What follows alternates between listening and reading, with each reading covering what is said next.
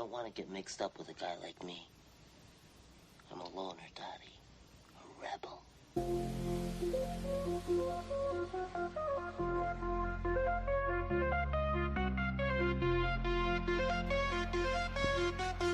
Hey, handsome. How you doing, baby? Sunrise on the horizon. Sky is blue, no denying. News with Skyjack Morgan. Bright and early new dawn. Every headline, every story. Gives your morning some glory. Stay informed, stay tuned as the day greets new blue. Good morning headlines with Skyjack Morgan. Start your day just fine. Information for you, darling. With coffee in your cup, used to fill you right up. Cleansing weather on the go. Morning show you need to know. Join us on this daily ride with your morning side by side. Catch the latest, feel the vibe. Sky will keep you well supplied. Good morning headlines with Skyjack Morgan. Let your day just fine. Information for you, darling.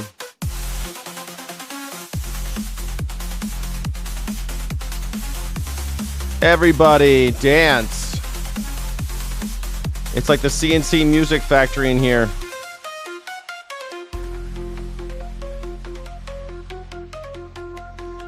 I know you love the CNC Music Factory.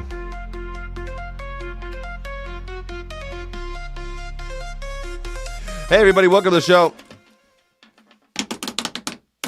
Hey everybody, welcome. My name is Skyjack Morgan. This is the Morning Sky Show. I'm the #1 news reaction show in YouTube history. Thank you so much for being here, beautiful. It looks like Benjamin Netanyahu and Donald Trump are having a spat, and I think this is fun. I think it's very fun to see the kids fighting. I like to see Donald Trump fight. I like to see him. He thinks he could take on the world. He's like, could Elvis take me? Could Elvis take me? Can Benjamin Netanyahu take me? I don't think they could take me. I don't think they could take me. I don't think so. Yesterday, I went out with a friend. Actually, he just came over here. We just hung out. It was pretty fun seeing old friends, talk about old times. An old college friend came by, and it was kind of fun. He was saying that he was up in Tahoe living, and his cousin there was like super Trumpy, and he's just like, how is it? Because my friend's Vietnamese. And he's saying, I don't get it, how all these Asians can sit there because they've got in their head, communism is bad. So they think that Donald Trump is fighting communism or something. And that's just the lie they've been sold. And so many people, he was telling me that like Chinese people and Vietnamese people, they'll sit there and be like, oh, I love Trump because he fights communism. And of course, you're like, well, what about the nationalization of Dell computers and like Intel? Is it Intel or Dell that he took 10% of? I can't remember now. I can't keep up with the corruption. And, they don't want to listen. What about the time when he said that Asian people caused the pandemic and that all these Asian people were getting killed because of it? They don't want to hear that shit. It was kind of it's kind of a little sad to me. Yeah, Tahoe's a nightmare. He said it was super conservative over there, super Trumpy. Because is it even conservative? Yes. Yeah, I have a new clapboard graphic because I make a run every day. I run downstairs every day, so I have this new one come up that I made for the YouTube. Thank you all for being here. Please hit that like. Please hit the subscribe. Please do all the things. Where DF are they getting the news? China virus. Exactly. I mean, like, how do they not remember that Donald Trump single-handedly... I had a friend from Japan who was going to she was just at the store, and during the pandemic, somebody like spat on her car and was like flipping her off and blaming her for the coronavirus. They shouldn't call it corona. They should call it China virus. China. Do you remember all that? There was a church near my house during all that anti-Asian hate stuff that Donald Trump was starting. There was a church by my house that mostly Thai people go to, and it was shot up. Somebody went over there and shot up the place and killed a couple people. It was really bad, and for some reason, a lot of Asian people, they just don't remember it. They just forget about it. Yeah, they forget about it. What about the plus $35 trillion national debt, no solution offered? Solutions? Are you kidding me? I don't know if you've heard. I've got some fun news today. I've got some really cool aluminum news. I thought that was pretty interesting because I did buy some aluminum yesterday. Aluminum, it's going up again. Your beer is about to get a lot more expensive. Your cars, everything's going to get more expensive. Everything's made out of aluminum. It's the most abundant resource for metals, at least. So, yeah. Well, the national debt just keeps going up. Well, the national debt has to go up because as we don't want to do away with government services. We don't want to stop having a giant military. We don't want to stop having a lot of things that the government, Medicare, Medicaid, blah, blah, blah, blah, blah, interstate highway system, all the stuff that we have, satellites, blah, blah, blah, blah, blah, all the stuff that the government has, all that shit costs money, but we hate paying taxes in America. So how can you get the stuff without paying for it? Well, you could put it on credit cards. That's basically what we're doing in America. We're putting the entire government on a credit card because the baby boomers never wanted to pay taxes. They didn't want to pay taxes. Billionaires don't want to pay taxes. Corporations don't want to pay taxes. No one wants to pay taxes, so we'll just keep borrowing and borrowing and borrowing so that my generation and the next will have to pay off that debt. We'll have to service that debt for eternity. $40 trillion is a lot of money. Debt isn't a bad thing. Yeah, it is. Mm-hmm. I would say that $40 trillion is a bad debt. Yes. Debt isn't a bad thing. Yeah, if you use it properly. But if you're literally just living on credit cards, it's a bad thing, which is what America's doing. We're living on credit cards that someone else, the unborn, will have to pay.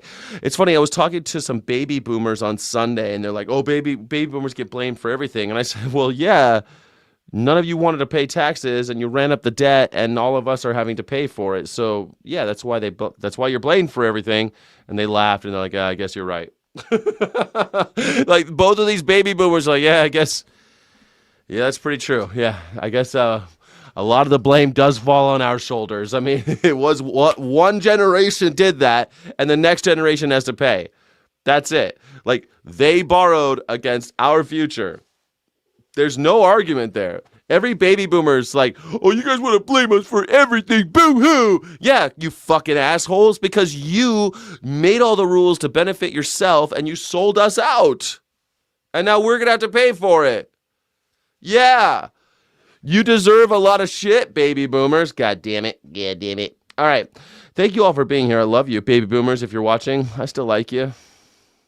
Especially if you're here, because you're probably an anarchist and hate Donald Trump. So I think that's pretty cool. All right, we've got a lot to cover today, so we're going to get right in. Strap in, suckers, because it's going to have fun. Debt is okay until you don't have the funds to pay it back. Yeah, like, I tell you what. It was great when I had a credit card. When I was making a lot of money, before I started doing YouTube, I was making pretty good money. And I had a credit card, and I would use it for everything. And because of that, I would get all these benefits. I would get like miles and points on Amazon and points over here and points over there. Because I was paying it off every month, I just paid it off every month. I never paid a penny. But then my mom died. Things were happening. My job changed. Everything started getting kind of weird. And now all of a sudden, ooh, that payment was getting harder to make. Oh shit, I'm gonna have to scramble back and not spend so much. I gotta bring in my spending really fast. But before I could adjust, I had thousands of dollars worth of debt, and that debt was very expensive at 25%. So then you're scrambling to try to move that debt and do this, and then you're like, oh, maybe if I just get one more big windfall, I'll be able to do it. So you're constantly trying to rob Peter to pay Paul. Yeah, it's great when everything's cool. But if you use debt, you should have more than that amount in the bank. Right. And also always have it coming back. Right. Always have something filling it up. Like, don't take out debt if you don't have more money coming in reliably. And so, and that's the thing. If you're disrupted, and a lot of Americans are like that. Like they have a good job, they're carrying some debt, like with cars and mortgages, and a little bit of credit card, But they've got money coming in, so they're feeling pretty good. But if something disrupts that, they break their arm, they can't go to work, they lose their job. There's AI replaces them or something. All of a sudden, they have to act very quickly and change their entire lifestyle, or else they're going to be servicing debt that is, well, far more expensive than it should be. That's how they get you. They catch you slipping, you see. They catch you slipping. They got time to wait. If you're good, you could use debt very, very wisely for, many, many years. But don't let them catch you slipping. Don't let them catch you slipping, buddy boy. Oh, Jackie Boyle coming at the top of the show with the $9.99. That's like $100 euro. That's like euros. Pounds pet, £9.99. That's like $100. Thank you so much, Crazy Jack Duck. Can I get some green hearts of courage in the chat for Crazy Jack Duck? Let's start this day off with a little jubilation. It's Tuesday, baby.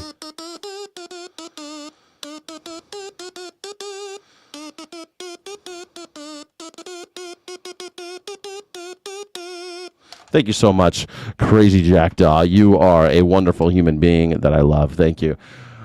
Boomers going into old folks' home soon. Better cancel Medicaid. That's exactly right. That way we'll have to pay for it.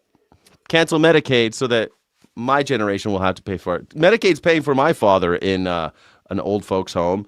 I can't afford to put him in a place, so he's in a memory ward in Texas, forgetting where he is every day. It sucks, but this is the way it has to work, right? Jackdaw knows what I'm talking about. Crazy Jackdaw knows what I'm talking about. Get some jubilation for Jackdaw, please, please, please. The problem is that people that don't have money are using debt to pay everyday things. Well, Positron, that's totally true. Right now, in the history of America, we have more people buying groceries on credit cards than ever before, and that's really dangerous because people are buying food on credit. That is no bueno. That ain't good. That is not a good plan. But it's happening more and more and more and more, and people are servicing. So when you buy your groceries and you're paying 25% more, and you can say, well, don't put it on credit then. You don't have a choice because everything's more expensive. You're making less money. It kind of sucks. Man, I just found out, I'm moving to New Mexico, and I was doing math, because I'm stressing about it, and I was doing math about like how much I make on YouTube, how much I make on this, blah, blah, blah. I'm doing money stuff, trying to figure out how I'm going to make ends meet, how am I going to do this? And they don't tax groceries in New Mexico. I thought that was pretty cool. Don't you think that's cool? They don't tax groceries. That's pretty cool, I think, because here's the thing. In California, it's like, depending on where you live, what county you live in, what city you live in, it's like 8% sales tax. So if you're buying your groceries on credit cards, and you've got between 10 and 25% interest rate, and then you've got another 8%, you're spending almost 30% on the high end more than the number you see when you buy groceries. That's a lot. 30% maybe ish. And it's like, I know that 8% doesn't sound a lot, but right now it is. It's like every little piece is starting to add up. Every percentage is starting to add up. I mean, I used to tip 23%. That's what I did. I always tip 23%. Now I'm tipping like 15. Sometimes when I go to coffee shops, I don't tip at all. I'm like, all you did was do me a coffee. I'm sorry. Like, it's just a coffee. You didn't even make me anything. I just get a black coffee. Is that a tip? Is that a tip-worthy action? Not these days, honey. I can't do it. I'm sorry. Make me like if I bought like a soy latte or something, maybe. But like right now, just you filling up a paper cup ain't worth a tip to me right now. Same thing with like one beer. I'm like, is this worth 23% more because you turned around and poured a beer for me? Not these days, honey. You're maybe 15% right now, son. I can't even do it. It used to be 23%. I was a super generous tipper. Not these days, sweetie. You could bet your sweet cheeks. I got to rein that shit in. Yeah, and funny enough, we're not supposed to be paying taxes on food, but now we pay 29% on interest. No taxes on groceries in Massachusetts either. Really? Really? I didn't know that. I never thought about it. Yeah. Served food and taxed in Michigan is taxed in Michigan, but no tax on groceries in Massachusetts, only interest. Yeah, you're still paying for interest though, right? You shouldn't have to pay interest on groceries. If you buy, that should be a thing. Like credit cards should not be allowed to charge you interest on groceries. Yeah, I think that's fair. That's the tax of them having to do business in America. The Visa and MasterCard will be just fine doing that. You're Charlie's assailant? That's interesting. Charlie don't surf. Charlie don't surf, everybody. All right, so I want to talk about Donald Trump is calling Benjamin Netanyahu effing crazy.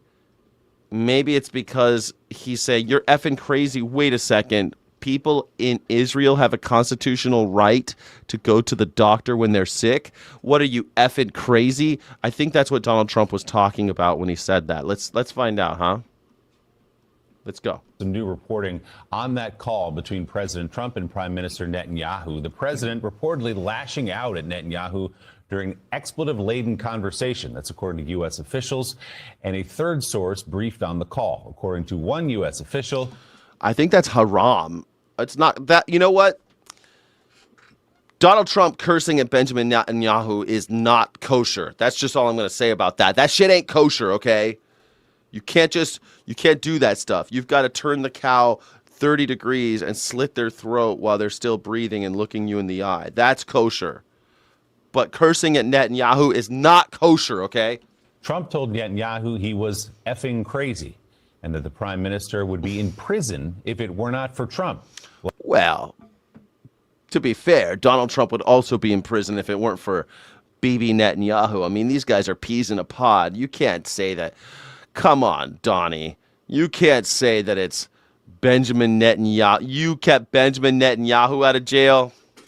He's been dodging the law long before you came along, Donnie. Likely referring to the Israeli leader's years-long corruption trial. The president adding, quote, everybody hates you now. Everybody hates Israel because of this. That's the president of the United States. A second source briefed on the call said Trump.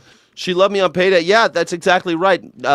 Over 6 million Americans have died from no access to health care since 1970. That's an American Holocaust. Yeah, 6 million. Well, don't forget how many people are just living in utter despair because they don't have health insurance. Also, Israel, Iraq, and Iran all have it in their constitutions that they get to have health care. In Iran, they have a constitutional right to health care.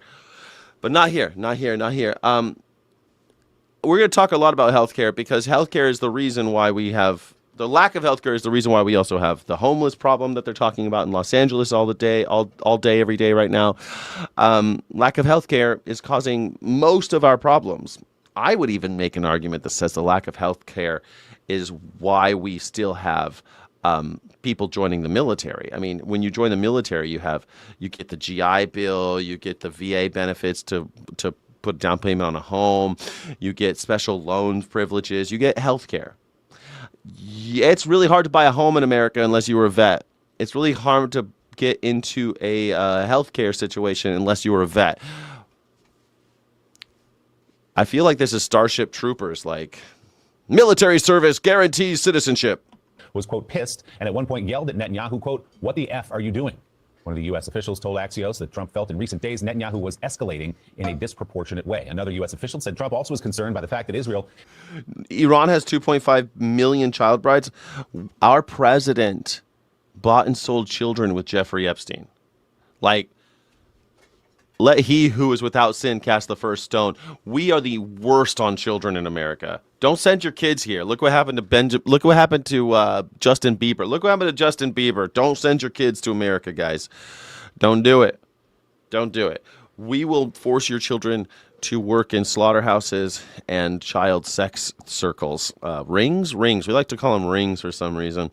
Also, the Republicans are trying to lower the age of consent so that we can have more child brides. We're trying to get more child brides in America. I like that you say that. I'm not even going to check it. I'm just going to believe you that Iran has 2.5 million child brides. Seems high for a country that only has 90 million people, but whatever. 90 million people in Iran. You say that 2.5 million of them are child brides. Sure. I think America sees that as a challenge because we want to keep up with that number. I mean, it makes it seem like that's maybe why America is so intent on lowering the age of consent. Is that why? Because we want to compete with the Iranians at their game? It must be. That's the only thing I can think of. Great work. Great work. Let me actually Google that. Someone just told me that Iran has 2.5 million child brides. Is there any truth to that statement? The claim is an exaggeration of the total estimated number of ever married women and girls, around 2.3 million, who were married in childhood, rather than the current number of active child brides. However, child marriage remains a significant and heavily debated human rights issue in that country. The numbers, figure of approximately 2.3 million refers to the historical demographic data pool of women alive today who were first married before their 18th birthday. Okay. Annual registered cases. Official statistics from the Statistical Center of Iran show that on average, tens of thousands of marriages involving girls under 15 are legally registered each year. Oh, wow. Under 15, 25,000, 32,000 annually. Between 25,000 and 32,000 annually. Damn, that still is a lot. Let's find out how that compares to the United States. How do those numbers compare to that in the United States? Let's see. I want to see, how do we compare those to the United States? When comparing child marriage statistics and legal landscapes between Iran and the United States, there's a vast difference in both the scale and practice of the national legal framework, though the issue historically exists in both countries. Historical pool, 2.3 million women who were married before they were children. They're not child bride today. They're grown women. Approximately 315,000 minors in America total married between 2000 and 2021. 2021. Those don't seem like they're fair. But 315,000 minors in the last 20 years. Prevalence, 17% of marriages in Iran involve a minor. Only 1% in America. America, I know we're trying to fight it for them, right? Gender demographic. Most of them are young girls. In America, 86% young girls, but the rest are men, actually. Whoa, 14% of our child marriages are men. Are boys, I mean. Weird. Okay, so there you go. The difference is that it varies from state to state because we're a bigger country. And that's the big legal difference. It's federally integrated and incentivized for 13 and 15-year-old boys in Iran. However, girls can legally marry even younger with a father's consent, and a judge has to sign off. Ugh. In United States, there is no federal marriage age. It is determined entirely by individual states. Historically, every state allowed exceptions for minors to marry with parental or judicial consent. So we have the same legal point of view, I guess. Interesting. Isn't that great? We just need to work harder, America. Republicans, you're almost there. It's 1% of marriages are children. 1% of marriages in America involve children, and 17% of marriages in Iran involve children. Now, the populations are different, but I think the percentages are still something to go by. So Republicans, I know you're trying to get those child bride numbers up, so you've got some hard work to do. We're only at 1%, and they're at 17%. So, I know that the Epstein class wants to get more kids in on this. So keep going. I mean, every day I see someone from the manosphere say that the men should be marrying young women. 18-year-old women, 17-year-old women with their daddy's consent. Ugh. Blah. But hey, keep up the hard work, Republicans. You'll get there. You'll get there. Had killed so many civilians in Lebanon and objected to the Israelis knocking down buildings to take out a single Hezbollah commander. Let's bring in one of the authors of that report, White House reporter for Axios, Mark Caputo.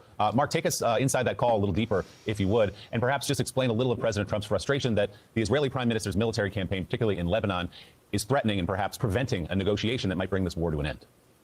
Well, leading up to this over the weekend, my colleague Barak Ravid and I had written a story about Trump sending back an addition to a peace deal with Iran, and they were hoping to get an answer in a few days. And in the course of reporting that out, we were told by administration officials, that Netanyahu wanted a component concerning Lebanon in there, and that Trump had rebuffed him, thinking that that was just sort of an added feature that would have sort of bogged down the talks. And then the next day, this massive bombing campaign erupts. And from what we're told, in Trump's mind, they felt that this was Netanyahu sort of saying, well, I'm not going to get my way. I'm sort of going to bomb my way to your attention. And it really, really bothered President Trump, we're told. Oh, really? He's going to bomb Benjamin Netanyahu's going to bomb his way into your heart, Donald Trump. Both of these old men trying to stay out of jail. Isn't it cute? These old men, they bond.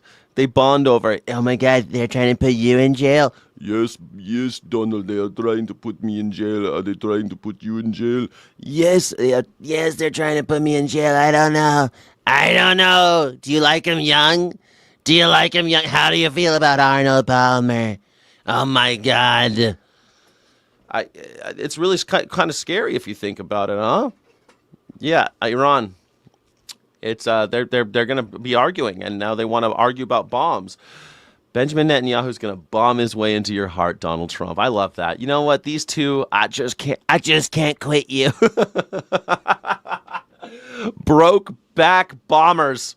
Yesterday in the early afternoon, Trump got him on the horn, Prime Minister Netanyahu, and just lit into him and sort of let him know that this is unacceptable in Trump's view. Now, let's be clear. The president keeps thinking that there's going to be a deal with Iran, and it hasn't happened yet. But in the administration, there has long been the sense of, okay, Netanyahu is our partner in this process, but a lot of the things that Netanyahu has said and done haven't been as conducive to getting... I love it when people do stuff like this. Biden showered with his daughter. I heard she was 12, but I know, that's weird, right?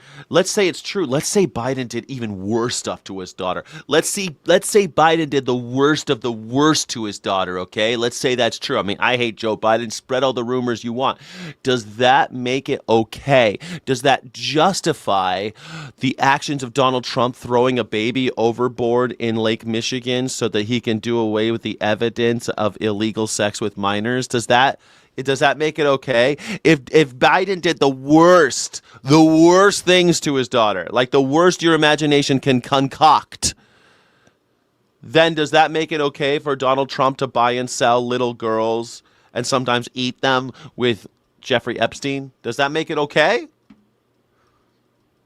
If Biden did the worst thing you could think of with his daughter, his own daughter, his flesh and blood, does that make it okay for Donald Trump to force Miss Farmer to do nasty things? To force a 13-year-old woman to jerk him off in front of a crowd of people?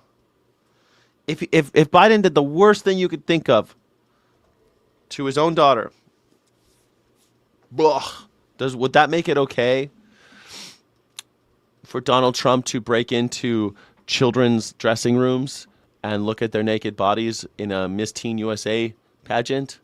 Would that make it okay? Does it make it okay for him to say that he wants to fuck his own daughter over and over again? He said that about Ivanka. Does that make it okay? If Biden did that, does that justify those actions? Or else why bring it up? Because I'm not a Biden fan, and I don't think anyone here is. So why bring it up? Why bring up any crazy ideas you have about Joe Biden? Let's put him in jail. Put him in jail. I don't give a fuck. But if he's going to jail for it, I think we need to put Donald Trump on trial. This boy belongs on trial. There's only one reason we keep bombing everybody, BB. That's what I like about you, BB. It's all so good. We love bombing folks, don't we? We love bombing folks, don't we, folks? We love it. Yes, Donald. We are going to bomb everybody to stay out of jail. It is the only way we will keep our freedom long enough to die peacefully. Thank you, Benny. BB. The outcome they desire. There he is, Benny and the Jets right here. Jesus, can you tell he's got like little horns coming out of the front of his head? Something's weird about this dude's forehead. In some cases, has managed to Can you tell? Can you see like the bumps like on right here on his forehead? What the hell is that? bog the conflict and conflicts down in more conflict. So, Mark, yesterday Iran said they're going to cease any sort of talks with the U.S., direct or indirect, because of what's happening in Lebanon. So take us inside the administration as best you can with your colleagues' sources. Where does the Trump team now view those negotiations? Where could they go from here? What sort of, not concession per se, but how do they get them back on track? How do they even get Iran to the table? They claim, and President Trump had said on Truth Social yesterday, and again, it's a claim, we don't have an ability to verify these things, that talks are still going on, that things are still happening.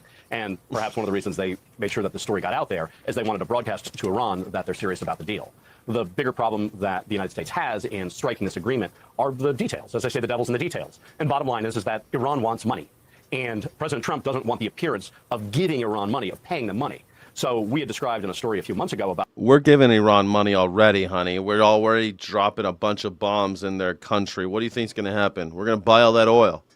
We're going to pay to rebuild all the shit we bombed. That's always the way it works in America. Hey, thanks for letting us bomb all your shit and kill all your kids. We are now going to pay somebody else to come and clean it all up and build it. BlackRock, you're right here. Thank you. Yeah, come on in. We're going to pay you lots and lots of money. The taxpayer's going to pick up the tab. Just like we did in Iraq. We bombed the shit out of it. And then all of these, my father was in construction. Do you know how many jobs people were like leaving so that they can go to Iraq and get paid 10 times as much to build shit there instead of building it here? Do you know how many tons of people I knew that worked with my father were taking jobs in Iraq to build shit over there because they could go there for like 6 months, swing a hammer. Their wives were cool because they're going to stay out of trouble pretty much because, you know. And so they made a bunch of money and then they came back, but they left their jobs. They left what they were building here in America. So would you, I think, maybe, unless you had kids. Like my father didn't want to leave.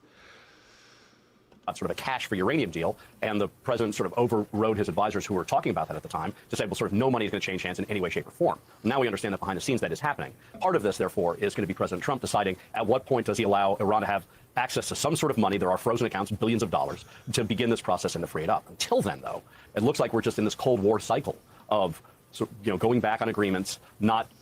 That's not from the Cold War. We've been going back on agreements since the American Indians, since the early days. America does not honor its agreements.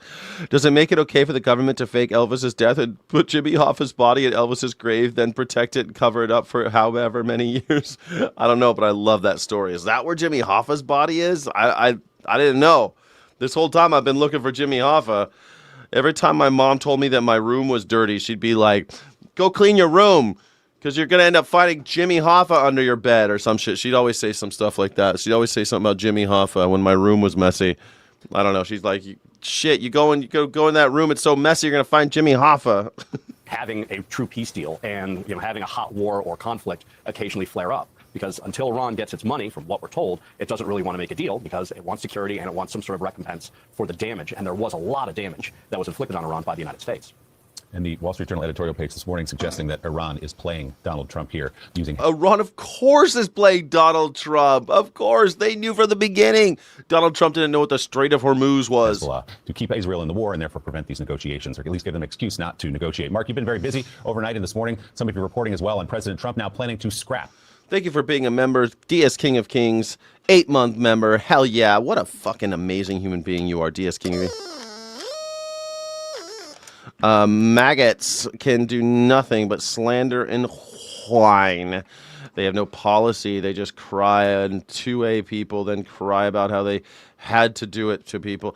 Yeah, it is quite sad, right? But these 2A'ers, Donald Trump hates the Second Amendment. He hates the whole Constitution. That $1.776 billion anti-weaponization fund, that's what they're calling it anyway, it was intended to compensate people who claim they were victims of unfair prosecution by the government. That's according to a senior White House official speaking to MS Now. Since its announcement, the fund has received bipartisan backlash, with critics describing it as a scheme. I love it when he's disappointed. They put his disappointed face on there. Hold on, listen to Donald Trump's face. This makes more sense if you're watching in horizontal.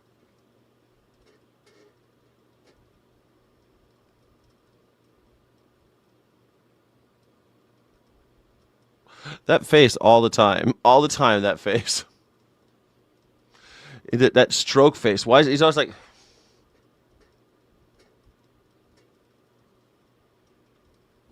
He kind of looks like... I don't know, there's something Muppety about his face. It's kind of a Muppet look, right? He's got kind of a Muppet face.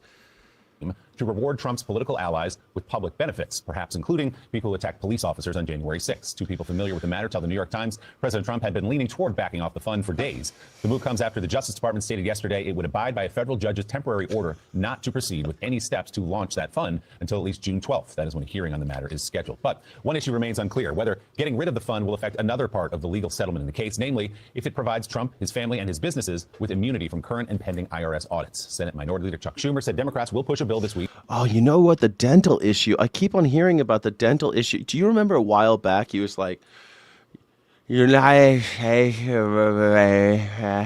I was like, dude, he's clearly on barbiturates. And then all these Trumpsters were saying, no, it's got dentals. He's got dentures, and his dentures are slipping out of his face while he's talking because he's so old. And I said, I don't know. So I looked up. He doesn't wear dentures. He's got veneers. He's got the thing where they file down all your teeth and they stick the fake teeth on. That's what he's got. So they're not dentures, but since he's probably got veneers like all the way back and he eats garbage all day, he probably has major. And then they said that when he went to the hospital, he got a dental exam just recently, just a few days ago. And I didn't know that if you have dental problems, that could cause your heart failure. I had no idea. Man, I got to worry about my teeth more. I mean, I never had a cavity, but I hope that I don't start developing anything. You know what I mean? I didn't know. One more thing to worry about. Got to wash my teeth now 15 times a day in order to not look like Donald Trump. Anyway, I mean, I think this dental thing has got a lot. I think there's a lot of truth to this dental thing that no one's really talking about. Like, it's weird to me that he had to have a dental examination when he went to the hospital. I didn't think that was even a thing to talk about with heart disease or whatever he's got. I mean, he has heart disease.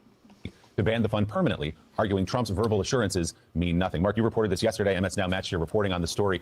This is obviously a deeply unpopular idea, and one of the few times we've seen at least members of the Senate in the Republican Party push back pretty loudly on an idea of President Trump's.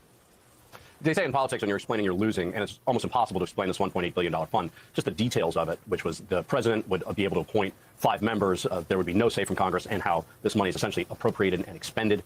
And there were no clear details as to what the process was for doling out the money or who qualified. So, yeah, it's a very difficult thing. Also, in the administration itself, there's just been a lack of understanding of just how this came about.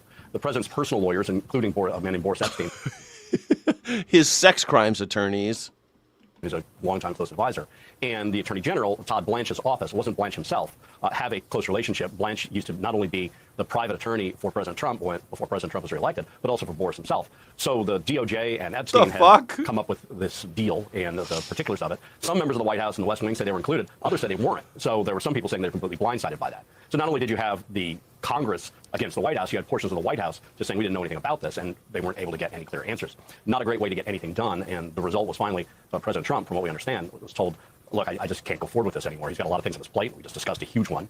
And in the end, this just wound up being just a big distraction. Now, let's be clear. $1.776 billion so he can give it to his friends and January 6 assailants. This is unbelievable. But hey, only Donald Trump. Yeah, you don't try. You miss 1,000% of the shots you don't take. Wayne Gretzky said something like that. You miss 100% of the shots you don't take. So let's try to get that $2 billion from my friends. Damn, Kirk Wilson says an infection in a tooth can kill you. Gets to your brain quick. I lost a cousin to it. Oh, man, that scares the fuck out of me. I've never had I guess, because I've never had anything with my teeth, I've chipped a couple little things, but I've never had any work. I've never had any whitenings.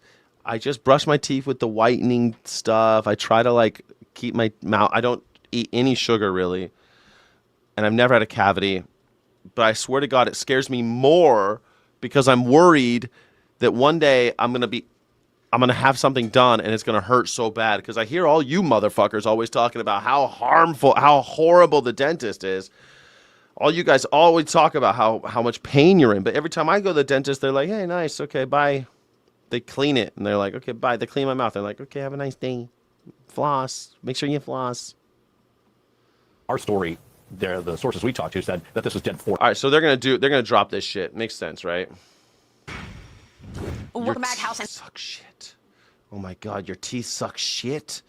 Oh no, didn't bad teeth kill the pharaohs? I mean, I'm guessing a lot. I mean, bad teeth kill a lot of animals out there. Like a lot of wild animals die because of bad teeth. I don't know. My teeth suck shit. If you want to, you can try to get some fluoride toothpaste from your dentist. Oh my goodness. Senate GOP leaders returned to Capitol Hill today to work on Republicans' party line immigration enforcement bill. Of course, they missed President Trump's June 1st deadline. You think this woman Maria is a cuck commie Democrat bootlicker? I mean, I know she was really into punk rock when she was younger, but I don't think she's a Democrat at all. I don't think she's a communist. And I don't know. I'm not a communist, a Democrat, or a cuck. So that must be, I guess it's weird that you keep saying that. But hey, It's really weird that you really are into the Democrats, huh? You're a Democrat bootlicker? Weird. I didn't know the Democrats had bootlickers. Most of the time I hear about people just bitching about Democrats. I never hear about anyone licking any boots over there. It's the Democrats. Held up by the planned implementation of the president's $1.8 billion anti-weaponization fund. Now, however, the DOJ says it will abide by the court rulings made about the fund, including a judge temporarily halting any payments and any work on the fund. Senate Majority Leader John Thune is urging President Trump to scrap the idea altogether to help advance Reconciliation 2.0. Jim now is Texas Congressman Chip Roy. Congressman, good to see you. Thank you so much for being here. So what happened? Well, as usual, Congress gets in the way. And Congress, those fuckers always doing the will of the people. How dare they? They got in the way of Donald Trump stealing $2 billion. Fucking Congress, get in the way of Donald Trump stealing $2 billion. God damn it. We've got is a continued problem in the Senate where we're not doing what we said we would do in delivering for the American people. And delivering for Donald Trump. What? God, you sons of bitch. God, I hate these stupid maggers. We're not delivering for the American people. What does the $1.776 billion have to do with delivering for the American people? Please explain that. Well, we want to give anyone that Donald Trump thinks was wronged by the federal government billions of dollars. What? What? How does that help the American people? That's my money, asshole. That's my money. And you want to take my money? Oh, Congress is getting in the way. Thank God. Everyone hates Congress, but they're supposed to represent the will of the people, not billionaires, not your party, not the president. Congress has done its job in the House side, right? We set this. In fact, their job is to fight the president. Their job is to fight the president. That's their job, regardless of party. Save America Act over to the Senate, and the Senate has not moved it. We were ready to move forward to support the administration to figure out how to ensure that the American people who had suffered at the hands of a weaponized government under Joe Biden. The American people who suffered under a weaponized. The American people did not suffer. The American people did not suffer for that. That we suffer for a lot under Joe Biden, but they did not suffer. I did not suffer from the weaponization of the justice system. Sorry. Nanohydroxyapatite. If you want non-toxic fluoride-like toothbrush, or just ask your dentist for Prevident. Oh my God.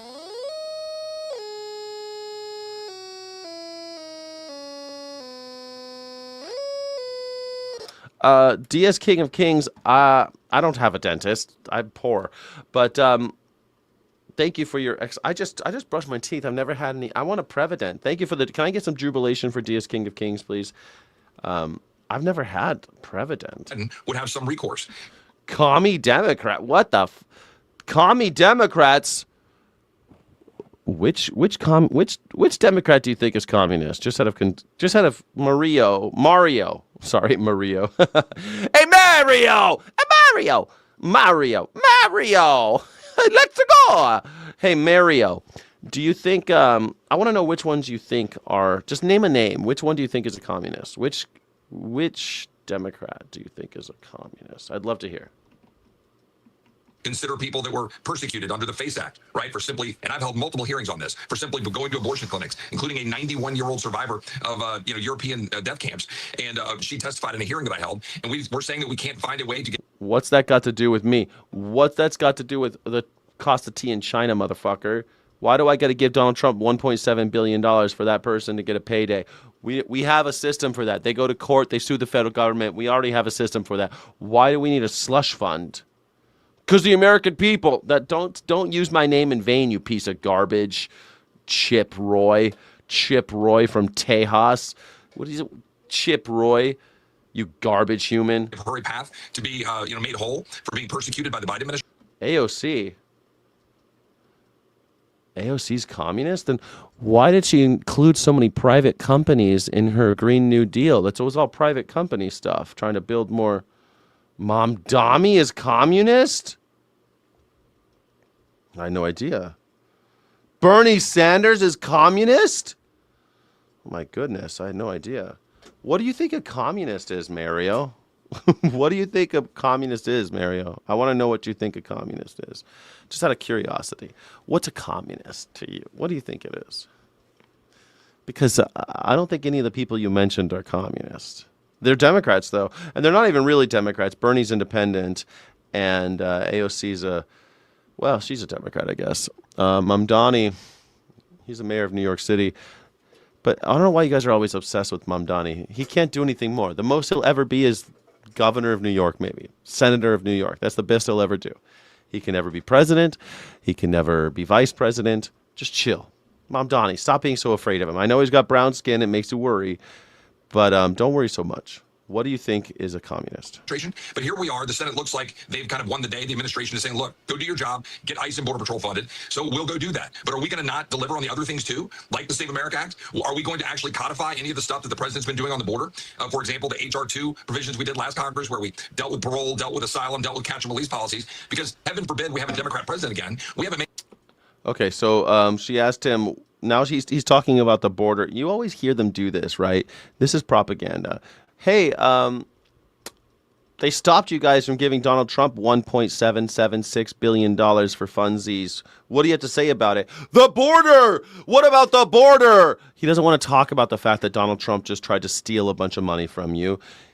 He wants to talk about the border again because he knows it's going to get your panties all up your butthole. Any of these things permanent. We campaigned on doing the things that the administration is doing. It's time for the House and the Senate to deliver in full if we expect to have it back. Yeah, I mean, you're right. The MAGA wants your taxes in their wallet. I mean, they're grifters. MAGAs, that's what they want. They want they want their hand. They have their hand out to the government, and they're sucking off the government teat all day long. And they're like, anybody who wants any government help is a communist.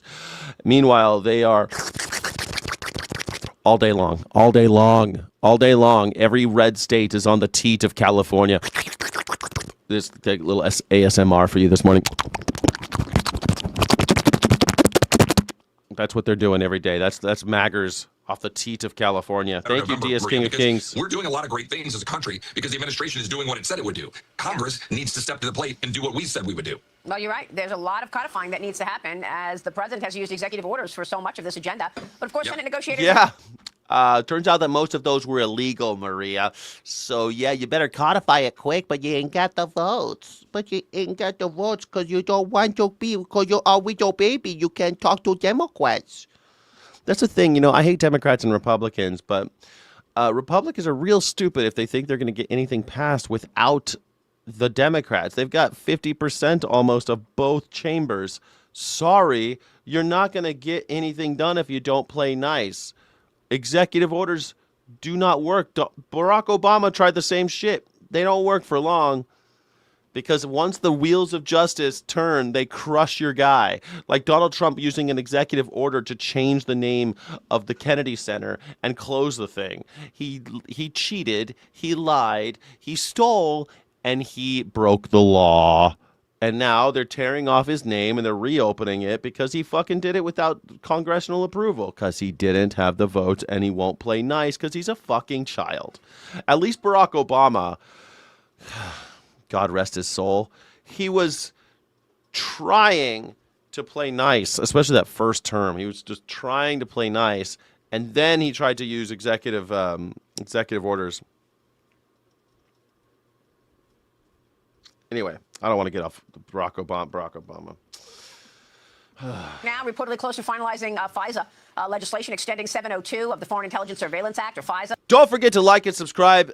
She talked about FISA. You know what? I was just talking about Barack Obama. FISA, man. Barack Obama, he made sure that we were going to be spied on by the American government forever. So if you hate Donald Trump spying on you and looking through your dirty laundry and reading your emails, well, it's sort of Barack Obama's fault. Months of unsuccessful efforts there to reach a long-term agreement. This short-term extension is set to expire June 12th. Congressman, what can you say about it? The president previously urged lawmakers to advance the Save America Act either through a bipartisan housing bill or through FISA legislation. Is that an option? I know the House's version already passed, and now we're waiting again on the Senate. Well, these are all the right questions that the White House and that the president is asking. The Save America Act, we need to attach it to something or make sure we find some way to press the Senate to get it delivered. It's the president's top priority. As you know, I'm the lead author of that bill to ensure that only American citizens, of course you are, vote in American elections. On FISA, the Foreign Intelligence Surveillance Act, look, we fought. Dude, can you see how his name is on his jacket? It says Chip Roy. I just noticed his name tag. He doesn't have a name tag. He just has it embroidered on his vest, and he's got his little Congress pin right here. Man, should I do that? I kind of want to get a vest that says Skyjack Morgan, and everywhere I go, I've just got my name on it. And I think it's got like a little star on it. That's so cute. Chip Roy, little star. Oh my gosh. Chip Roy logo on his vest. Let me see if I can get an image of this. is frequently seen a custom embroidered vest, which is a staple of his political attire. The logo embroidered on his vest is typically the emblem of his political campaign, featuring Chip Roy alongside a prominent stylized Lone Star for Texas. Oh my God, that's so cute. Why can't I get an image of it? Oh, it says Texas here. This is it. Hold on. I want to show you this. This is so cute.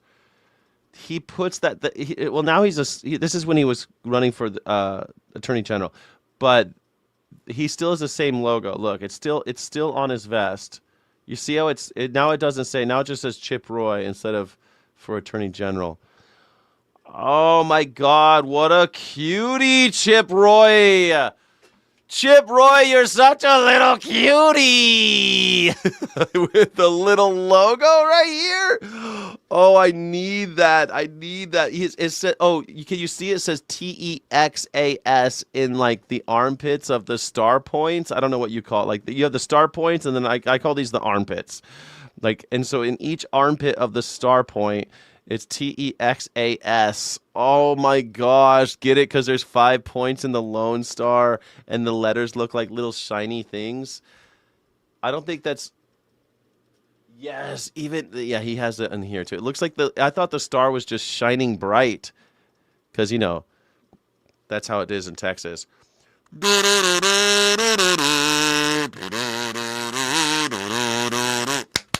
Deep in the heart of Texas. Skyjack sounds like a good just put Skyjack right here. Just Skyjack on my clothes. I can get a vest. It just says Skyjack. And maybe my little rabbit logo that you see in the upper left-hand side of your screen. I'm into it. I'm doing it. 2 years ago for significant reforms, and we got some good reforms. You reported on, and we well know the abuses under FISA, targeting the American people with warrantless surveillance. The American people don't want to have their government spying on them. By the way, we should kill the kill switch, which puts surveillance in automobiles of the American people and make them more expensive. We should end a central bank digital currency, which will have the government be able to tell you what you can buy, when you can buy it, and cut off your ability to have freedom. These are things we're fighting for, and we'll... Yeah, right. FISA is not going away, folks. We're going to be spying on American citizens. You're going to get spied on for the rest of your life. Putting kill switches in cars. What do you think that you're going to be driving and they could just put a button and your car's done. Your car's done. You think with the star? No, the star's for Texas. I can't do it for governor. No, I'm not going to. Skyjack for governor of New Mexico. I don't want to be governor. I would love state legislature or House, like Congress, like this guy. I feel like if this guy could be a congressman, anybody could be a congressman. Chip Roy he does have a law degree, but he's not a smart man. He's not a bright man, but he does know what love is. I'm not a bright man. I'm not very smart, but I do know what love is. See what happens. We've made some progress. And I love Donald Trump. People call me Donald Trump. People say we go together like peas and carrots. We go together like peas and carrots, Melania and me. We never go nowhere without peas and carrots. People call me, my name's Donald Trump. People call me Donald Trump. Don't expect Democrats to let up now. They're taking their fight to Dirty Jersey, Newark's Delaney Hall ICE facility, to be exact. Where the state had to impose a curfew this weekend after rioters... The state had to impose a curfew in order to make sure that people couldn't practice their freedom of speech. They had to. It was, nothing else could be done. ...went berserk, breaking apart the protest safe zone. Democrats may go soft on these hooligans, but this administration isn't letting them off easy. Hooligan. DOJ now... Listen how they fucking talk. The state might go easy on these hooligans, but the state is going to crack down on these hooligans. Anyone who speaks their mind against the government right now is a hooligan. You always have to watch out for stuff like that with these Nazis. These fascist bastards, anytime they call one of your neighbors a hooligan because they have the nerve to stand up for what they think is right and question the government, well, rest assured, you are in a fascist dictatorship. Welcome to the fascist dystopia. We're in it. Congratulations. They're also calling it Dirty Jersey, which, I don't know, seems weird that people on the news are calling it Dirty Jersey because some protesters are upset about a concentration camp being in New Jersey. announcing a man from Brooklyn has now been arrested and charged for making this threat.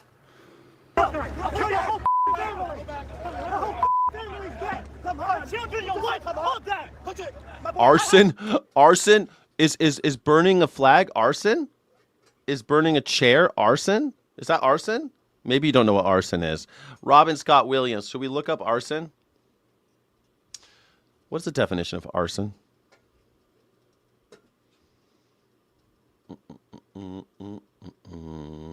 The sun so bright, the stars at night, deep in the heart of Texas. Merriam-Webster in America. Burning of property such as buildings, especially with criminal or fraudulent intent. Yeah, usually people do it for insurance fraud and stuff like that. That's what arson usually is. Thank you so much for playing. You are an illiterate magger. Congratulations. One more illiterate magger. Thank you for joining. Don't forget to like and subscribe. Your face, you're dead. And the White House warning, quote, ICE operations will not be deterred, riot, obstruct, or assault an officer, and you will be arrested and prosecuted to the fullest extent of the law. What? If you assault an officer, you will be That's brand new news. If you would assault an officer, you'll be prosecuted to the fullest extent of the law. Thank you for the warning. We didn't know that. I thought it was totally okay to assault officers. What? Is that tough talk? Is that what tough talk is? That's what passes for tough talk in MAGAverse now. Tough talk. We're going to prosecute you if you touch an officer, if you assault one of our guys. You're literally shooting people in the face. Did that person face any criminal charges? Huh? Lots of ICE agents who were there say that Alex Preddy was executed. Did anybody face any kind of, I don't know, trial? Were they prosecuted to the fullest extent of the law? No. Assaulting women is okay in America if you're wearing a badge. Oh, it's always okay in America? Hold on. This just in. It's always been okay to assault women in America, and you probably won't go to jail for it or have it be pursued or be prosecuted at all. That assaulting women in America is perfectly okay. Okay, cool. I didn't know that. Sorry, everybody. Let's get back to the news. Games, win stupid prizes. Our next guest went to Delaney Hall himself today to see what all the racket is about. New Jersey Congressman Jeff Van Drew joins us now. Is the situation under control? And just to highlight, it's the people, the criminals, the murderers, the rapists, and the child molesters who are illegal aliens inside that facility who the Democrats are really standing up for, Congressman. It is bizarre. They never care about the victims, the people that have been hurt, but they always care about the criminals. That's right. They never care about the victims, the people who have been hurt, like Renee Good, Alex Preddy, Miramar. They never do. They never care about the people who have been hurt, the people in the concentration camps wallowing away who can't see their families, haven't been charged with anything. All the people on the other side of that wall that have not been charged with anything, nobody cares about those people, right? I don't get it. It's so weird and perverse. However, I also took a look at the hall. I went in there, really spent some time, really dug in. Let me tell you, it was much nicer than I even expected. I thought it would be okay. This concentration camp was nicer than I expected after they cleaned it up and let me in. I love concentration camps. If it's a nice concentration camp, it's okay, right? If it's nice, what's the problem? Got full medical care. A lot of these people They have full medical care. What are you complaining about?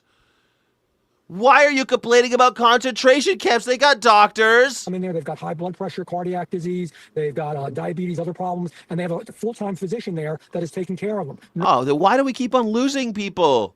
Why do all these detainees keep losing their lives? So weird that the bloodiest year in ICE history was 2025. It's so strange that the bloodiest year was just last year. It's almost like they didn't have doctors and didn't have latrines and didn't have cleanliness. It's almost like disease ran through those places.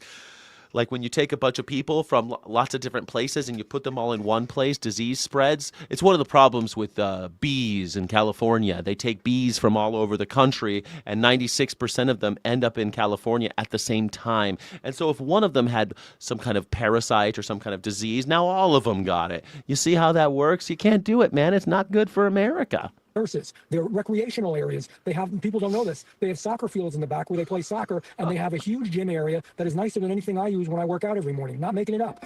Their food. You're not making up the fact that you work out every morning? I don't think this guy works out every morning. They have food. guys. They have food. They're allowed to talk and they can breathe. They're breathing. Square meals a day, good hot meals, chicken, turkey, all the meals are hot. And if you're Jewish, they have kosher. If you're Islamic, they have halal. If you have high blood pressure and are restricted because of all. This guy's really interested in the high blood pressure thing. This is fucking propaganda. We're treating our Jews very, very well, okay?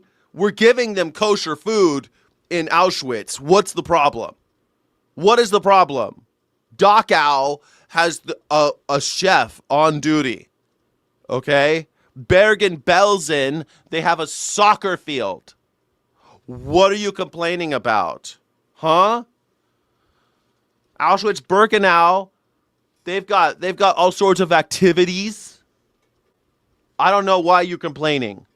Things, low salt, low sugar, no allergy food, the whole bit. I mean, I wish that all our seniors in America, American citizens, were treated as well as these people are being treated there. They say this. MAGA would say, "Thank you, T.S. King of Kings." MAGA would say genetic inferiority or something. That's what they say all the time. All the time they say genetic inferiority. They think that blacks are inferior to whites. MAGAs are always saying that shit, constantly. They believe in this. Constant. MAGAs support concentration camps. And child sex, sex rings, and Jeffrey Epstein, and they support so many other things. But concentration camps, they love concentration camps. It's always been their favorite thing. They've been talking about it since I was little. Concentration camps in America. These people, proto-maggers, they've always wanted to become this world where we can take the minorities or people that we just don't like the asozial, as they did in Germany, and put them in warehouses. That's what they're doing. And they're making money off of it. That's a private company, by the way. Federal prisoners who have not faced any charges or had any due process whatsoever in a private prison so that they can make money and their stocks going through the roof. Business is booming, baby. Thank you for the donation. I am disgusted with the left and the other side, Senator Booker, Senator Kim coming there and just not telling the truth. Not telling the truth. Can I just ask you, this is sort of mystifying to me. You're giving us this fairly detailed rundown of the conditions at the place. You've got your colleagues on the other side of the aisle out there talking about the conditions of this place being like some internment camp or something. It is by definition not an internment camp because we are not at war. An internment camp is where you put people because you're afraid that they might be secret bad guys. So you put them in an internment camp where the promise is that once the war is over, you will be let go. You aren't prisoners, but we're going to suspend habeas corpus and suspend all of your human rights because we think that you might be an enemy. That's an internment camp. So those aren't internment camps. This is a concentration camp because these people have committed no crime other than they are a part of a group that the state doesn't like. That is a concentration camp. It's not a prison because they haven't faced any charges or gotten convicted. Prison is where you send someone after they've been convicted. A jail is where someone stands accused of a crime and is awaiting trial. Sometimes people can stay in jails for up to a couple years while trials are going on and stuff. But jails are not prisons. Prisons are not internment camps, and internment camps are not concentration camps. This is a concentration camp. They'll call it a detention center because the people are being detained. But when you're being detained, it's while they're investigating. But no investigations are taking place. So what is it? It's a concentration camp.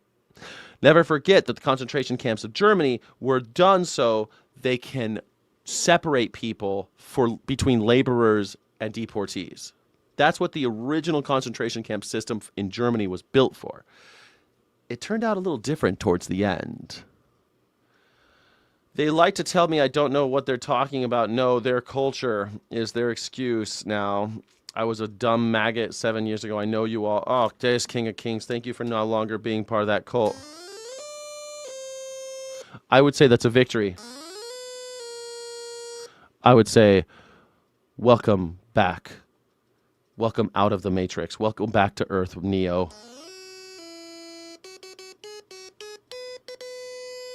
Thank you so much, DS King of Kings, for supporting this channel. You're right. They'll say, oh, it's their culture. Yeah, I know. I've seen that all the time. Oh, it's their culture. It's their culture. Yeah, it's their culture. They're racist. They want to say it's their culture, and therefore they're undesirable, and therefore they belong in concentration camps. And then they'll argue about, they want the argument to be about the conditions within the concentration camp, not about the fact that they are suspending human rights in order to put people into concentration camps. They want you to be like, yeah, but it's nice. They got nice toilets. They got nice doctors. We treat them very well. We've only had 3 suicides this week. They want to pretend as if the conversation is about the treatment of the prisoners. But they're not. That's not what the conversation's about. The conversation, and the reason why the protesters are there, is because having concentration camps in America is antithetical to our idea of freedom, liberty, all that good stuff that we like when we see the red, white, and blue. You know what I'm saying? That's what that is. Like 2 wildly different realities. Are there any of your colleagues on the other side of the aisle? Don't forget to like and subscribe. This is the #1 news reaction show on YouTube, everybody. Morning Sky Show, the #1 news reaction show on YouTube. Thank you. Thank you guys so much for being here. I appreciate you. Who have seen this place with their own eyes. Are they willing to come out and say, look, here's the real deal? Because right now it's like you just have 2 people telling completely different stories, 2 sides. Well, they're just trying to create chaos. They're not telling the real. If you're ex-MAGA, I love you. You know what? I don't blame people who voted for Donald Trump. Everyone can get bamboozled. That ain't the end of the world, man. Everyone can be tricked. Everyone's fallen for a con. There's no shame in that. But the problem is, if it's June 2nd, 2026, if you're still supporting Donald Trump, you are an accomplice to the crimes of Jeffrey Epstein because you are involved in the cover-up.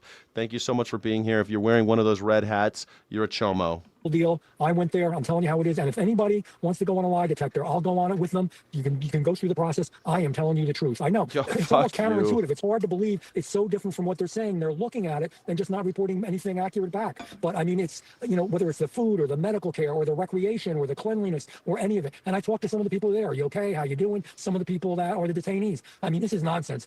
They want to release all these people. Some of them are drug czars. Some of them have domestic. Oh, they're drug czars now, are they? All these people in the concentration camps are drugs. Some of these are drug czars. They're drug czars. Really? Is that really? I'll tell you what. Keep the drug czars. Let all the abuelas out. Let all the abuelas and children out. You fucking hypocrite. You piece of garbage. Trump's COVID handling broke me immediately. I mean, I knew a lot of people that on January 6th left the MAGA cult. I knew a lot of people that were MAGAs and they didn't want to do that. Yes, poor horses. Absolutely. They are militarized animals. Thank you so much, DS King of Kings. Can I get some jubilation for DS King of Kings? He's supporting this channel in this hour today. Thank you so much. Abusers, felons, illegal guns. We don't want them back on the street. And in fact, she should go a step further in New Jersey, the governor, cooperate with ICE because we should empty out any of them that are in our prisons, our state facilities, so the New Jersey taxpayer isn't taking the hit and they should be detained. What do you mean? Why should those are our prisoners. Why should they're paying their debt to New Jersey, not to the federal government. Meanwhile, if you have a drug czar, put him on trial. Put him on trial, Van Drew, Jeff Van Drew. He is a U.S. congressman from New Jersey, 2nd congressional district. Why would you? This guy serves his party in the federal government. These poor horses, yeah, they've been militarized for this. And horses are mostly peaceful animals. And deported to their country of origin. And the last thing I'll say, if they don't like it, if they don't like the conditions, the U.S. government will help them and to self-deport, give them what they need to self-deport and get out and go back. They don't want to go back. They're living better than they ever have. They're living better than they ever have in these concentration camps. This is exactly what Hitler said, that the concentration camps are actually good for the Jew because they're going to be living better than they ever have. We're going to deport them to Eastern Europe where they belong, and they'll live better lives because they won't be part of the German life anymore. They won't be part of a place that wants to kill them. They'll be someplace else. Get them out of the pogroms. It's good for everybody. It's better for everybody if we just get them out of here. That's what Hitler said about the Jews. And then he made the argument that they're living better than they ever have. It's better for everybody. Why would you bring in a child? Why would you bring a Jewish or black child into the world if they're just going to suffer? This is what they said. This was their argument for the Holocaust. Well, what would become the Holocaust? Jeff Van Drew is... Oh, my God, look how short this guy is. Look at the picture. Oh, my God, this guy's like 4 feet tall. Oh, with the news that the Justice Department... Dude, that's got to be embarrassing. Oh, no, I just realized he's in this little car, and he's just a tiny little man. Jeff Van Drew, you're such a tiny little guy. And has kind of temporarily halted work on this anti-weaponization fund. Yeah, Dems will be living there better, too, because Dems were living in dirty, horrible cities. They're going to be living better in the concentration camps. That's what they said.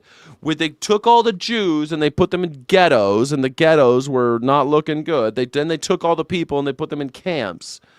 And it was better than the ghettos.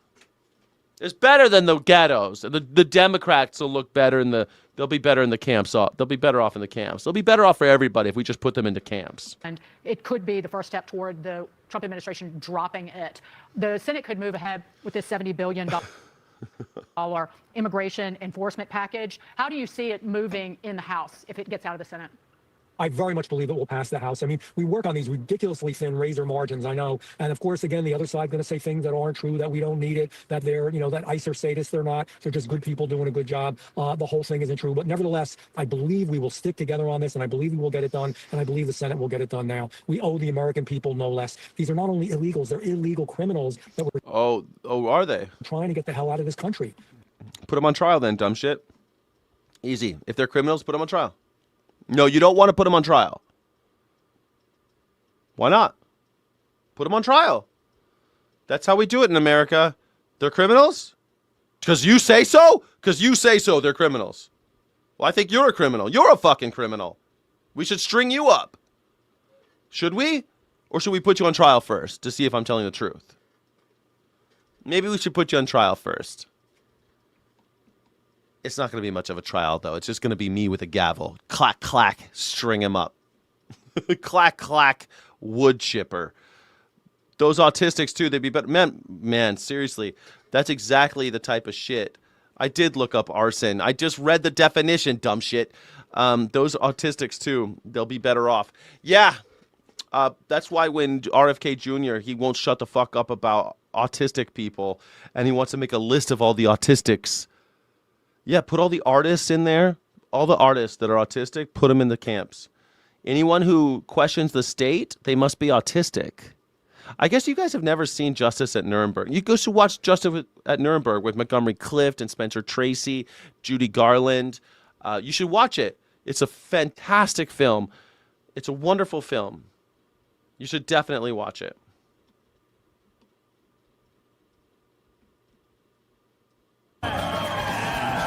Oh, man, finally some good comedy. Let's all relax. Take a deep breath, everybody. It's Gutfeld. He's going to make some funnies about all the guys dying in concentration camps. It's going to be great. Or what do you think? Is he going to attack the people in the concentration camp, or is he going to attack the people protesting the fact that we have concentration camps in America? All right. One of you is getting lucky tonight. Good evening, everyone. So in her new memoir, Jill Biden says that when Joe was in the White House... Oh, I like this. I like this. Thank you, Diaz, King of Kings. RFK wants to put me on the list for being born. I'm already on many lists. I'm on all the lists. That's okay. Don't worry. I'll be on that list right next to you. When they black bag me and put me in the camp, remember, I was a person. Remember that I was a person who tried to stand up for the little guy. He watched Fox News. I know. And he would often turn to her and say, wow, I'm glad I'm not Joe Biden. Isn't that amazing? Dr. Jill also claims... It's not that amazing. I mean, Donald Trump can't stop watching CNN. ...demanded Joe endorse her 20 minutes after he decided to step down. In her defense, she was trying to beat the icy grip of death. So, didn't he throw a conniption fit when...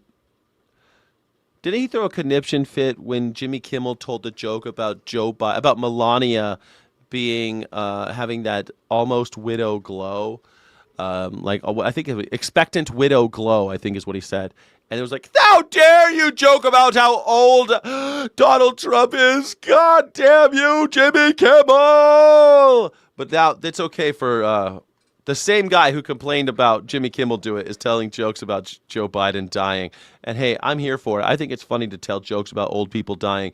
That's fine. That's fine. I think it's great. Tell Joe, why have 80-year-old presidents if you can't joke about them dying any minute? I mean, we should all be taking bets on what day he'll die. That would make it more fun. As long as we're going to keep electing 80-year-olds, the best thing we could all do is have a national lottery system where we all pick the day and times when he's going to die, and whoever wins gets a big payday. That would be fun. But no, we all just have to watch them slowly deteriorate on the news while they can't string sentences together and they forget who's alive and who's dead. And Donald Trump doesn't know that Frederick Douglass died in like the 19th century and that that the Declaration of Independence was written before the Constitution and before the Civil War. Like the fact that our president doesn't know that or has forgotten that is, well, that's not as fun as betting on when they're going to die. I'm totally into joking about when these guys are going to die. They're over 80. If I met an 80-year-old this Sunday, and she was joking about herself dying. It's okay to joke about 80-year-olds dying.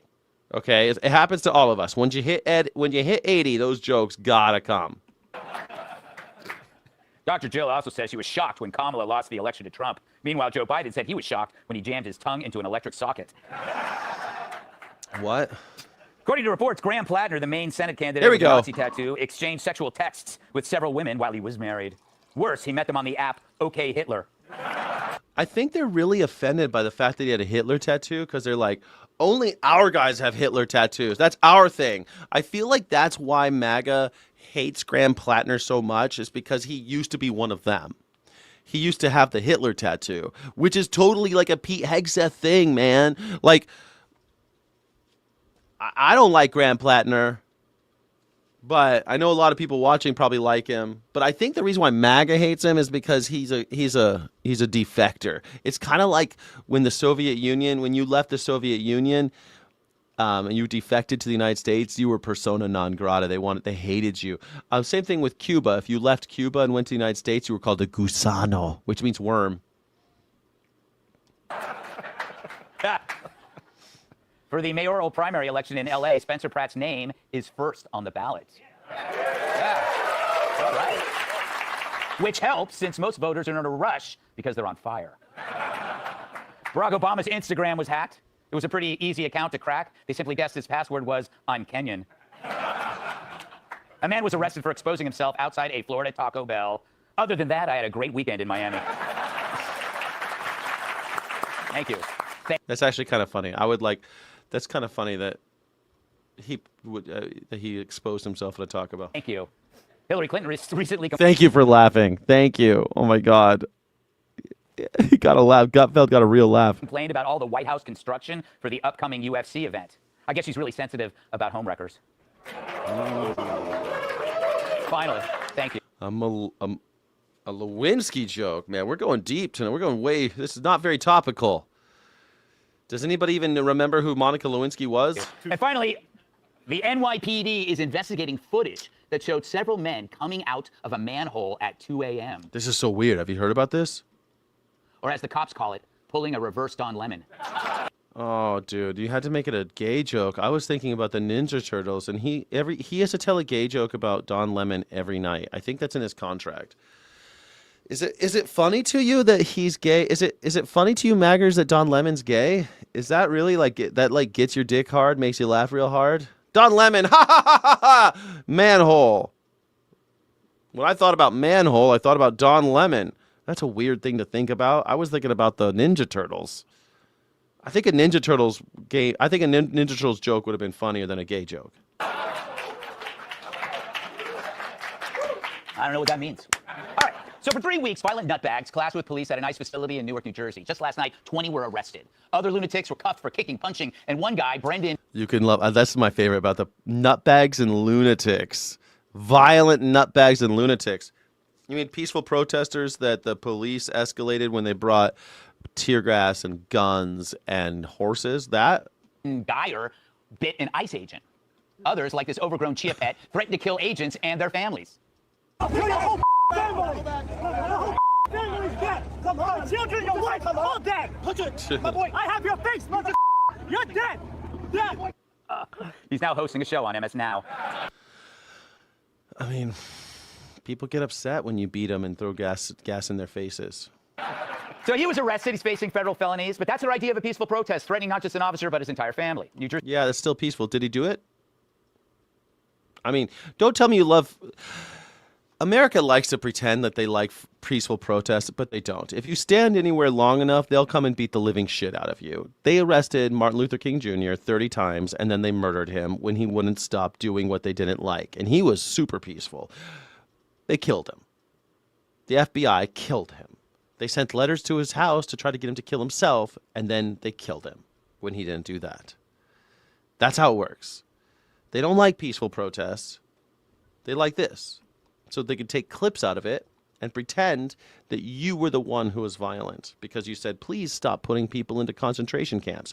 How dare you tell us to stop putting people in concentration camps, you violent nutbag lunatic? Governor Mikey Sorrell blames the violence on outside agitators. It's the people from outside her state creating the chaos, and she wants them gone. Yeah, they were actually just standing there. They were just standing there, and then the cops showed up with tear gas and rubber bullets and horses, and they started beating them. We saw it. They set up little yellow things. They sat down in the street, and they were sitting there, and then the cops escalated, and they always do. I've been in tons of protest situations. It's always the cops that strike first. Every time. Every time. Think about it. The peaceful protesters, they're standing there with no armor. They don't have helmets. You're lucky if they even have goggles. They're standing there with nothing except maybe a phone. Who's going to be violent? I have a phone. You have a club. Who's the violent one? I have a phone. I have a megaphone. You have a gun. Who's the violent one? Words or violence? If we don't agree. Yeah, if you don't agree with if MAGA doesn't agree with you, words or violence, exactly.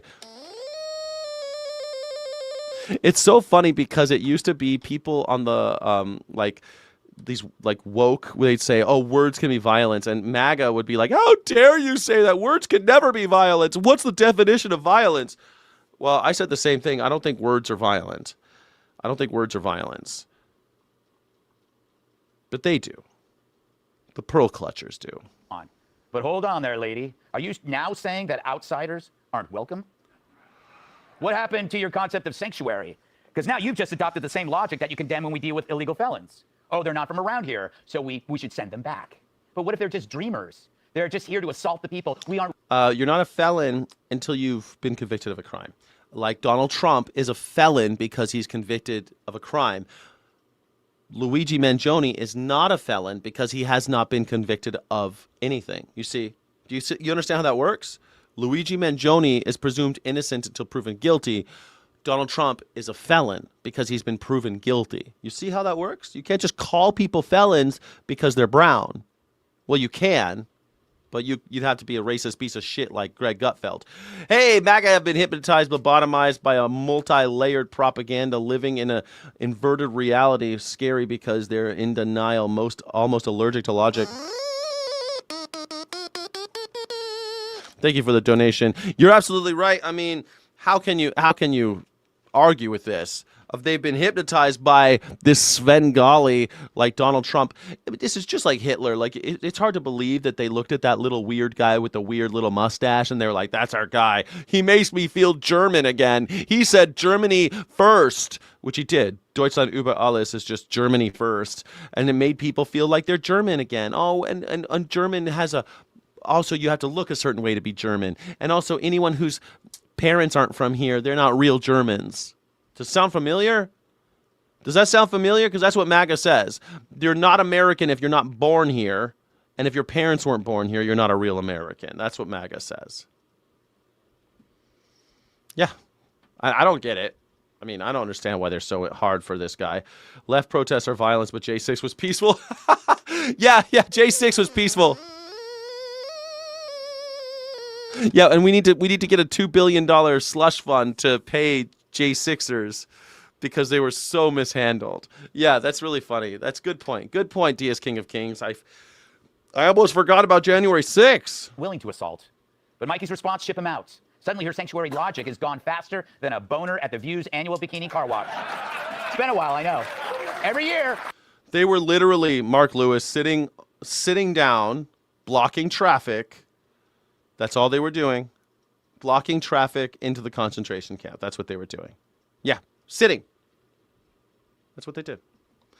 And they got beaten and burned and shot at. Maggots don't feel American without Trump. Good point. Yeah, this whole thing.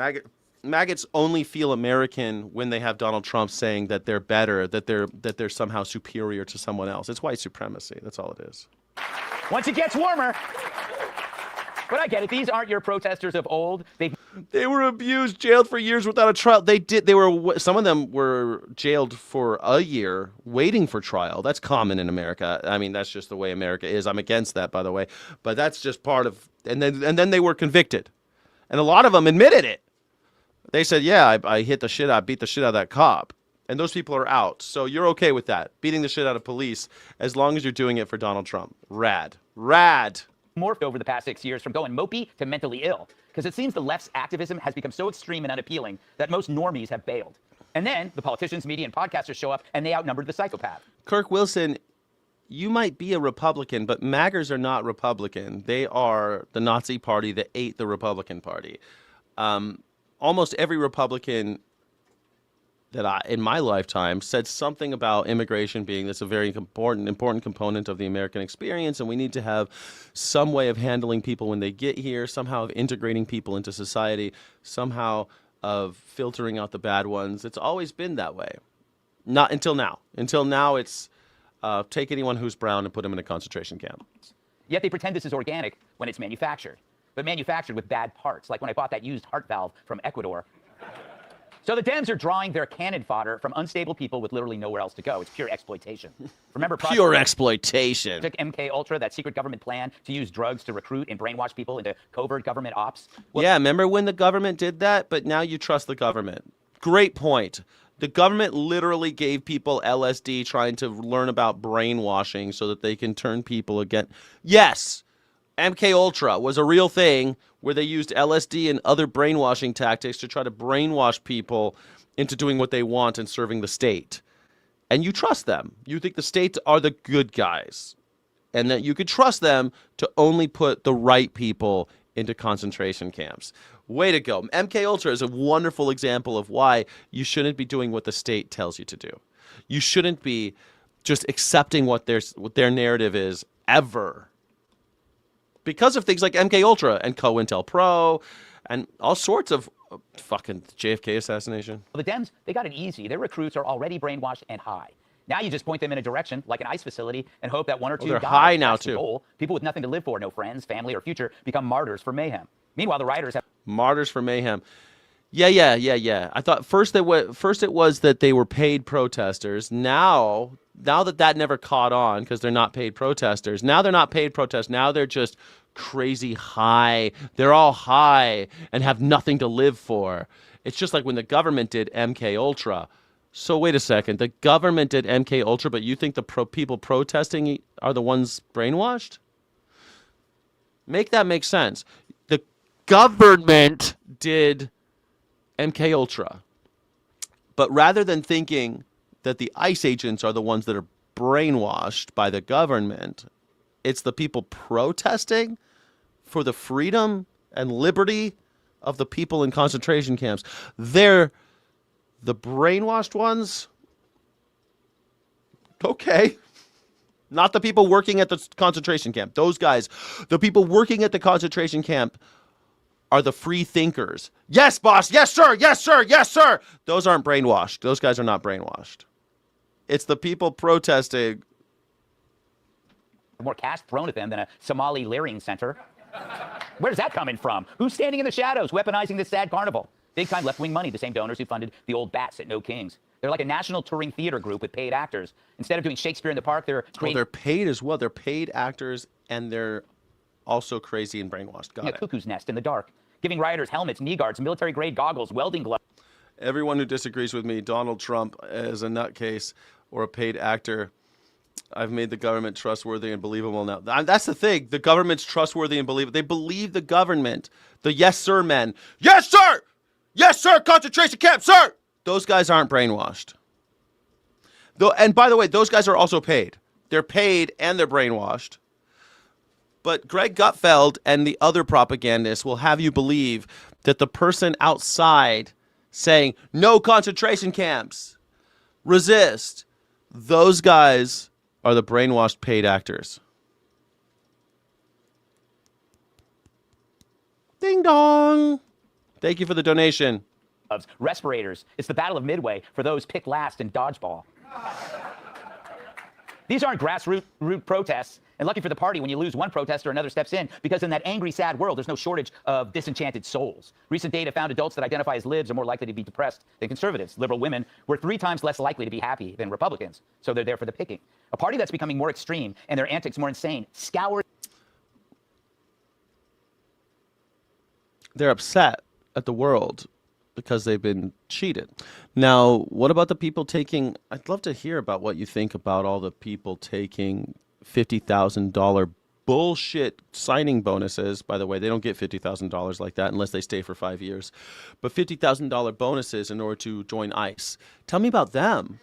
How come there's so many of those people? Are those patriots? The unstable for shock troops to their cause. It's basically a war between our republic and an insane asylum. Guess which side the Dems are on. Let's hear it! That's period. Is that fucking This secret agent Sam Elliott? can kill you with boring conversation. Former CIA operative and host of the President's Daily Brief podcast, Mike Baker. Who is that guy? Who's the not that Being guy? once hosted, Are You Smarter Than a Fifth Oh my Grader? Which was God, the original it's title. Jeff Foxworthy. I thought that was Sam Elliott. Now you must be a redneck if you watch Gutfeld every day. You might be a redneck. Now, I don't know if y'all are supporting Donald Trump, but if you support Donald Trump on June 2nd, 2026, you might be a chomo. War is peace, freedom is slavery, disagreement is fake, conformity is uniqueness, obedience is virtue, knowledge is poison, ignorance is bliss. D.S. King of Kings, it's Orwellian, it truly is. Up is down, left is right, black is red, black is white, blue is red. Yeah. Yeehaw. You guys saw that Jeff Foxworthy, his whole thing was, now how can you tell if you're going to be a redneck? He used to always tell those jokes. Jeff Foxworthy, that's him. But we don't have time for this shit. We're not going to watch Jeff Foxworthy. Mike Zarelli's a retired Navy SEAL officer. Fox News. So the president kind of had a... Oh, man, I love this. Fucking Jesse Waters is so horny right now. Jesse Waters is so horny. He has a military man in front of him. Look at him. He's like, let's get closer. Look at... Jesse Waters has a little back thing. Look, did Jesse Waters put his back out? He's got a back brace on his chair. The other guy doesn't have a back brace on. What's going on, Jesse? Does Jesse Waters have back problems? I gotta Google this. Does Jesse Waters have back problems?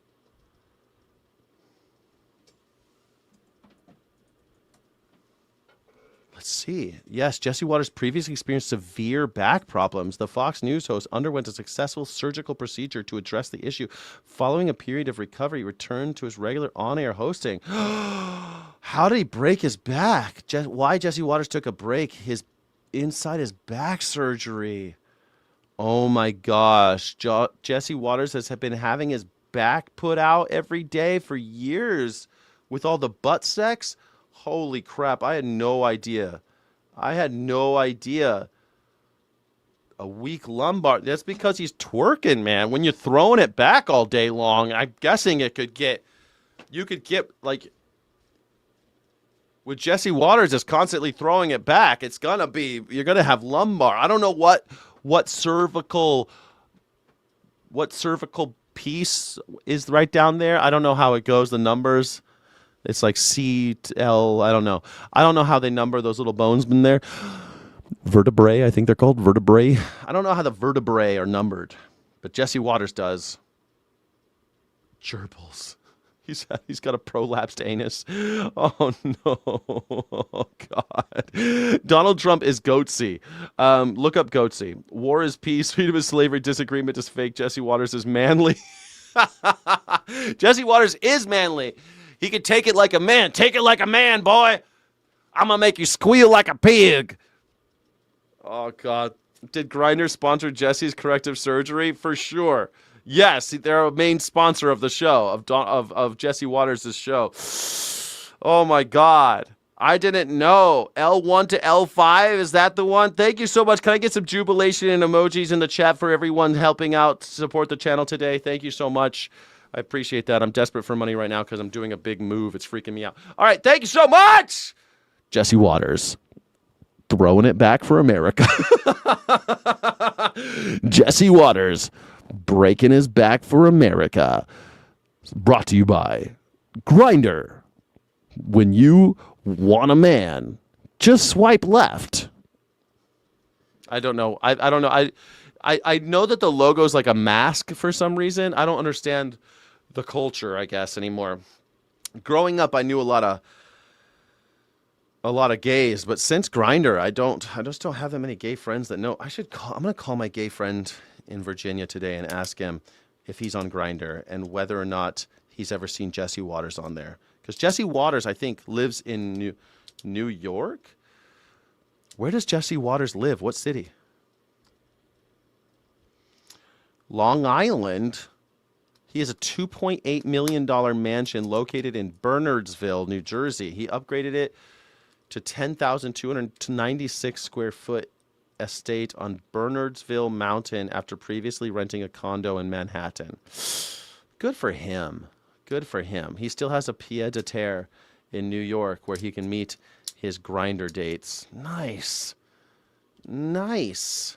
Good for you, Jesse Waters. I love to see a gay man succeed in America. It's really nice. I love it. A hot call with Netanyahu. What do you make of that? I think Netanyahu's going to do what Trump says. He put him back in the box in this one. Donald Trump literally bombed a whole country and went to war because of something that Benjamin Netanyahu told him. I don't think it's going to go the other way. I don't think Benjamin Netanyahu's doing what Trump says. And, hey, Israel has a right to self-defense, preservation, and I know Iran's not happy about it. Here's the biggest misconception, I think, overall, is that Trump needs a deal like he's watching the clock. Iran needs a deal, and their economy is watching the clock. The clock. Watching the biggest thing. Did he just say watching the cock? What the fuck? Look, man. Oh, no. Come on. Iran needs a deal, and their economy is watching the cock. I was just joking about Jesse Waters and this military man having a thing. And now I am sincerely, I believe it. Jesus Christ. Watching the cock. I bet you are watching the cock. Jesse Waters gets in front of you. That's what else could be on your mind. He's like, Jesse, ask your questions quickly because it's getting hot in here. Jeez Louise. Watching the cock. Oh, no. Better put that back out. Jesse Waters with his back out. Clock.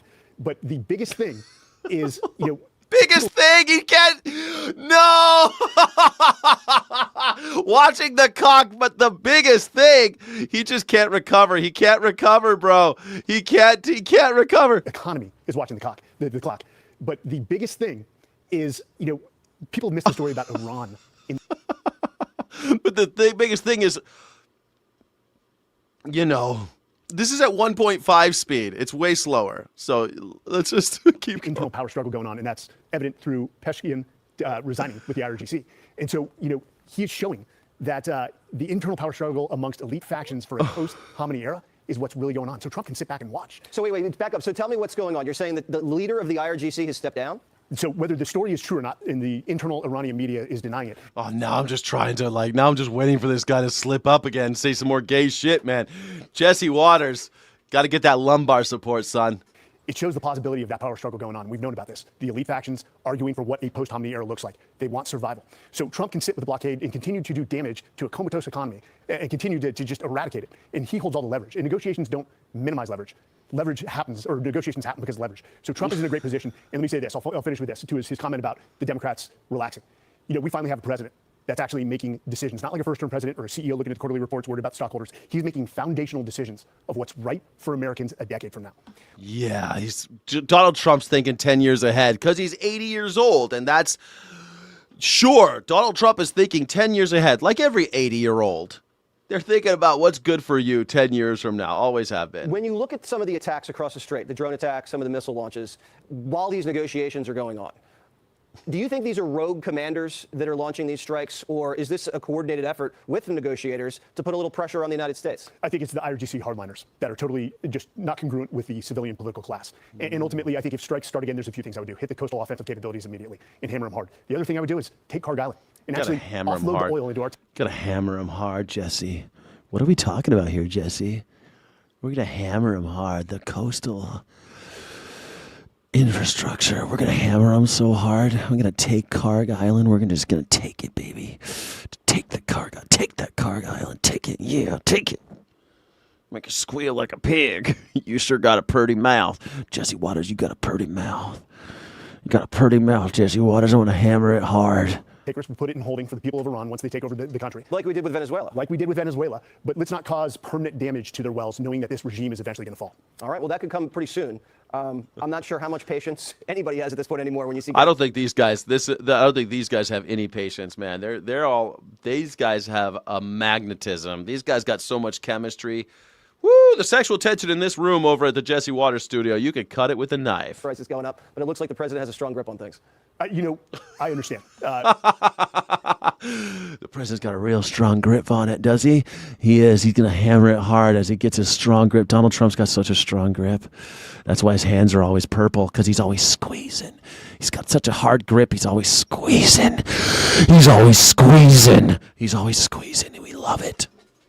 Squeeze it, Donald. Squeeze. When debits don't meet the deposits coming in, but any great outcome requires sacrifice. Yeah. And we miss that as American people. And trust me, I empathize with the gas prices, which affects freight and logistics in the supply chain. Yeah, trust me, I emphasize with the gas, peanuts, they're peanuts. And the price for it.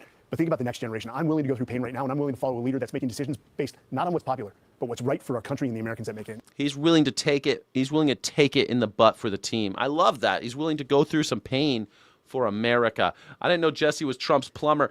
Jesse's Trump's plumber. Jesse's Trump's ash hauler. Jesse does anything for Donald Trump. Jesse goes and kisses the ring. He's like, "You want to kiss something else, Jesse?" "Yes, boss. Yes." "Don't throw my back out this time, Donald. Don't throw my back out this time, Donald." I never noticed Jesse Waters' lumbar support on his seat. Maybe he just had a tough weekend. I mean, this was the Monday night show, so he might have had a tough weekend on Grindr, and he just got his back thrown out. You know how it is, boys. You have a tough weekend on Grindr, and then your back hurts all day on Monday. Monday night, you're going to work. I gotta get that lumbar support.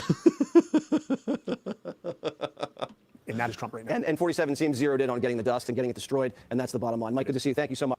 Be sure to like and... Donald Trump definitely wants the dust. And by dust, I mean boner bumps. Boner bumps. That's what he likes. That's the whole thing. Thank you, everybody. Donnie can't afford another back surgery. Donnie, I can't afford another. Donnie, I can't afford another. And I got the money, but I don't think my back's going to take it, Donnie. Can I just lay here? Can I just starfish, Donnie? You can starfish. I don't mind. I don't mind if you starfish. Just starfish. Just starfish. Donald Trump's a power mouth. A power. Maybe that's why Donald Trump's jaw always looks kind of... Because he's always got it all the way open. He's always got his mouth all the way open for it. Whew. I really did not expect the cock thing to happen. I'm sorry. That was a funny reaction. I hope that we can clip that into a funny clip. I'm not sure if it's going to play.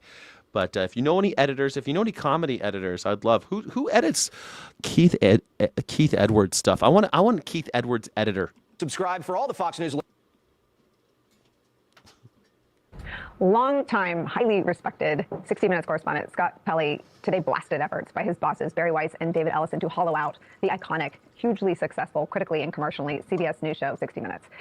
In this time, in this moment that we've been talking about, I said this was going to happen like over a year ago, and I'm surprised that so many people are surprised about this shit. it is an extraordinary thing to confront anybody. And it happened earlier today in a meeting with the 60 Minutes staff. Status News reports this, quote, Pelley started grilling Barry Weiss's handpicked new executive producer of the program, Nick Bilton. Wait a second. What he dubbed... You prefer the playground God created for us men?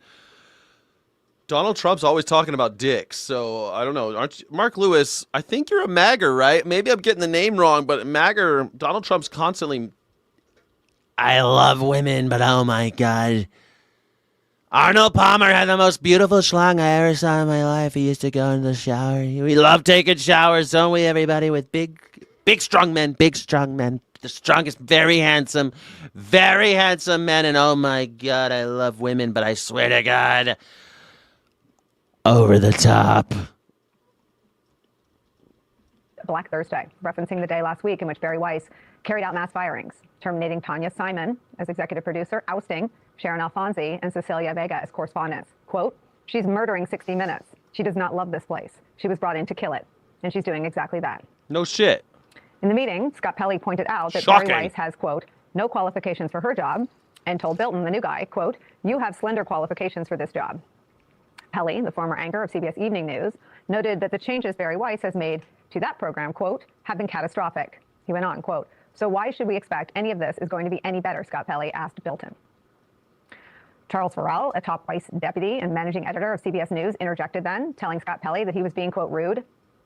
He said this, quote, this is not actually productive. Quote, this is not an interview. Pelley shot back, quote, it's working for me. Anybody came into our house? This is 60 Minutes, Scott Pelley added. Quote, I guess you wandered in expecting to read a statement off, end quote. The veteran newsman then told Bilton and Farrell that the way management handling the firings was, quote, cruel. Farrell, the guy on the evening news side, interjected again, responded again by calling Scott Pelley, quote, rude. Pelley shot back, quote, I'm not being rude. I have some pretty, you know what was rude? Black Thursday. That was the absolute definition of rudeness, Pelley said, quote, telling Tanya Simon she had to be out of the building at 5 o'clock, sending Dragan Malovich to HR to get fired because nobody could look him in the eye, not talking about Tanya's contract, not talking about Sharon Alfonsi's contract, not talking about Cecilia Vega's contract, just calling them up and telling them they were fired. That is rude. This is a conversation. That is rude, and you were a part of that, end quote. Damn. Joining us at the table, the journalist who has that extraordinary history in the making moment, exclusively Oliver Darcy. I don't know. I don't know why people are shocked by this. Like, you knew this was going to happen. Now it's happening. This is how it happened in Putin's Russia. They went and he put his people in charge of newsrooms, and they closed one or two. And it wasn't so big of a deal. What they just closed CBS 60 Minutes. Who cares, right? It's just one. So what they just fired Stephen Colbert. Who cares, right? It's just one guy. Who cares? That's what they said about Putin. And then when the last one closes, everyone's going to be like, how did we let this happen? When the last newsroom closes and is taken over by state TV, by Donald Trump's hand-picked sycophants, you'll be like, oh, I didn't know this was going to happen. I can't believe it. I can barely believe it. I could barely believe this is happening. This is just like Putin's America. This is just like Saddam Hussein's America. And to which it stands, one nation, under God, indivisible, with liberty and justice for all. Donald Trump doesn't know the words to the flag salute. Remember when he forgot the words to the flag salute? Like, I don't know. I don't expect every American to know the flag salute, but I expect the president to know the flag salute. I know it. How do I know it? Donald Trump doesn't know Our Father, the Our Father prayer. He doesn't know Hail Mary. He doesn't know that the Declaration of Independence was before the Constitution and not after the Civil War. Laura Ingram's got an angle. Let's hear it. I thank you, as always, for joining us. It's do or die in California. That's focus of tonight's angle. Do or die, California! We have a big choice. And the choice is saving California or allowing California to simply just fall into the sewer. I love her. I love her scoffing so much. I'm sure that there are old men who watch this show with their dicks so hard, like there's no Viagra needed, right? They're like, oh, I love the way she scoffs. Oh, the scoff. Just let it fall in just fall in the sewer. It's tomorrow night. And the California we once knew and loved is dying. But tomorrow is primary day, and we'll see if there are enough voters who think the state is worth saving. Here's where things stand in the governor's race. Former Biden HHS Secretary and Congressman Javier Becerra is in. Becerra's in the lead, okay. Press secretary, okay. Becerra's still going. Steyer, the billionaire, not happy about that. Hilton, he's a piece of shit from London. And Bianco is a reactionary from Riverside, where, if you don't know, if you ever saw Breaking Bad, it takes place in Albuquerque. But they only made it in Albuquerque because they wanted it to be in Riverside, and it was too expensive to film in Riverside. But it was written about Riverside, and that's where Bianco, that guy with the mustache on the right, is a sheriff. And he wants to be governor of California. First place at 28%, with lefty billionaire Tom Steyer at 22, then Republican Steve Hilton right behind him at 21. What do all... So only one brown person. I'm going with the brown guy. You know what? We got brown pride in California. Bianco, the other Republican, is down at 12. He should have dropped out. Now, we all know that this is a jungle primary format, and it was implemented to help insulate the liberals from accountability. The top two finishers tomorrow night will be on the ballot in November. So having Democrats finish 1 and 2 would be a total travesty. Why? Why is that a travesty? Maybe it's a tragedy for you, but it's not a travesty of the system. Democrats, the way it works is the primary is open in California. So they try to get the best candidate. So Republicans can try to be, so everybody can run, and the top 2 go on to the general election. It's an interesting system. California is all DIY politics. Well, it would mean that residents have to get used to headlines DIY. like this. Do it. Illegal immigrant DIY. accused in triple murder was deported 3 times. This is a tragedy, and there's words cannot express how terrible this incident is. Lieutenant Eric Schuler with the Modesto Police Department tells us this incident was so severe, officials closed off the entire area. What? This is the angle for Ingraham, the Laura Ingraham angle is, well, immigrants again. Circling the perimeter with red caution tape and called for backup. It's worth noting last year the city of Modesto saw 0 homicides.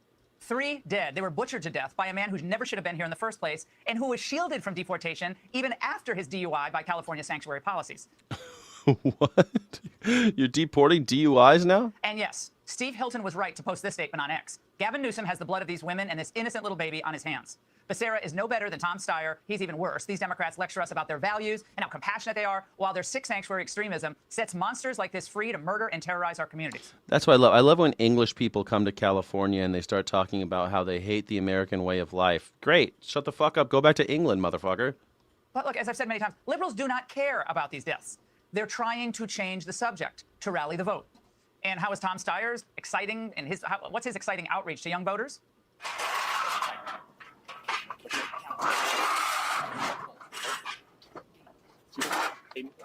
Well, those chairs were moving. Maybe he wasn't moving any votes, but the chairs were.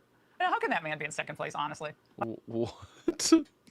What a sick burn. He's shaking hands with young voters at a university outdoor eating area in California, and someone moved a chair. Sick burn, Laura Ingraham. Well, paid advertising, millions and millions. I hate Steyer. Tom Steyer is a billionaire, and you know how I feel about it. If you have over $999,999,000.99, I want your head on a pike. That's it. I want your head on a pike. Get rid of all your money. If you have over $999,999,000.99, hair on the walls. But Tom Steyer talking to young people at a university campus, which looks like UCLA, because I see that brick building. I think that's UCLA. I've been to UCLA a lot. And they moved the chairs. So that sick burn. He spent tens of millions of dollars on his campaign. But, of course, Mr. Moneybags has no answers for the state's nightmarish fiscal problems. A victory for Becerra or Steyer would only accelerate the exodus of wealth creators and businesses from the state, which was once a national leader in energy and manufacturing. Look at this list of corporate headquarters that have left the state in recent years. Other parts of the corporations hightailed it out of there. Nice job, Dan. Yeah, but all their workers are still here, so it's okay. Moving their headquarters ain't the end of the world. Fuck them. I don't care. Well, the numbers just don't lie. States like Texas, South Carolina, they're booming. But Great. Then what are you worried about? Shouldn't that make you happy? Why aren't you happy about that? For the past 4 years, more than 1 million residents have left California, and now there aren't enough new residents to replace them. So take a bow, Gavin. You definitely should run for president with that track record. So unless the voters are happy with this... Fourth richest economy in the world. The whole country depends on Californian industry. So, I think he should run. I hate Gavin Newsom very much, but, he's better than Trump. I mean, that's not saying much. Shit, I got a squirrel in my garden who just got killed by a hawk. I just saw a squirrel in my garden get killed by a hawk, and that squirrel would be a better president than Donald Trump. So, sad state of affairs. Hilton is obviously the only sane choice for voters tomorrow. And the same analysis applies in LA's mayoral primary, where incumbent train wreck Karen Bass is up against Republican Spencer Pratt. This is a shit show anyway. LA, fuck. These two clowns are going at it. That's even worse. It's one of the top issues there. And finally, the entertainment industry is waking up. Posting on Instagram, Entourage creator Doug Ellen is fed up.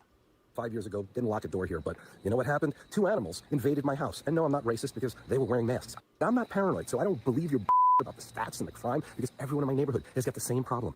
And this city has collapsed in the last 5 years. There is no denying it. You say, oh, Spencer Pratt has no experience, so how can we possibly think about this? What experience did Karen Bass have? That's where we are in LA, and we want to fix this place. So it's I think Karen Bass actually served on council for a long time. What was Karen Bass's job before she was mayor? She served in the U.S. House of Representatives, representing California from 2011. Oh, she was in the House. She got lots of experience, and before that, she was California State Assembly. So it makes sense, man. Honestly, it doesn't surprise me that she sucks so bad. Congress people make good leaders when they represent people, but they make shitty executives. So like a mayor should not be like. I hate when someone from a congressperson becomes a president, like Joe Biden, for example, Barack Obama.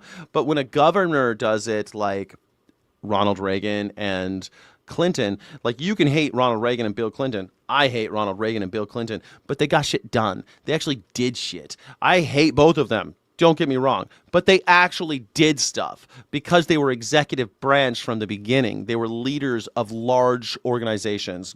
Arkansas is not as big as California. Reagan was governor of California, and Bill Clinton was governor of Arkansas. Both of them had leadership experience about giant bureaucracies. Even though there's like a small population in Arkansas, their bureaucracy is massive.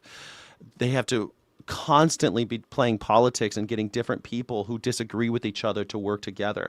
That's what leadership is. Again, I hate both of their policies, and I think that Reagan and Clinton are almost the same person in a lot of ways, but they were able to do stuff. Every time you get a congressman in, like Barack Obama and Joe Biden, they don't do shit. And then you get someone like Donald Trump, who he's used to being a tyrant because that's how CEOs are. Like in business, you're a dictator. That's how businesses are created, right? That's how they're set up. You're a dictator and everyone else follows orders. So a businessman getting into politics is always bad news because they act like a fascist, because that's what CEOs do. They act like fascists. We should not be listening to CEOs. They're fascists. They are dictators. They are not interested in leadership and helping people. They're interested in the bottom line and making money at everyone else's expense. Governors have to get lots of different people to work together, and they care about the bottom line. They care about their likability and all that type of shit, but they really care about getting people to move in one direction, people that normally wouldn't move in one direction. They get them all together and they move them in one direction. That's what leadership looks like. And that's what Bill Clinton and Ronald Reagan had. Even though I hate both of those guys, do you understand? Do you understand the nuance of the shit I'm trying to say? I'm not saying those guys were dudes that I want to hang out with or that I thought they did good for America, but they were able to actually get shit done because of leadership skills and executive leadership skills. And Karen Bass, of course she's a bad mayor because she was a congressperson. She's not good at that. She's good at representation. She's bad. She's good at representation. She's bad at leadership. Is this other guy going to do better? Probably not. Los Angeles seems doomed for another 5 years. Bye-bye woke nonsense. Hello common sense. Now look at where that race stands today. 6 years. Pratt and Bass are neck and neck, and it's fascinating that Pratt is leading among Hispanic voters. Well, after all, they're entrepreneurs. They didn't come here to see LA become like Tijuana. Hispanics are entrepreneurs? I thought they... I'm not even going to touch that. Closing campaign swing, Bass continued to insult the voters' intelligence. To me, that's one of the most important issues in our city is people feeling safe. You can't feel safe if there's an encampment there. It's not safe for the people in the encampment, and it's not safe for the people around. How do you do business? How do you look yourself in the mirror, sweetheart? No wonder Pratt is... Fucking Ingram. How do you look at yourself in this mirror? I love her little sides, man. She is the most vile creature on television. Laura Ingraham is the most unlikable person on television. More than Sean Hannity. She's the worst, and I love her for it. Seeing a groundswell of support. The voters are furious. Nobody voted for that no more. We not voting for that. Karen tricked us. She don't get to do that twice. Now you come in here all the way to Crenshaw from the Palisades, and we all got something in common. Let's do it. Hey, I want to say thank you. I was hoping you would be here today. Melissa Sweetser, I want to say thank you for helping me out on I want to say thank you because I didn't thank you yesterday for your contribution to the channel and supporting this channel. Thank you so much from the bottom of my heart. I will buy more Melania coin thanks to you. Thank you for donating. If you want to support this channel, independent media, and my quest to own all of the Melania coin and also be caffeinated because I'm a coffee addict, please consider making a donation on Venmo, Skyjack23, or Cash App, Skyjack Morgan. That would be super helpful, and I love you for it. I need to put PayPal on there. I keep on forgetting. I'm sorry, because I'm not good with the whole begging for money thing. I'm trying to get better at it. But thank you so much, because I can't really do this unless I ask for money. I don't have any sponsors, and coffee is very expensive. And I make my own coffee. I'm not like I'm going to Starbucks or something. I make my own coffee. I cut my own hair. I don't buy nice things for myself. I buy discounted beer. I do everything I can. I'm very frugal so that I could put all of my attention into this channel. So thank you so much to Melissa for helping me out. I saw that this morning when I woke up. I checked my my Venmo and Cash App and saw that you made a donation. Thank you so friggin' much. I appreciate all you guys. Also, thank you, Steve, if you're watching. I saw that you made a sizable donation too, and I really, really, really appreciate you guys sticking it out with me and becoming Sky City Rebels. If you're a channel member, I love you. I really appreciate you. We do this every day. I've been doing this for years now. I'm so proud of this community that we built together, and from the bottom of my heart, thank you so much. You don't understand, like right now, because I'm moving and I'm very cash poor, every penny right now is like accounted for. So I'm elated. I'm over the moon. Like Melania coin. Melania coin's going over the moon. If you're with me, please donate to Melania coin. Invest in Melania coin. But if you're not going to invest in Melania coin, consider making a donation to Skyjack Morgan at Skyjack23 on Venmo and Skyjack Morgan on Cash App. That's right. Forget political parties, California. Believe your own eyes. I've seen at the bus stops, there's people with needles there, and there's actually a homeless shelter. It used to be a skate land. Now they made it into a homeless shelter. And I think 2 years ago, there was a dumping ground of bodies. They found like one body. Like there was a cave behind the homeless shelter, and I just think it's a negligence from the homeless shelter. And oh man, that's so great. Thank you. I look like a ketamine addict. A lot of people say that Elon Musk is spending a lot of time and money trying to look like me. So that makes sense, right? He's famous for being a ketamine addict, and he spent millions of dollars trying to look like a real man by putting hair plugs in and getting his teeth done and everything, chin implant, penis implant, you know. So thank you. I appreciate that. I don't mind. WWW for the donors. Thank you so much, everybody, for supporting the channel. Appreciate you. thank you, and I really hope that you don't forget about the valley. Bodies dumped in homeless shelter area. That's lovely. Come to California. What a horror show. So how do Democrats defend Bass's record just on her handling of the fires alone?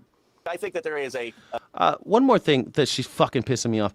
LA is not California. You know that, right? LA is just our biggest city. Okay, you get that, right? That California also has Yosemite and untouched wilderness and all sorts of ranches and industry, all sorts of stuff going on in California. Nice California. Yeah, you have homeless people, California. Los Angeles, it's always been a rough city. I grew up there. And I love it because I'm from there, but I also don't ever want to live there again for lots of reasons. Some of them being I don't want to slip in human shit when I'm downtown. And, you know, it's not looking good in L.A. It goes up and down. Some things I love. When I go to L.A., there's some things I love about Los Angeles. And sometimes I want to move back. And then I get my head out of my ass and I realize that's a stupid idea. But, man, I'm kind of homesick for the L.A. that I grew up in. But, you know, I live like 90 minutes away from LA today. And I go there fairly frequently. And it's, you know, but it's always been a rough town. It's never been pristine. This idea that it's never had homeless people, it's a lie. This idea it's never been violent is a lie. It's always been a violent, big, crazy city. And a big, sprawling city with something like 8,000 police. That's not enough. That's not enough. In the greater metropolitan area, it's like 15 million people live there with 8,000 cops. That ain't gonna fucking cut it. Was a lot of hurt and anger after the fires. My view is that the blame of that really needs to go on Donald Trump. They still owe the state $50 billion. They have not worked with Mayor Bass or our governor to get the resources needed, and they have really punished California. Yeah, that'll work. People who punish California are the Democrats in charge. So if Californians and only Californians vote, Republicans have a real chance to do well tomorrow. Proving that ballot drop boxes are a stupid idea, though, one of them was damaged by fire over the weekend and some ballots burned. In a separate incident, another voting center vandalized. But nevertheless. Well, I mean, you maggers are burning those things. That's always been a magger thing. You guys burn ballots. It's always been a thing. In just a few hours, voters do have the opportunity to have their voices heard. You don't have to live like this anymore. It's nutso to do so. You can actually have a functioning state again, where criminals are punished, not coddled, where businesses are welcome, not punished, and where fraud is rooted out, not ignored. LA has more manufacturing job than any other place in America. Like, you could take 10% and distribute that to the rest of America, and it will still be the largest manufacturing hub of the United States of America, Los Angeles, and the busiest harbor next to the busiest border crossing. Like, the busiest harbors, border crossings, everything are in California. Where common sense finally rules again. And that's the angle. Be sure to like and That's not the angle. The angle sucks, man. God, she sucks. But her takes suck, but I love her. I love her delivery, you know. I love her delivery. I love watching the propaganda over on Fox News. I'm glad that you guys watch it with me. Thank you so much. All you maggers, I love you. Thank you for being here. You're wonderful. Please consider making a contribution. Skyjack Morgan, Morning Sky is the #1 news reaction show on YouTube. Thank you so much for being here at the Morning Sky Show, the #1 news reaction show on YouTube. Oh, thank you. I appreciate that. Next up, we've got some fun stuff. It's the big one. It's the big story that everyone's been wanting to watch. Have you heard this new story that everyone's talking about? Legos? Welcome to ABC4 News at 10. Lego my Egos? And I'm Sarah Murphy. And I'm Brian McElhatton. Good to have you with us tonight. Our top story for you, a $200,000 Lego collection was allegedly stolen and allegations of police misconduct protecting those responsible. It's a story making rounds on... Look, you like Los Angeles. I love Los Angeles. Los Angeles is great. There's parts of Los Angeles that are just undeniably beautiful. But it's a big, crazy city. Guess what? There's bad neighborhoods and good neighborhoods. You ever been to New York City? It's like that, except spread out to a much larger area. Like, New York is like LA all crunched together and people living on each other like rats. LA is like that, except spread out with beautiful sunrises and sunsets. But, and mountains on one side, the ocean on the other. It's gorgeous. Los Angeles is beautiful. I love Los Angeles. But I also never want to live there again. I'm torn. I'm conflicted. If I were making like $1 million a year, like Hassan Piker, I might live in Los Angeles. Like $1 million. If I were Hassan Piker and made $1 million a year, I'd move to LA. Totally. Just for the weather, man. But if you're not making $1 million a year, it's rough in LA. Social media, you've likely seen them. Our Mackenzie Diaz joins us here tonight with this massive story. Mackenzie? Yeah, guys, well, what started as a dispute over a rare Lego collection has grown into a controversy involving online investigators and American Fork Police. Now questions are being raised about how those investigations intersect with law enforcement. The center of this dispute is a $200,000 Lego collection. Court documents say an Oregon man had a... Dude, that's amazing. $200,000? How do you collect $200,000? Let's call it $250,000. $250,000 Lego? I mean, I know Lego's expensive. I really wanted to get the, did you see they made a Starship Enterprise Lego set? I wanted it so bad. It cost $400. How do you justify that expense? How do you guys justify a $400 Lego set? How do you do it? Like, I love Star Trek. I like Legos. I mean, I haven't played with them since I was a little boy, but I like Legos. I was like, oh man, I want to get this Lego set with the fucking Starship Enterprise. Hell yes. What? $400 for a toy that's just going to like gather dust? I mean, I'm sure it's going to be fun to put together, but then it just gathers dust. It just gathers dust until it finds its way to the landfill. Sign an agreement with the Bricks and Minifigs franchise to sell their collection. His family sued the franchise, claiming their agreement was breached and that Bricks and Minifigs stole the Lego collection. When the family couldn't get a resolution, they reached out to YouTuber Ben Schneider, who tried taking those reportedly responsible to court. Schneider traveled to American Fork, Utah, where the franchise executive lives, and started documenting interactions with the executive and posting videos. That executive called police several times. One time, police say a man working with Schneider was dressed as a UPS driver attempting to contact the homeowner. And later, a video confirmed that person was working with the YouTuber. And also reported that a suspicious package had been left at the residence. In this police body cam video, you can see Schneider in the backseat of a car. Ben, how's Utah? It's good. You like it? So here's the thing, right? Is that he called in because people were filming his property. He got a package delivered today, right? And I already spoke to somebody else. He was filming him. I have the footage. I have the text messages, right? Let's let civil problems remain civil. And in one clip, an officer questioned Schneider and his crew if they were on drugs. I have no idea because I've never done any drugs in my life. I'm literally on 4 hours of sleep in the last 2 days. In another instance, video shows armed officers showing up to the home where Schneider was staying, executing a search warrant. The warrant, made public by police, says police were looking for evidence described as any stolen merchandise, specifically Legos. American Fork Police Department, make yourself known. After the search, an officer grabbed his arm, and Schneider claims the officer dislocated it. No. Don't move like that. You understand me? Don't move like that. In March of this year, American Fork Police arrested Schneider twice. They charged him with 2 misdemeanors, stalking and targeted residential picketing. Schneider also hired multiple people to help him with it. This guy stole a dying man's life savings. If your life savings is in Legos, I don't think you had a good plan. You need to talk to a CPA. I know one. Her name is Smokin' Blondie. You need to talk to Smokin' Blondie. Don't store your money in Legos, folks, because some YouTuber's going to steal it. Some YouTuber's going to come to your house and steal your Legos. $200,000 worth. This investigation, police questioned them too. After his 2 arrests, Schneider's been posting videos online. He's accusing the American Fork Police of misconduct and claims they're siding with the business executive. Last week, American Fork Police released body camera footage and a statement about this. Our responsibility was to respond to conduct reported here in our community, evaluate the facts available to our officers at the time, and enforce Utah law as officers established probable cause that a crime had occurred. Bricks and Minifigs corporate franchisor filed a lawsuit against Schneider last week for trespassing, harassment, defamation, and more because of his online content. And the dispute over the Lego collection remains unresolved, and we have much more information and details on our website at ABC4. Everyone's talking about this Lego thing, and I think it's wild. Like, first of all, like, I have a comic book collection. I honestly don't know how much it's worth because, like, I bought a lot of shit when I was a kid, you know, and probably there's some comics in there that are worth money. Maybe it's worth, but I don't know. I don't think, do Legos gain value? Like, why? How could a Lego, let me just Google this really fast. How can a Lego collection be worth $200,000? How did they get to, do they gain value as they get older? How is that possible? Just asking. A Lego collection can reach $200,000 valuation through explosive compounding of rare retired sets, highly sought after exclusive minifigures, and pristine unopened packaging. So it's like a comic book collection. Individual minifigures can skyrocket in value. For example, the 2003 Star Wars Cloud City set featuring an exclusive Boba Fett can command thousands of dollars on its own. Oh my God, bro. Americans have too much money. This is late stage capitalism, dude. This is late stage capitalism.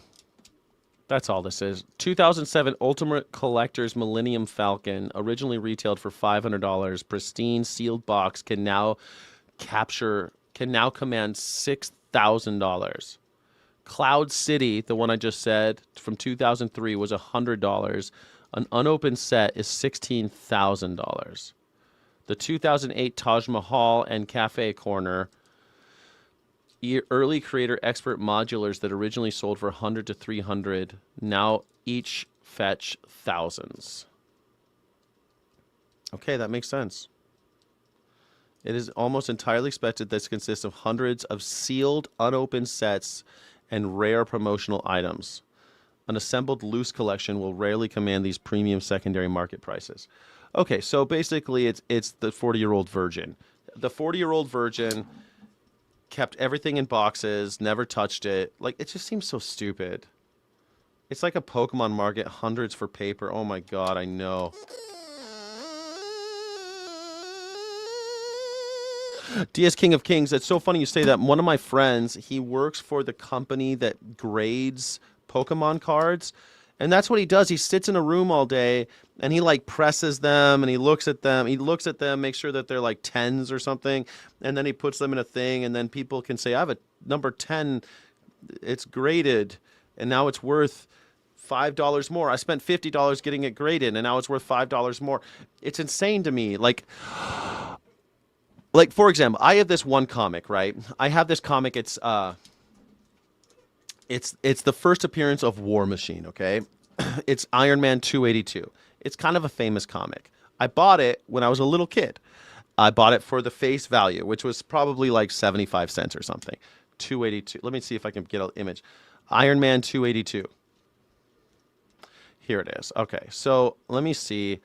I'm going to share this screen. This is what it's worth. This is what it looks like. It's the first appearance of War Machine. Here it is for $50. Here it is for $6,000 at 9.8 because it's in a little box. Somebody spent $50 or $100 to put it in this little box and get graded, and now he's trying to sell it for $6,000 on Iron Man. But here it is for $50. Here it is for $150. Supposedly, it normally gets about $200 for this comic, okay? It's not the most expensive comic I have. It's just a famous comic that people know and want. It's a pretty cool comic. The cover, I think, looks really badass. I think it's pretty cool. I remember when I was a kid, I thought it was dope. I just thought it was so cool, the Iron Man. Here's two War Machine comics together, 282 and 283. They'll probably get a lot more money. Here it is, 282 with the figurine, you know. They're trying to sell it even more.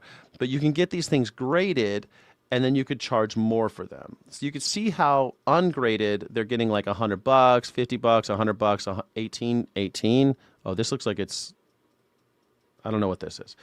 But they mostly catch between $100 to $200. And then if you get it graded, you could sell it for $500 or $600. But then you can never read it. Like, these things were meant to be read. This guy has all of them ungraded, the whole run, and he's selling all of them for $150, the entire run. And that's like 1, 2, 3, 4, 5, 6. It looks like 10 comics.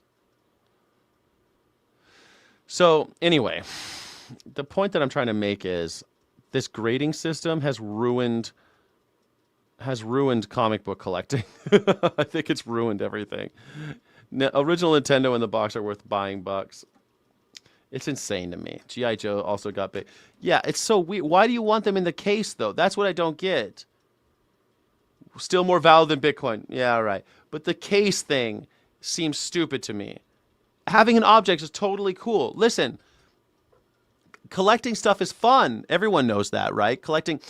there's a reason why I keep hauling my stupid comic books from one place to another. I still buy comics. I still read comics. But I read them.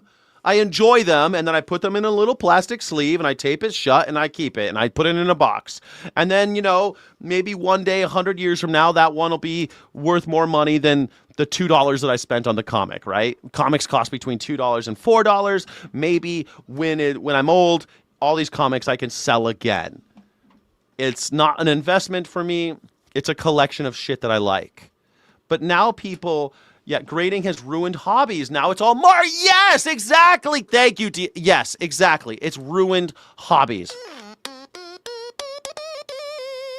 And now you can't even get, like, if you're a kid who's into Iron Man and you find out about War Machine, and War Machine was a black character, right? So it's an important character, a certain demographic. And people love War Machine. And so they want to get it, but... if you want a pristine one, if you want a collector's item, you're going to have to spend $16,000 one guy was trying to sell one comic for. The comic is probably worth between $50 and $100. But if you get it graded, it's just so stupid and annoying. I think it ruins. It ruins it all. I collect guitars and houseplants. It's fun. True story. Guitars, man. Guitars are pretty cool. I love guitars. Look, I'm not knocking anyone for collecting. I'm knocking everyone for thinking about their wallet. They're greed. It's like it's late stage capitalism. It's no longer like a fun hobby. And I blame Disney, man. It's like it used to be fun to collect shit and like I used to have a Star Wars collection. When I was a little kid, I thought it was cool and I kept care of it and I thought it was great. And then it just became this fuck fest. It just became this fucking fire hose to your face of Disney slop. So I gave away all my Star Wars. I didn't even sell it. I gave it away to some kid who I thought would play with it. I gave it all away. Yeah. Anyway. Oh, shit. I'm trying. Wrong. She's trying to get an interview. I fucked this up. Hold on a second. Here we go. Remains unresolved, and we have much more information and details on our website at abc4.com. We just heard back from Schneider's team and are working to get an interview set up as well. We'll keep you. How are you going to have a fucking Lego set, which are toys made for children, that are worth $200,000 because you kept everything in a box and never played with it? It's just, come on, man. You gotta be joking me now. to President Trump, who spent most of his Saturday posting on his Truth Social platform. You got an oil drum an oil drum. You have it in an oil drum? Why is it in an oil drum? That's weird. Again, the president's first post at 11:50 a.m. was a more than 700-word rant about a federal judge who on Friday ruled that the Kennedy Center must remove Trump's name from the building. Over the next 14 hours, Trump posted more. Donald Trump posted 150 tweets last night. More than 60 times. A 700-word tweet. Finally ending at just after 1 a.m. Sunday morning. His social media spree included political memes attacking his perceived political rivals, memes about crime under his administration compared to former President Biden, multiple AI-generated pictures, including 2 separate posts of Trump on Mount Rushmore, and at least 3 posts with George Washington, one of which was the 2 men on horses near a Trump-branded NASCAR vehicle with the Washington. What the fuck is this? Why is he and George Washington riding on a NASCAR track with the space shuttle? Why is this? Why is Donald Trump Could someone please take AI away from Trump? Please. Somebody take Grok away. Monument and the White House in the background, and for good measure, a space shuttle flying over them. Caddy, this is kind of sick. Kind of a sick image there, Donnie, but maybe 60 tweets in one night is a little much. Go to bed, Grandpa. It's time to go to bed. Not going to help the accusations that President Trump is focused solely on himself and his own priorities. We'll have more to say about that Kennedy Center decision. He's focused on the gas prices, everybody. He's trying to get your gas prices down while he's tweeting 60 fucking times. Later in the show, but that clearly triggered a lot of anger from Like, get a job, Donald. Get a job, Donald. 60 times? Trump. Twin that with what we heard from Kevin Hassett at the top of the show, his sound suggesting that there's really not a lot of recognition from this administration that A, the number one priority for most Americans is the economy and the cost of things. And B, they've not focusing. Yeah, Leif Erikson, when I left Virginia, I had all these magic cards that I had from when I was like in high school. I had these great some of them were betas, some of them were like expensive. I just gave it to a young guy who he was like a kid of a friend. He was like 16, I think, and I gave him all my magic cards. And he was almost in tears. He was so, and that made my day. You know what? I don't regret giving him the magic cards. Every once in a while, I see people who spend a lot of money on magic cards, like Asmongold's got too many magic cards, and he made all this money on magic. But honestly, I'd rather give them to some kid that's just going to play with them. All on how to address it. Instead, they're simply concerned about other things, mostly things to enhance Trump's legacy in Washington. Look, I mean, it's pretty clear where the president's head is at the moment. He's had this long-running war with Iran, long by his standards, not long, of course, by international standards, that is not going well. He's deeply frustrated by that. When he hits a roadblock in the pet things that he is really focused on and that he feels a part of his legacy, like the Kennedy Center, and like the reflecting pool, then he gets peeved. And when he gets peeved, he reaches for his phone. And no matter how many people around him say it would be better to take the president's phone away from him during the course of particularly weekend nights, he doesn't want to do that. I mean, Jim, when you saw that over the weekend, I actually had a long conversation on Saturday. I was chatting to an international economist who was saying to me, look, we are about to hit a moment where the Straits of Hormuz could get much, much worse for Americans. They don't understand what could be coming in 2 or 3 weeks' time. But then you see how firmly the president is not wanting to really engage with prices, even with Iran. He's done. I mean, he clearly wants to get out of there, even if he can't find a way out of there, and he wants to focus on things like that. Maybe he feels this serves him well. It clearly doesn't serve Republicans well. They're clearly frustrated. Right. People around him wanting to get back on message. What's his thinking about what this does for him? I don't know. MAGA's pissed. Even MAGA's pissed at this point. Wait till all your shit gets more expensive because it's all a ripple effect. You know, like the stuff that's in the grocery store today was all part of the supply chain before they closed the Strait of Hormuz. It's going to get worse. Wait till we get to the aluminum story. Like, aluminum is fucking going through because of the aluminum tariffs that are already fucking me because my price of beer just went to $13 a six-pack. What the fuck am I doing here? Is this America? Like, hang me. Like, $13 for a six-pack of beer? What? Anyway, aluminum prices are about to skyrocket. Aluminum's about to be more expensive than gold. I mean, I'm just joking about that. But it's going to be very, very expensive to buy anything because everything's made out of aluminum.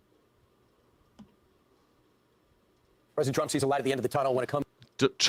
President Trump sees a light at the end of the tunnel because he's on death's door.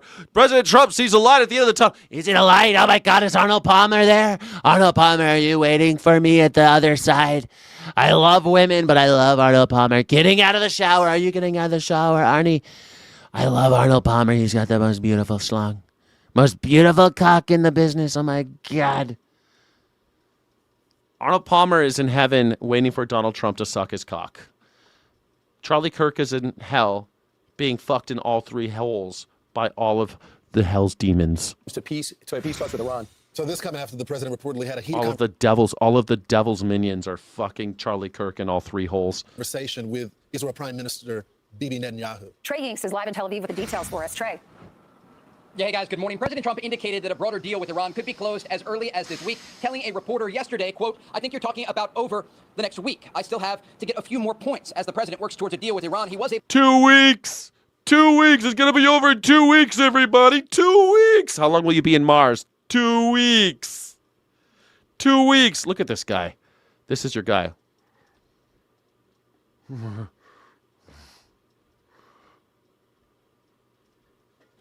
I'm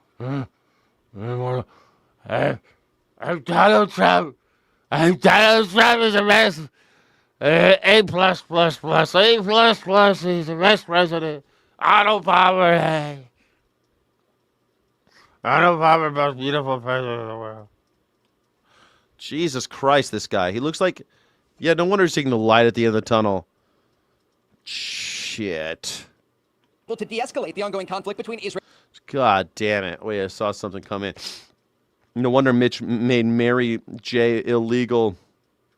Beer companies need more money to offset aluminum tariffs, and these MJ beers are popular. Seriously, man. I mean, honestly, they got to keep the beer companies in business. They're huge. Beer companies are huge job providers. Huge. Think of all the trucks bringing beer around, all the salespeople bringing beer around. Beer in America is big business. And Hezbollah getting on the phone with both sides. The president said on Truth Social, I had a conversation with Bibi Netanyahu today asking him not to go into a major raid of Beirut, Lebanon. He turned his troops around. Thank you, Bibi. I also had a conversation. Thank you, Bibi. Thank you, Bibi. Thank you so much. You turned him around. Beirut, Lebanon, you major raid. Major raid. With representatives of the leaders of Hezbollah, and they agreed to stop shooting at Israel and its soldiers. Likewise, Israel agreed to stop shooting at them. Let's see how long that lasts. Hopefully, it will be for eternity. Hopefully, it will be for eternity. All caps. President Donald J. Trump. Axios reports the call between Trump and Netanyahu was tense, saying in a piece posted yesterday, quote, summarizing Trump's remarks to Netanyahu, the U.S. Look at this fucking orange piece of shit. Like, Bibi Netanyahu is so pale and sickly looking. And Arnold Palmer over here has his face covered in orange. The Arnold Palmer wannabe. Official said, you're effing crazy. You'd be in prison. If it weren't for me, I'm saving your A. Everybody hates you now. Everybody. They always turn on each other, these fucking criminals. This is like Donald Trump turned on Jeffrey Epstein. He's turning on Bibi Netanyahu now. Hates Israel because of this. A second source briefed on the call said Trump was pissed and at one point yelled at Netanyahu, what the F are you doing? At this moment, Israeli troops remain in southern Lebanon, and overnight there were a few sirens in northern Israel from Hezbollah rocket and drone attacks, as well as a small number of Israeli strikes in Lebanon. The Iranians are watching closely the unfolding exchange of fire and word. Everyone hates Israel because of this? Is it because of this?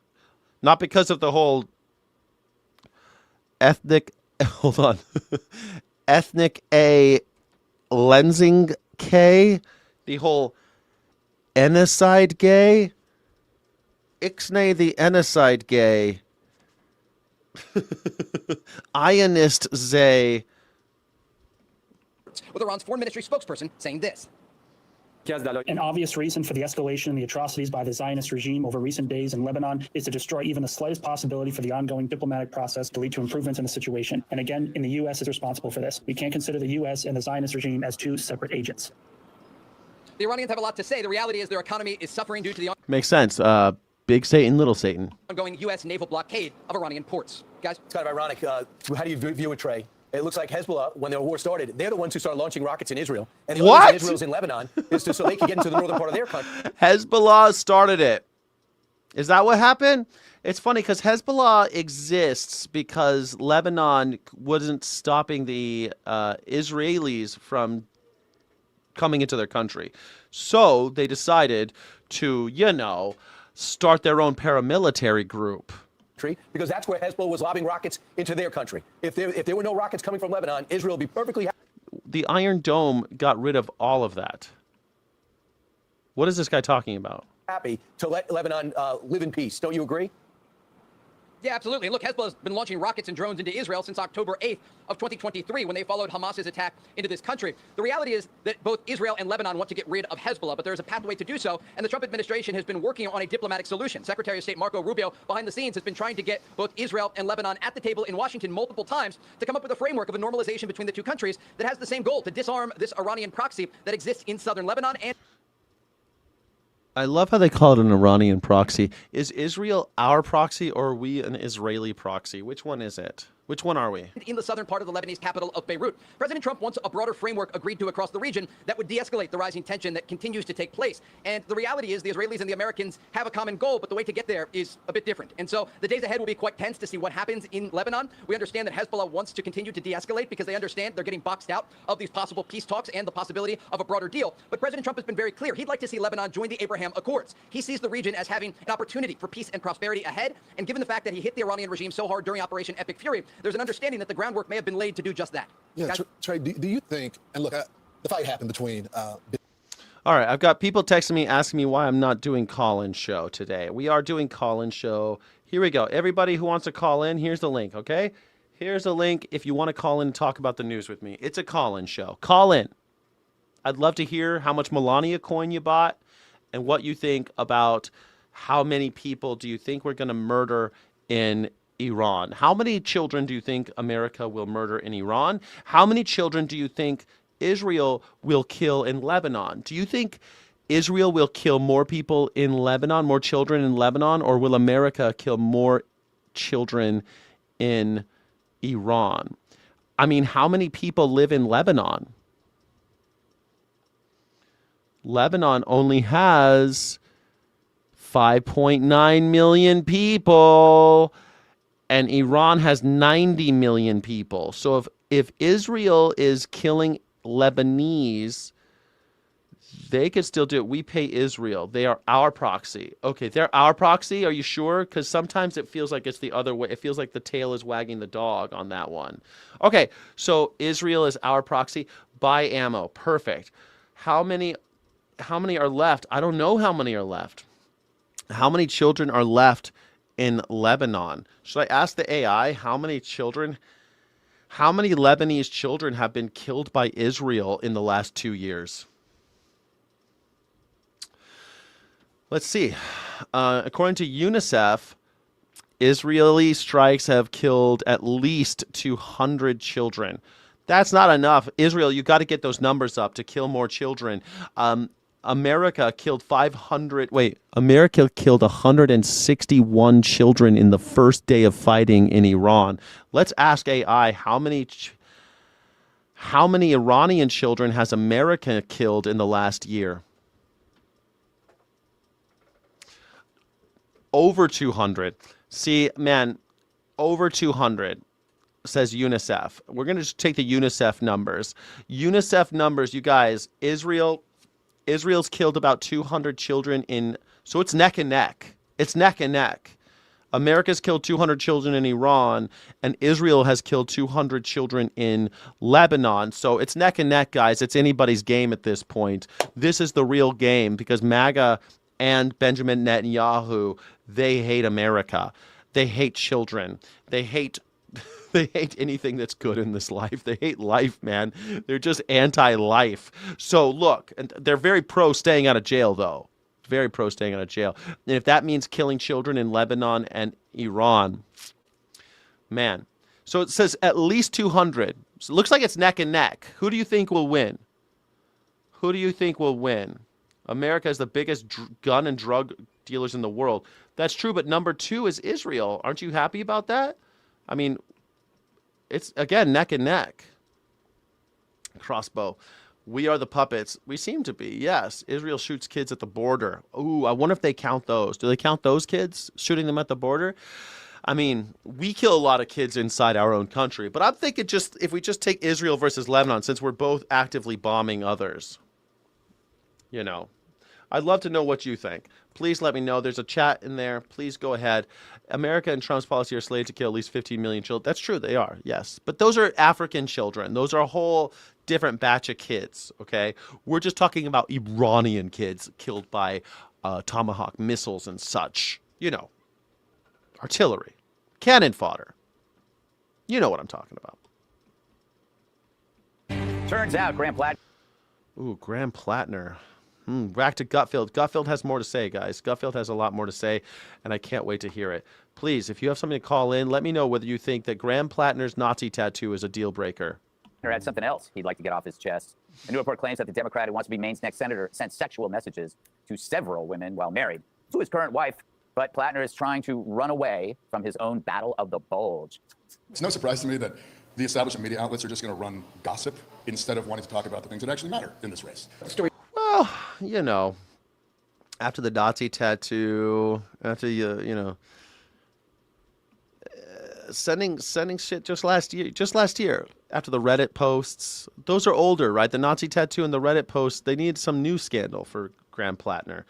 And you sent sexy time talk to people that other than your wife. That's fair game. What did you expect? Is it true, right, about the texts? No. Are you confirming that the messages did not exist? Confirming that what Genevieve McDonald said in the New York Times is not true. Apparently, it was Plattner's wife who first flagged the sexually explicit text to a Senate campaign, but she's standing by her man. I just really wanted to make sure that everyone knows that Graham and I have a great marriage. Being married is hard. I think it's shameful behavior to spend time and energy and resources on negative ads and negative stories on Graham when all he's trying to do is improve the lives of people who work for a living. Again, that's politics. I don't know why these assholes are like, I can't believe this. I can't believe someone would. What do you mean you can't believe? You are basically putting yourself on the cross when you say you want to work in politics in America. Don't act like Donald Trump now. I can't believe people are so mean to me. Yeah. Yes, they're supposed to be mean to you because you are now being scrutinized by all of us. And we expect you to live up to an impossible standard, a standard that's much higher than we set for anyone else because we're paying you and we want you to do our fucking bidding. You want to represent millions of people in Senate. Let me see how many people live in Maine. Okay, not quite a million. 700. You want to? Well, they don't split how many. He want 1.4 million people. You want to represent 1.4 million people, and what you want to do it without people digging through your garbage? I don't fucking think so. What are you, Donald Trump? Gonna clutch your pearls? Oh, they're so mean. They're so mean to me. Yes, motherfucker. 320 million people have to do what you say. You're going to affect all of us. Of course, we're going to throw tomatoes at you. Because every fucking time you fart, the price of gas goes up. Fuck it, asshole. Oh, they're so mean. They're so mean to me. I can't believe how mean they're being. Fuck you. You're supposed to be doing your job. Whatever, Ava. And now some Democrats are questioning if they want to stay in the bunker with him. Yeah, I have concerns. That guy has questions to answer, and that's what campaigns are for. So he's a liar, a racist, an anti-Semite.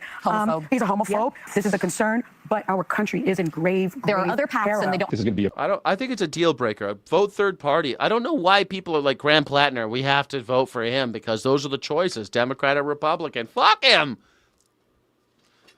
It's Susan Collins. Susan Collins is who he's running against. I mean, she sucks. Too bad. You missed it. You miffed it, Democrats. Looks like 6 more years of Susan Collins. Pretty clear contrast in Maine between somebody who has spent his life protecting us versus somebody who seems to be protecting Donald Trump's corruption. He certainly has many good attributes, but like most everybody, there are stumbles along the way. Just stumbles, right? Okay, so this just isn't about these texts. All men lie about these things, but there's a mosaic of this man. This guy could never get a job as a school teacher, a police officer, any public-facing job. But if you don't care about their personal, the problem with that, dude, you have to care about their personal lives because their personal lives is what makes them susceptible to blackmail. Just like Donald Trump committed fraud in order to cover up his affair with his prostitute while his wife was raising his child. You know, like he's willing to do illegal shit to hide his embarrassing personal exploits. That's why when you have, remember when Barack Obama was president and they had this big scandal with the Secret Service because they found out a bunch of them were having sex with prostitutes and were having affairs and stuff. That is very bad news because the Secret Service knows the agenda of the president, knows like the schedule, knows where he's going to be when. And if they're susceptible to blackmail, they can do shit to get the president killed. You see what I'm saying? If someone takes a picture of them with an underage girl, they could say, hey, I'm going to tell everybody about your underage girl if you don't tell me where the president's going to be at 2 o'clock tomorrow. You get it? You got to unlock the door, or else all you got to do is unlock the door, or I'm going to tell everyone about that little kid you did. Stuff like that. So you need to care about their personal lives because they'll sell you out. They'll sell you out for those personal lives. They'll do it all. Look at people do that in corporate America all the time. They'll sell their whole company out because of their personal lives. You need people who aren't cheating on their wives, aren't fucking raping kids, aren't murdering people, aren't paying prostitutes on their golf courses. You need people that aren't doing those things so they can concentrate on the job. Yeah, I know. Graham's wife came forward with it before. Okay, it wasn't like it was disclosed. It was leaked. But yeah, Graham's wife came forward with it like over a year ago now. And I get that. And alone, it wouldn't be a big deal. But it's like this, plus all the homophobic rhetoric that he did on Reddit, and the Nazi tattoo. And it's like, okay, well, and you could try to explain every little thing, but after a while, you just sound like a Trump supporter, like explaining every little thing that this guy's done. It's like, dude, it shows a habit. It shows that this guy has not learned his fucking lesson. He's not changed. To make him a senator. You know what I always said, Greg? Discipline is destiny. It wasn't me. It was... And I guess like we could say things like, well, he's still better than Susan Collins. He's better than whatever. But it's like, I don't give a shit if he's better than Susan Collins. I don't care. What else?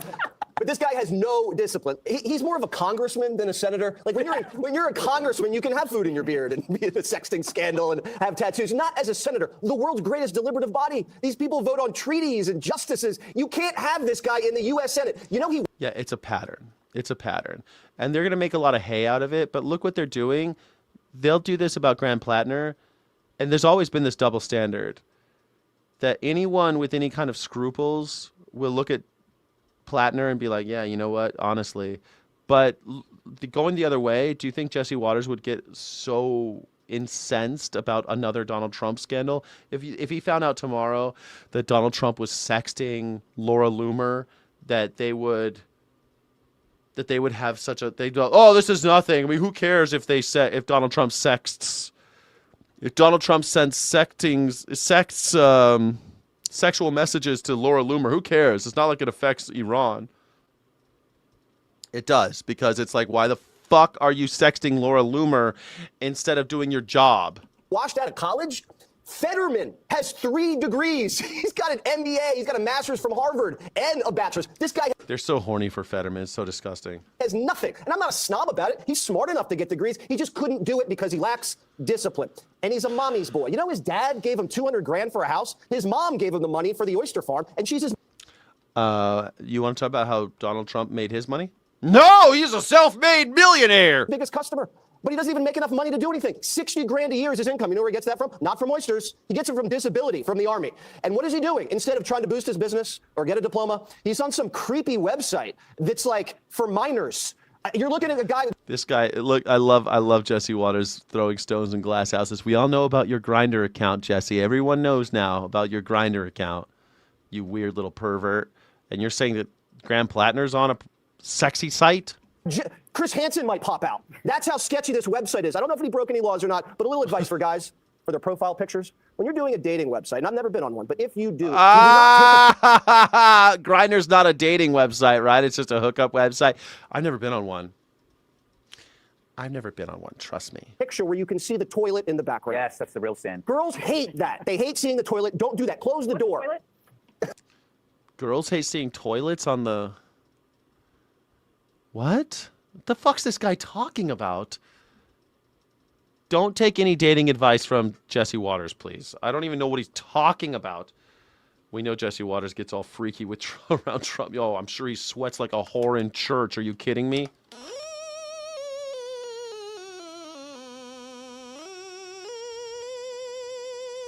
Thank you so much, DS King and Kings, for supporting this channel. I love you. Thank you. Thank you. Yeah, how does he know? I don't know. How does he know Graham Plattner's dating profile? I don't understand this. And again, this guy's been with his wife for over a year. So I don't understand. I was talking to my friend yesterday. He's on all of them. He's on Blumber. I don't know. It's a one where the women text you. And then there's he's on Tinder and he's on some other one. I don't know. Hinge. And he was telling me about it because, I'm single.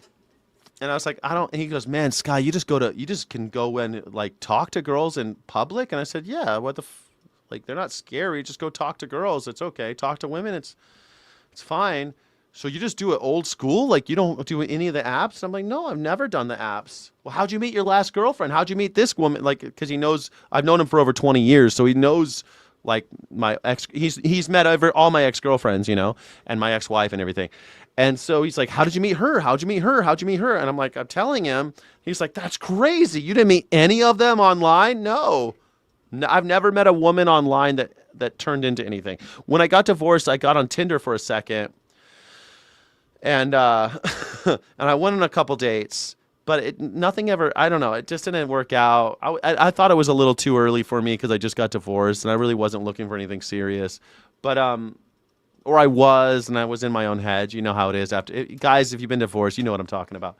But I don't know. I don't really want to do it. My friend who owns Vegly and Fira, he said that I can get a premium account. And I was like, I don't want to go to the trouble of even taking the pictures. I don't think I'm very photogenic. My mama always said I had a face for radio. You know what I'm saying? I'm not very photogenic. I don't want to go get a bunch of pictures taken and have to get them photoshopped to make me look handsome so that I can go on, make myself some app and then like swipe through pictures. Fuck that. I don't want to do that. Do you guys do that? Let me know in the chat. Are you guys on the apps? Are you guys on the apps? I'm not on the apps. Do you guys Bumble, that's what it's called. What did I say? Bumbler. I think I said Bumbler. Bumble. Yeah, Bumble. Bumble kind of sounds like a gay site. I thought Bumble kind of, cause like bum, like I think gay, like in England, if you say bum, that's your butt. But like they call it a bum bag. We call it what do we call it? We call it a fanny pack, and they call it a bum bag. Dating apps just commercialize human connection. Yeah, but I guess if people are, you do Craigslist? Dude, I've known people who've done crazy stuff on Craigslist. I've never known any, like, normies. You're married. No. Nobody does. Melissa doesn't do it. Sky, that's because you're normal. These people are so scared that that's why they have to use a website, but they will eventually have to talk to women. It makes no sense. Yeah, it's weird to me. Any website can be a dating site if you try. Yeah, I guess so. I don't know.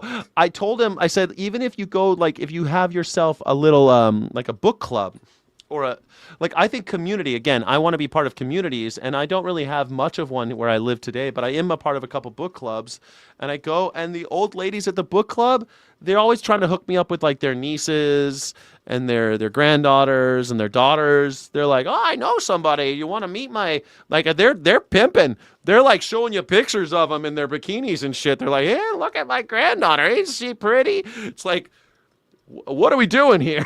It's like a little uncomfortable, but people meddle. God bless the meddlers. God bless the meddlers. Just chat up cute guy or girl around the coffee shop. Yeah, just say, hey, what's up? Can I sit here? What are you doing? It's pretty easy. I don't know. I'm autistic and have had more in the past success with this nonsense. It's okay. I'm not criticizing, by the way.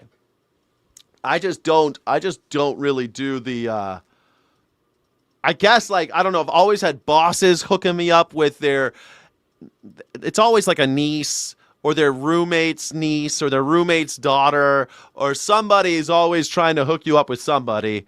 So, like, just go and meet people, create connections, and the universe will provide. Like, go talk to people, hang out, go meet humans. And you don't even need to you really don't need, you don't need to go to bars. You don't need to go, but even if you go to the gym, go join one of those gyms that have like a class where there's people interacting, that you get to know people. Don't just work out by yourself. Do like a not a rock climbing class or some shit. Go on a hike with the 15 people, and you're not looking for the person, you're not looking for a mate in that 15 group. Those 15 people know 15 people who know 15 people, and one of them knows somebody, and they're like, "Oh, you're single?" And after you do that for like 3 months, they all of a sudden they're all trying to push you together. They're all trying to find you. "Oh, I met through a friend." It's great. It's wonderful. Build connections. Exactly. You use a bidet. I use a bidet. You don't use a bidet? Bidets are rad. The thing that Democrats keep saying is that, like, hold on a second. Why did Jesse Waters just sit there? See the toilet in the background. Yes. Why did he just watch him look off to the distance? That's the real sin. Girls hate that. They hate seeing the toilet. Don't do that. Close the door. Exactly. You use a bidet. The thing that Democrats He's thinking about buttholes. He's thinking about buttholes. Jesse Waters, he's got buttholes on the brain. Keep saying is that, like, you actually asked Jessica the other day, Greg. You said, "What is your problem with Trump?" And she said, "His character." Now, we're talking about a lying, sexting nipple Nazi. And this guy has character? You got to be kidding me. Do you think Donald Trump has character? Let's just talk about that for 1 second. Let's hold the phone. I'll give you Graham Plattner's a shitbird. So you're saying that Donald Trump's also a shitbird, but Plattner's also a shitbird? Okay, cool. This guy does not belong in the Senate whatsoever, and he put his wife out there. Now, the poor wife says the guy is a genius.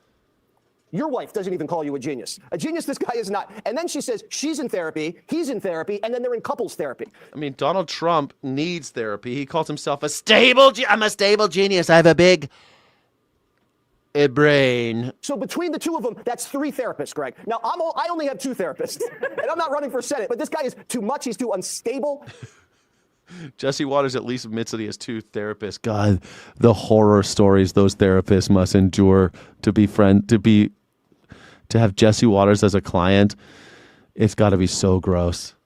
It's got to be so gross. He said nipple Nazi. Yes, he said nipple Nazi. Yeah, because he has a tattoo. He used to have a tattoo of a Totenkopf.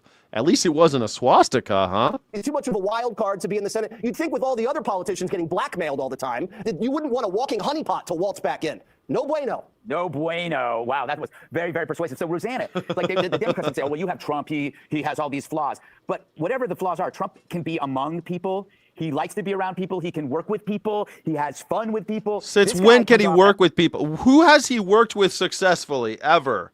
If he owns you, he can work with you. Well, he's an anti-Semite, first of all. He's got a Nazi guard tattoo, the worst tattoo you can get. He's a misogynist. He's a parasitic philanderer. This is not a people person. This is like the antithesis.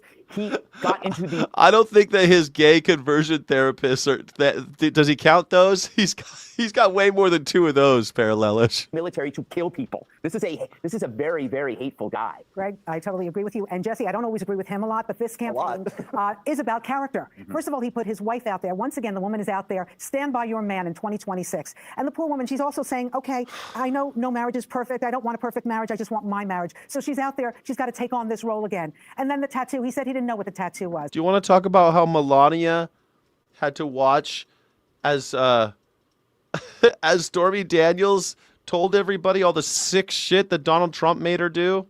It was when he was younger. He thought it was just skull and bones. He didn't know what that meant until he knew what it was meant. And then obviously he was in trouble. He had to get rid of it.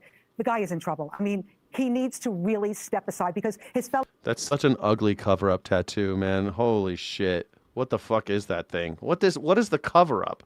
Why do I have to keep watching this guy with his shirt off? I'm sick of this. Congress people and senators, they don't want to say pull out of the race because they need control of the Senate and Congress. Every vote counts, and they don't want to say this guy does not have my vote. They need him. What do you think, Jillian? You think more is going to come out? I think there will be more. They have till next Tuesday, I mean, right? it's enough. I personally, I think. See you next Tuesday. CEOs aren't used to commenting in every single policy that comes out there, but I do agree with you, and this is a major point to me. We, business, made... There we go. There's another CEO. He's the CEO of JP Morgan Chase. His name is Jamie Dimon. Jamie Dimon. Jamie Dimon. Jamie Dimon! A mistake by not getting more involved earlier. I do not believe that the problems of society will be fixed by politicians alone. That's not an insult to politicians. Most of the really good ones, they want help to figure things out. And we, business, kind of step back. That's what happened in Europe, where the political leadership class became a permanent political leadership class. And I think it ended up being a mistake. So I do agree with that point that we should step forward and do things that are good for the country. Like John F. Kennedy said, don't ask what the country can do for you, ask what you can do for the country. What are you doing for the country, CEO of JP Morgan Chase? What are you doing? I'd love to hear your ideas. What are you doing, billionaire? Listen, billionaire. Yeah, I agree. What should you do? You should do a lot before we chop off your heads. Please. The guillotines are coming, buddy boy. You better start giving away that money. You better start building some bridges, building some libraries, building some public pools, building shit that will help humans with all those billions of dollars. Not fucking rocket ships. Not fucking... I want to see some hydrogen motherfucking... I want to see some electrical grid shit. I want to see you put solar panels in entire neighborhoods because you can afford it, because you have billions of dollars. That's what I want to see. I want to see solar panels going up all over America with your billions of dollars. I want to see a bullet train. I want to see you single-handedly fund the bullet train from, where's it going? Sacramento to Bakersfield, or wherever it goes? Something like that. Fresno to Bakersfield. I want to see you build that shit. Let's see you put billions of dollars into this so that we can get shit done. Do it. And we got to have a little bit more of that spirit.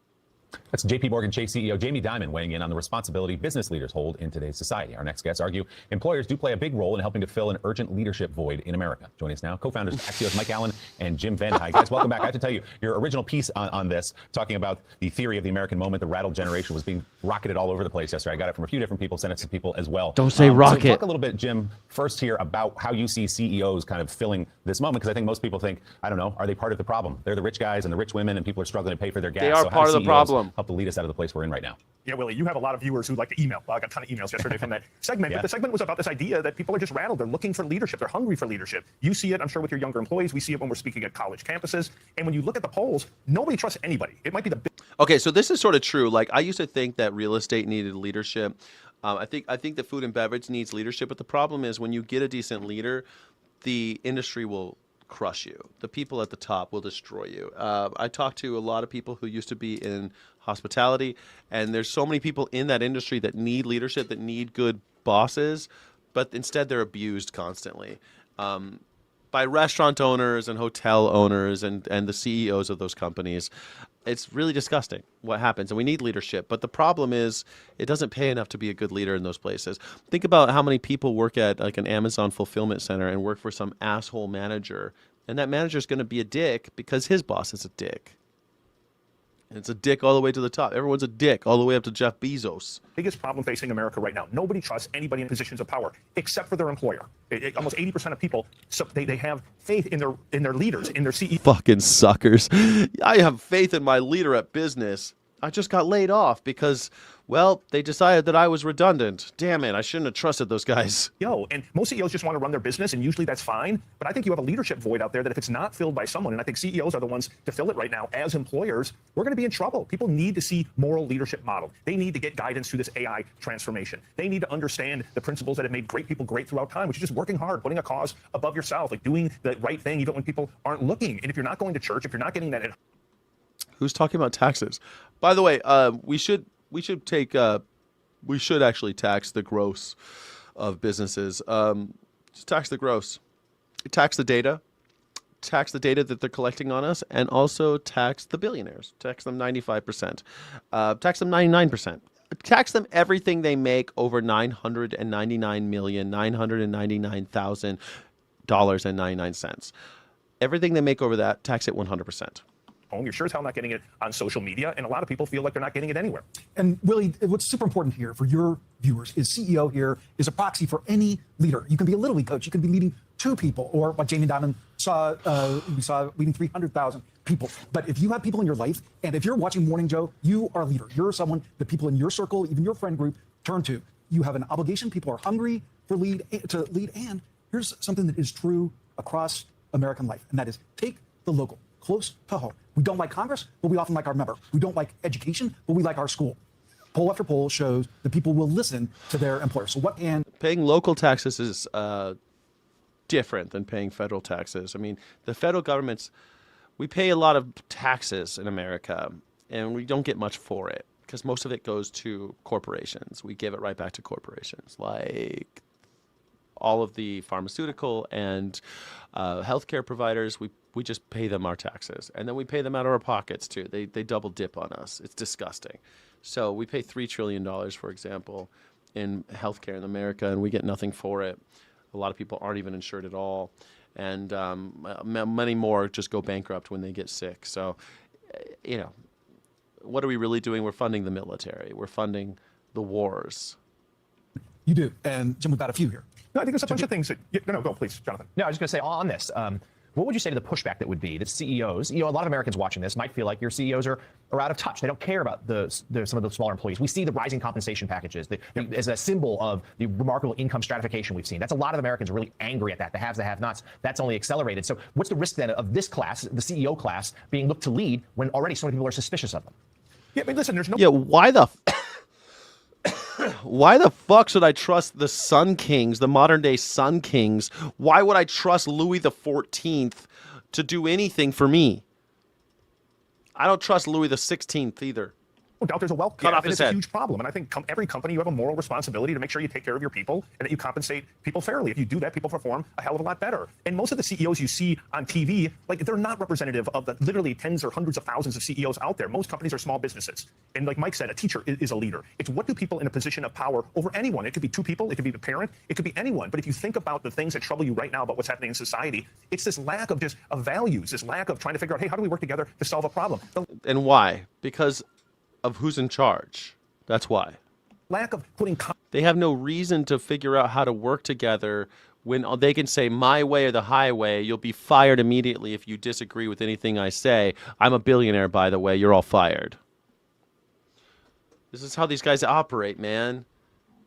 They don't care about work. This is why Donald Trump can't work with anybody. Competence over loudmouths. If you think about the fundamental problem with politics right now, it's like all the people we hear about, it's just this nasty language, it's all this fighting. That's not most people. Most people are like, oh my God, I'm living my life, I'm trying to solve a problem. And by the way, I think most people running businesses do that. To be honest, I think they're scared. They're so scared to speak out now because they worry about revolts internally or externally. I say, get over it. You're blessed to be in a position of power. You have an obligation, and you might as well figure out ways to lead people, especially in the next couple of years. People are scared as hell of artificial intelligence, and it could go good or it could go bad. And if you want to know whether it's going to go in a good direction or a bad direction, the thing that will determine that is good leadership, good governmental leadership, good business leadership, good academic leadership. If you don't have those ingredients, this technology, like the last technology, and like anything, it will go off the rails.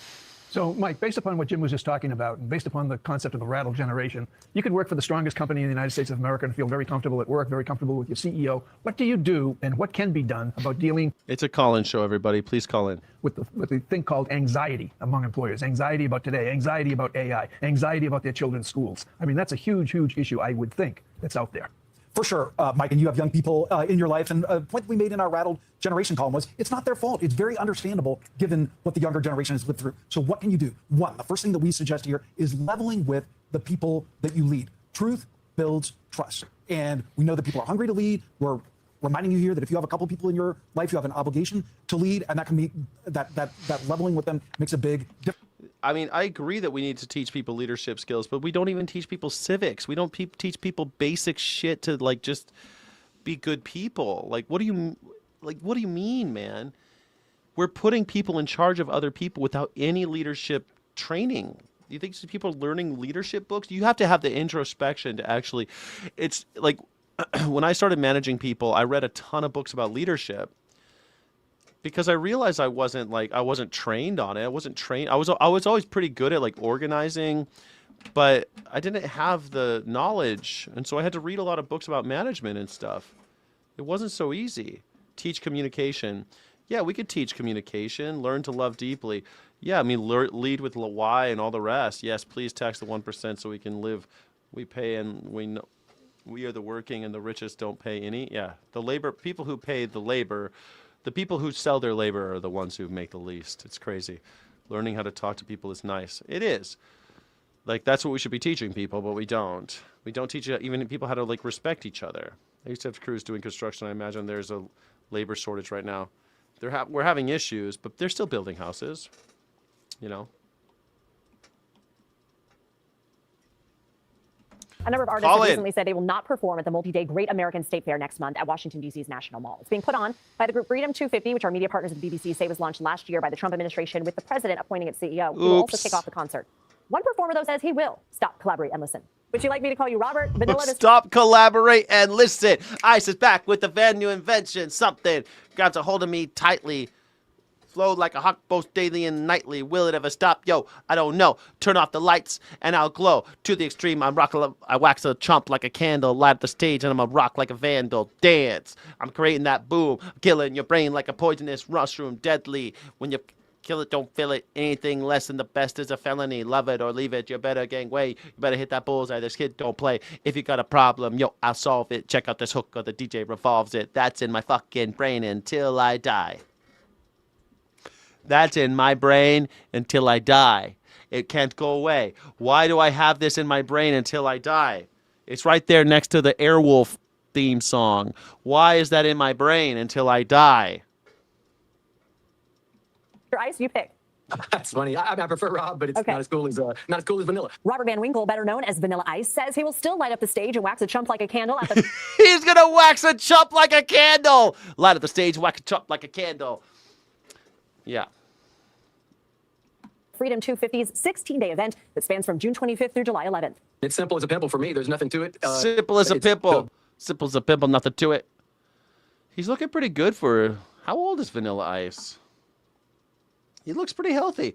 How old is Vanilla Ice? This guy's 58? This guy's 58 years old? There's hope for all of us. There's hope for all of us. It's hope for all of us. We can do it. Call in, everybody. You can call in. There's a link right there. He's 58. He's almost 60. I think you got to drop that zero. Get with this hero. Birthday of America, 250 years. It's not anything to do with politics. I don't know why they're turning it into politics. I don't know why they're turning it into politics either. I mean, it was Donald Trump who decided he wanted to put his fucking face on everything. He kind of made it about him. He kind of put it on his birthday. It's on his birthday. That's why it's about politics, Rob. But Rob, Rob doesn't have to be the smartest guy in the world. Is Rob Van Winkle vegan? Someone just asked. I don't think so. He's not strictly vegan. While he has previously followed a strict vegetarian diet to manage hereditary high cholesterol, he has since been known to consume non-vegetarian foods such as key lime pie on Travel Channel's Man vs. Food Nation. So he is considered a famous vegan celebrity because he is usually identifies as a vegan. Holy shit. I didn't know Rob Van Winkle was vegan-ish. Sort of vegan. This is on Wired Magazine. But he does sometimes eat non-vegan food like key lime pie. Crazy. That's why he looks so good. 58 years old, looking good. I've never voted in my life. I never do that. Morris Day in the Time, Young MC, the Commodore. Never voted in his life. He's stress-free. Never voted in his life. He's rich. He doesn't vote. Doesn't torture animals. For the most part, pretty good. Martina McBride and Bret Michaels have all announced they will not be participating. In a statement, Young MC said, quote, the artists were never told about any political involvement with the event. And despite the claims by the organizers that the event is nonpartisan, Spin Magazine describes it as Trump-backed. I hope to perform in D.C. in the near future at an event that is not so politically charged. Young MC. Young MC's like, oh, he's over that shit, man. Young MC, he's like, I'm too old for this shit. Young MC is like, I'm too old for this shit. McBride said, quote, I have asked a lot of questions and was I honestly don't know who Martina McBride is. Sorry, everybody. I don't know who she is. I asked lots of questions and was assured that this was nonpartisan. No, sorry. This was a nonpartisan event that was meant to celebrate all 50 states. Yesterday, things started changing. What we were told is, in fact, not what is happening. I mean, I can understand why they dropped out if they believe in all this stuff and they're scared or whatever. But, you know, that's their own thing. For me, I'm just here to celebrate the country I was born in. And so you said you think they're scared. What do you think they're scared of? Oh, just all the backlash from all these people on whatever their social media stuff. Man, I was born when there was no social media. All this stuff is funny to me. Flo Rida and Fab More. I was born when there was no social media. I don't make... So do you think Van Winkle, do you think Vanilla Ice, do you think that he makes AI videos of himself, like doing weird stuff like Donald Trump, riding a horse with Bruce Willis, or riding a horse with George Washington? Abraham Lincoln, George Washington. Those are our mythological characters in America. Oh, look, they've got an AI farm and a covered wagon and a train. Covered wagons, trains, tractors, farms. Wow, this is definitely AI produced, right? No one painted this slop. This is slop, right? I think there's 6 fingers on Abraham Lincoln's hand. Band of Milli Vanilli currently still plan on performing too. Oh, look at that. They're projecting 250. Looks nice. I kind of like that. 250 years old. Woo! I actually kind of was looking forward to the 250th anniversary of America. I like the whole like dun, dun, dun, dun, dun, dun, dun, dun, dun, dun, but Donald Trump had to ruin. This is why we can't have nice things. Donald Trump had to ruin it. President Trump posted on Truth Social Saturday, quote, "We should make a giant Make America Great Again rally for 250 instead of having overpriced singers who nobody wants to hear, whose music is boring, and yet who do nothing but complain." Some of these artists say that what they were told about the event isn't what they think the event is turning out to. Oh, Martina McBride is like Shania Twain. Damn, I feel like a woman. Oh, she's a country music star. Okay, never voted. A never voter is a flex. Kinda, man. He's too cool. He's too cool. He's vanilla fucking ice. He's ice cold. He ain't fucking cool. He's ice cold. To be. What were you told about this event? And are you in agreement or This guy knows what it's like having a Roni, okay? This guy knows exactly what it's like having a Roni. disagreement with those statements? So when I play events, I never ask about them. I just go, where am I going? I don't even know, and I don't even care because I have fans and they have booked me to play a show like a musician. And you have performed. Doesn't care. He's a fucking singer for hire. Go Ninja, go Ninja, go. Go Ninja, go Ninja, go. Man, remember it? Maybe the whole thing with those people coming out of the manhole, they were the Ninja Turtles, and it was just to promote Vanilla Ice, who wrote the ninja rap. Go Ninja, go Ninja, go. At events related to our current president before, I believe you performed at Mar-a-Lago on New Year's Eve at a presidential event. And do you think that you can separate art from politics? Heck yeah, man. They should never be in there. Are you kidding me? I think every musician, there's no politics in music. There's no rules. I mean, you know, it's just, you should do whatever you feel like doing and express yourself. That's what music is. Well, there are rules. If you aren't doing something that Donald Trump likes, then off with your head. That's the rule now. Democratic National Convention or Gavin Newsom or Josh Shapiro, Andy Bashir asked you to perform. What would your answer be? Let's go, man. You think I don't have fans over at Kamala or Biden's family? I know I do. You think I don't know that? I know I do. And families and cousins and nephews, they're Vanilla Ice fans everywhere. Yes, I go play for anybody. Putin, whoever you want. I go to Iraq. Putin, I go to Iran, Iraq. I don't give a shit. Give me that money, son. Fucking Vanilla Ice, man. You know, I kind of respect the game. I don't give a fuck. I want that money. I don't give a shit. I'll play for Saddam Hussein in his little spider hole. I'll go anywhere. Roll Adolf Hitler's corpse out here. I'll play for that corpse. Give me the money. I'll play anybody. I don't give a shit. Puff Daddy asked me to go to a party and sing. I'm going to Puff Daddy's house to party and sing. That's what I'm doing. Who else is really bad? I can't even think of someone really. I can't even think of someone worse than Puff Daddy right now. That's how bad it is in the world. Do we have anyone in prison? Right? Is there anyone famous in prison that's really, really bad? No. Dang it. I'll do anything. I'll play for Chud the Builder. I'll play for Chud the Builder. I don't care. I'm Vanilla Ice. Damn it. It don't matter. Wait, are you going to perform? You would say you would perform for the Supreme Leader? Or for troops in Iran? I will go to, like Dennis Rodman plays basketball over for anybody. You got to understand, music has you cannot pick your fans. They pick you. So, you know, you're just an entertainer. Don't ever try to think you're anything beyond that. You know what? I don't hate him for saying that shit. I don't know. Like, if that's your thing, hey, I'm an entertainer. I am a whore, and I'm not going to. I'm going to go to Sun City and perform in South Africa at the height of apartheid. There was this whole thing that happened back then. Does anyone remember the Sun City scandal? Linda Ronstadt went down there. It was bad news. A lot of people went down there when like Nelson Mandela was still in jail, and there was like a whole Nazi regime in charge down there in South Africa, and a bunch of American performers went down there. Kind of like now they all went to, like a bunch of comedians went to Saudi Arabia because, you know, they don't care. They just want that money. I just want that money. I just want that money. I mean, I don't like people like that, but Vanilla Ice, what did you expect? I just like Nilla's trying to make that nut to move that butt. Oh, that's CNC Music Factory. They're also going to perform. CNC Music Factory's going to perform. Oh my gosh. This is what you need to know now. President Trump reportedly chews out Israel's leader in an expletive-filled phone call. We will be deploying drone mitigation and interception teams. With the World Cup just around the corner, officials are detailing new security measures. A tunnel allegedly used to traffic drugs and guns is found under the U.S.-Mexico border. McDonald's is changing up its restaurants and menus as it attempts to win back customers. Will AI be used to make life better for working families? And Bernie Sanders has a plan to give Americans a major piece of the AI revolution. We have much more what you need to know now. I'm Maggie Rulli from ABC News. It's Tuesday, June 2nd. Faster, this is what you need to know. Let's get right to the big story. Go! Tensions reportedly reached a boiling point. Pump, let's go! Between President Trump and Israeli Prime Minister Netanyahu yesterday. Pumps, faster, faster, faster! Lionel Louise has details.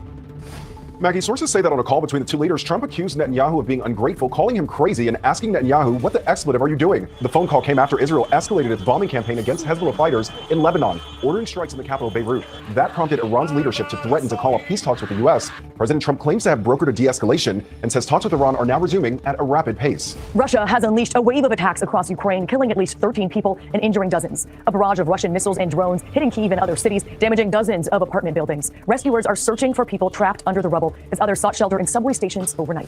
I love the damaging apartment buildings, but we're looking for people under the rubble.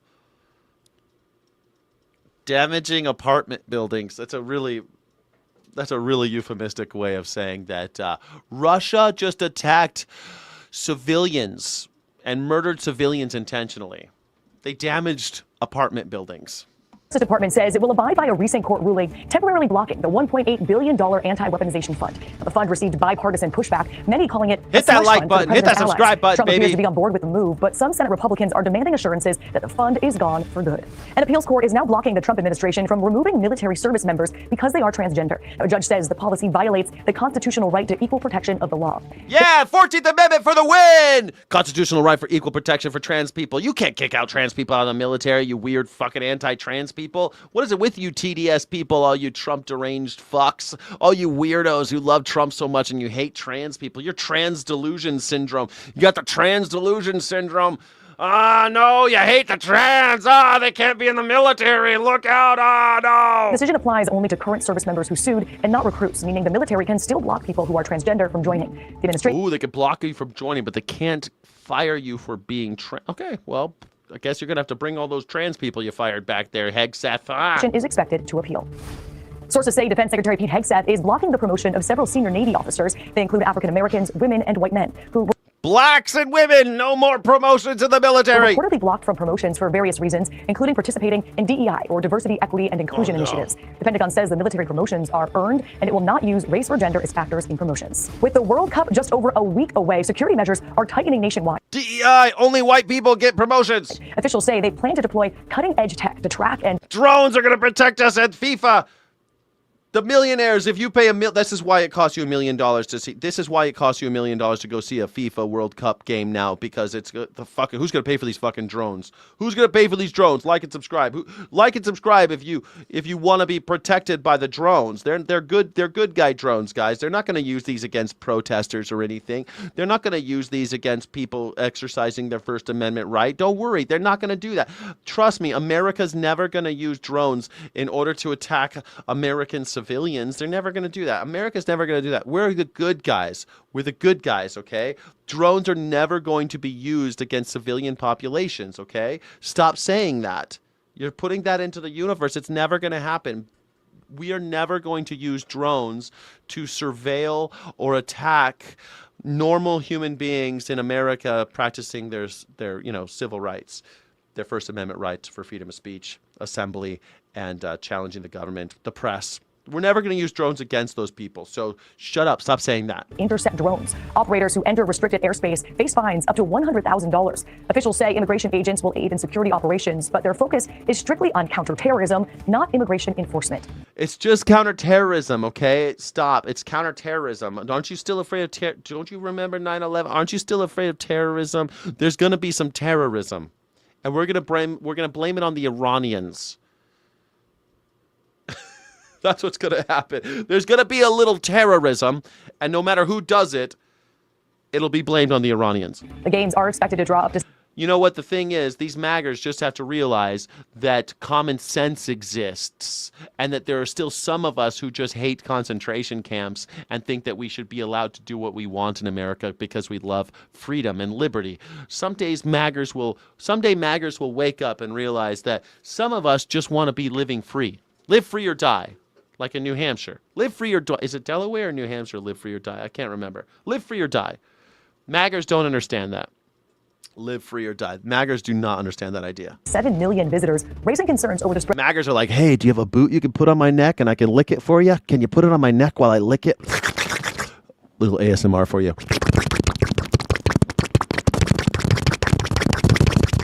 That's my impersonation of a magger licking the boot.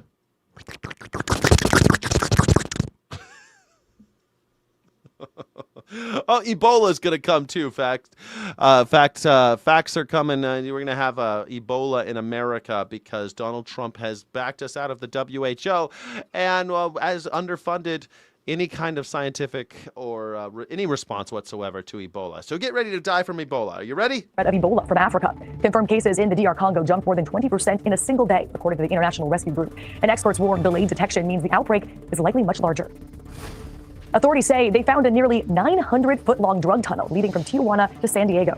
They discovered a stash of drugs, including meth and marijuana, and believe it... Damn it, you found my tunnel. ...was used to traffic weapons, explosives, and other items. Nice. No arrests have been made. A former North Carolina police officer is due in court today, facing charges after he was seen repeatedly punching a woman. Sherry Moore's family says she suffered a broken nose during Friday's encounter with Officer Carson Hyder. He's been fired. Her family... What do you know? Another white cop beat the shit out of a black girl. Says she has mental health issues. Hyder's now charged with assault. He has yet to comment on the incident. Investigators say 3 animals were stabbed during a Las Vegas equestrian event on Saturday. The horses are expected to recover, but the injuries forced them out of competition. A teenage suspect was arrested and is facing felony charges. People involved with the event say she is a fellow rider. We have much more. What you need to know. That's intense. That was a lot. That was a lot. Now you know everything you know. ABC has told you everything you need to know. Thank you for being here, everybody. Illegitimate non-carborundum to let the bastards grind you down. The sky is falling. The sky is falling. I know the sky is falling. Oh, the cops are beating black people, and then they're firing black people from the government, and they're also firing trans people, and also Ebola. But you won't care about Ebola because mostly black people are dying. Basically, America's just, I don't know if the sky is falling. It's just like, hey, racism. It's alive and well in America. Welcome. That's basically what I think the news says most days.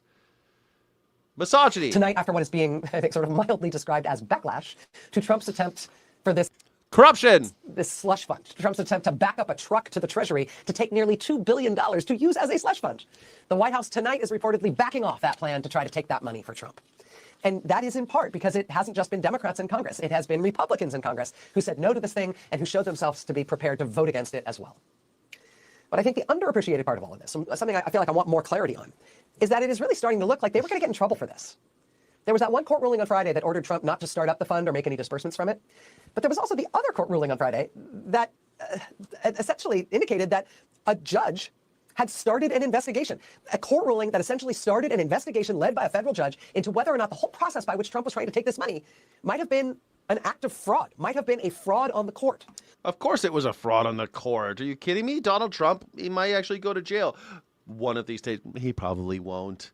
You guys will probably vote him to be king of the lungfish before you fucking make him pay for any of his crimes. The whole idea that this was a settlement of a lawsuit appears to have been false from the beginning. It was designed that way simply as a pretext to give the appearance of legality to what was otherwise just a bank robbery against the American people. And it is one thing politically to try to pull that off for the American people. It's one thing to try to sort of pull, try to scam people and tell people not to believe their lying eyes about what's happened. But to do it to a federal court essentially gives the federal judge overseeing that court the right to look into it to see whether you might have committed fraud against that court. We're all going to dance. What do you mean, President Reagan? We're all going to dance in the ball. Don't you know I thought that's why they were building it, was for us. They said it's for the American people. They're building it for, what do you mean? Of course I'm going to dance in that ballroom. YMCA. I'm going to dance the YMCA song in the ballroom. And thereby be subject to sanctions for it. So this is going to be really interesting. Trump may be dropping this slush fund as of tonight. Reportedly, he is considering doing that. But as far as I understand it, him dropping it won't necessarily stop the judge's investigation, the now ongoing investigation into whether all of this was a crime. It was. I don't know how all the pushback is going to work out, but the pushback always and ever matters.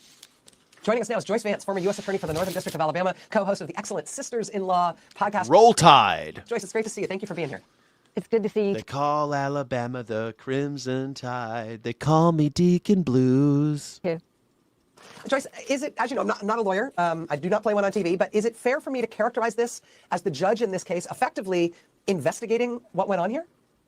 I think that that's a fair characterization because under Article 3 of the Constitution, courts only consider actual cases and controversies. And the potential issue here is that Donald Trump was on both sides of the V in this lawsuit. He was the plaintiff who was suing the IRS, but he also purports to control decisions. It's like Kramer v. Kramer, except there's only one Kramer. It's like Trump v. Trump. The IRS makes. And so there's actually video of him saying, isn't this crazy? I have to decide how much money to give myself. So the judge is entitled to figure out whether that was a case she should have been considering in the first place.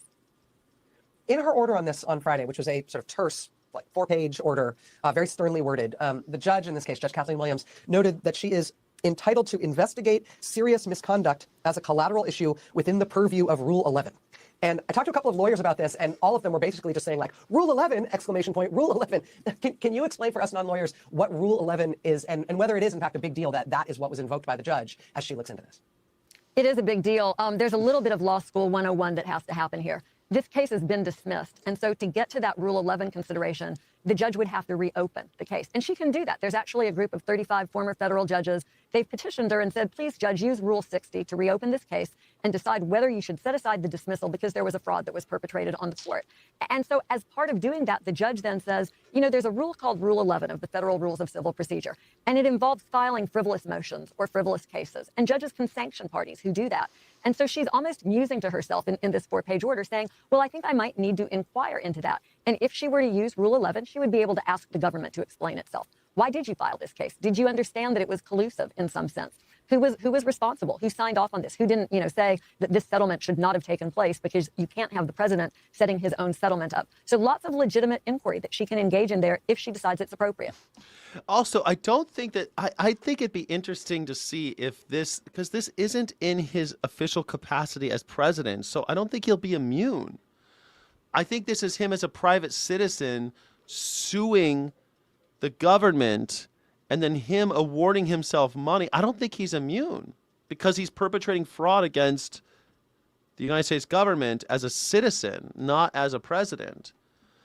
So, man, Lucy, you got some explaining to do. Is Kid Rock gonna had a ballroom? Why isn't Kid Rock gonna play at the 250? I wonder. Why are we got to get Vanilla Ice and not Kid Rock? That's what I want to know. We could have all the white rapers. We could get all the white rapists out there on the stage. Who are the most popular white rappers? Not rabbits, rappers. Rapists. The most popular white rappers are Eminem, okay, Post Malone. Is Post Malone? Mac Miller, Jack Harlow, Macklemore. Macklemore's got to go up there. Macklemore. Machine Gun Kelly, he'll be great. G-Eazy, definitely. G-Eazy, everyone hates G-Eazy. Beastie Boys, no, they're not going to do it. Thank God. So the best ones, the GOATs, Eminem, and Beastie Boys are out. But Macklemore, you could get Macklemore. You definitely could get Machine Gun Kelly. G-Eazy, he's a sexual assaulter. I'm sure that you can get G-Eazy. I think this is great. I don't know Post Malone. I don't know what his politics are. Mac Miller, he's too jazzy. I don't think that maggers are going to like him.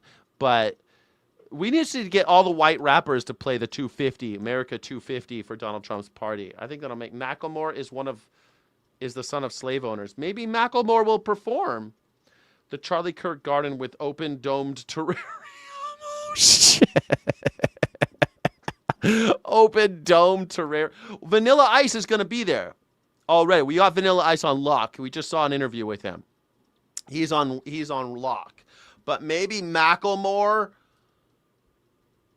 You think Mac Miller's dead? Is Mac Miller dead? I didn't know Mac Miller's dead. Shit.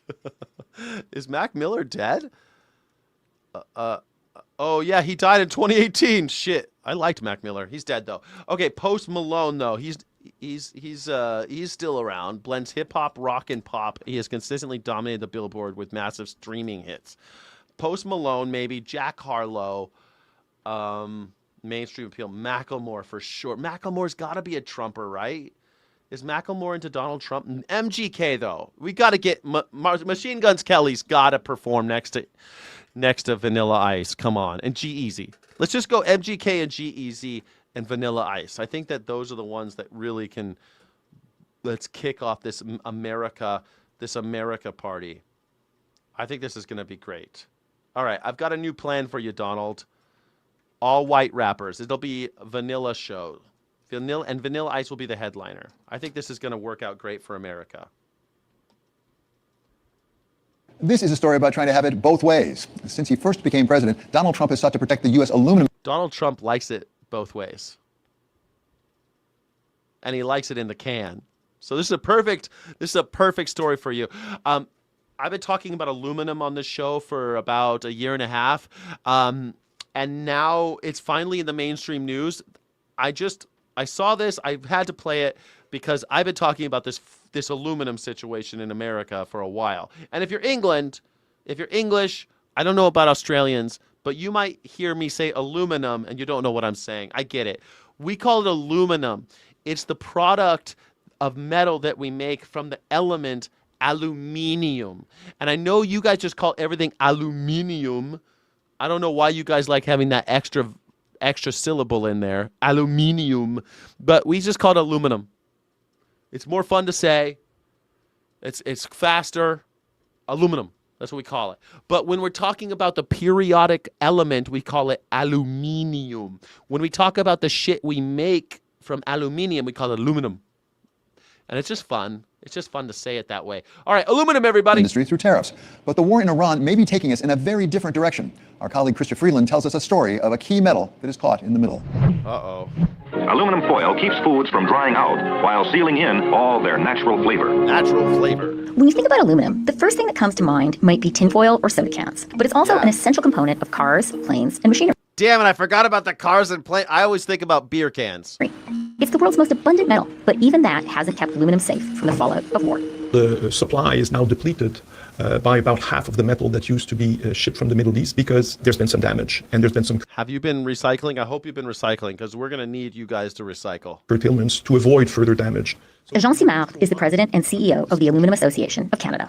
It's a very significant situation for the aluminium sector worldwide because the Middle East produces 20% of all the aluminium outside China. 20%? I didn't know that.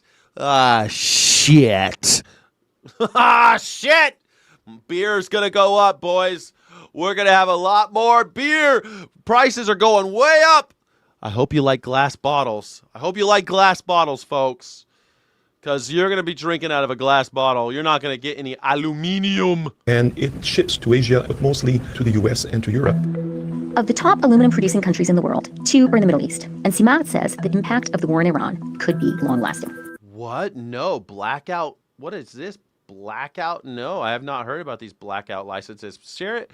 By the way, if you guys want me to react to something, please put a link in the community tab of this channel. Share it with the community, and we'll react to it on the show.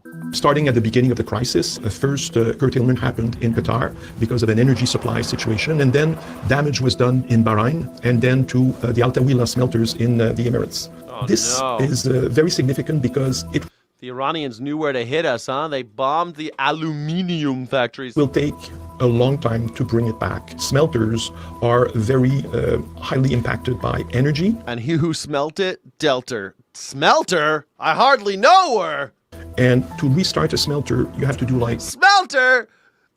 if there's a supply problem with electricity for your house, you have to unplug everything and then replug one at a time. I think the hardly know her joke is so much funnier than the D's nuts or the that's what she said joke. Smelter? I hardly know her. Smelter? I just met her. You can only start back 2 cells a day out of hundreds and hundreds of cells.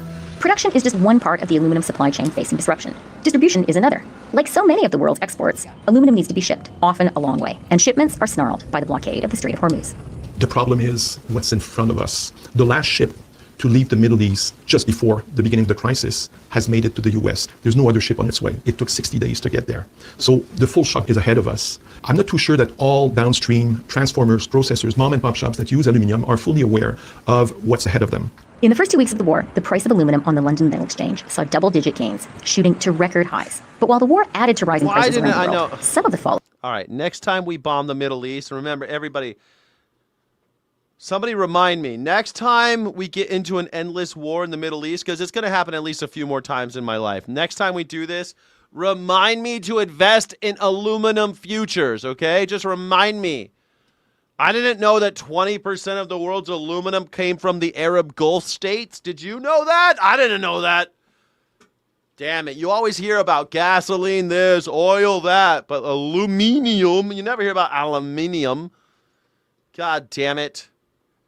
This shows you what ignorance gets you. God damn it, I thought ignorance was bliss. And here I've been ignorant. Now I'm not blissful. I'm very angry about this aluminum thing because I know my price of beer is about to skyrocket. How am I supposed to live without it? In the U.S. is self-inflicted. Last year, President Trump hiked tariffs on imports of aluminum to 50%, with the intention of stimulating domestic production. As of 2025, the U.S. was dependent on imports to meet some 60% of internal aluminum consumption. And that was something that the Trump administration didn't like. The U.S. is a short market on primary aluminum, so the U.S. need to import a lot of primary aluminum to fill demand. So to attract that metal, then U.S. consumers or manufacturers using aluminum.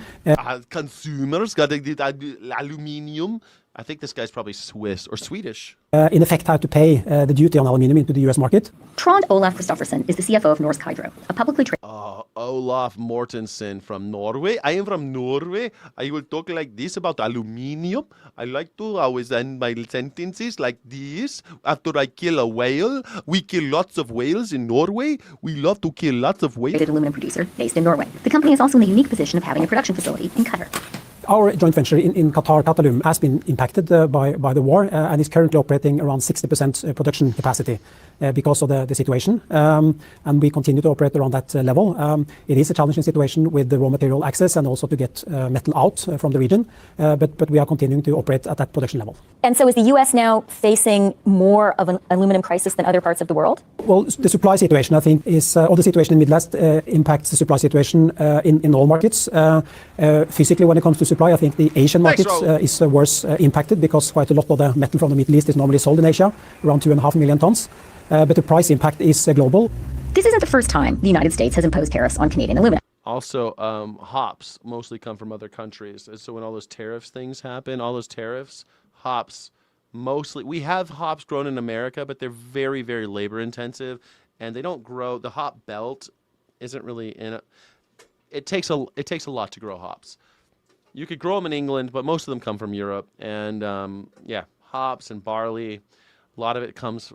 I'm not going to be able to buy beer. It used to be beer was the poor man's drink. It looks like Chardonnay, folks. God damn it, I'm leaving California.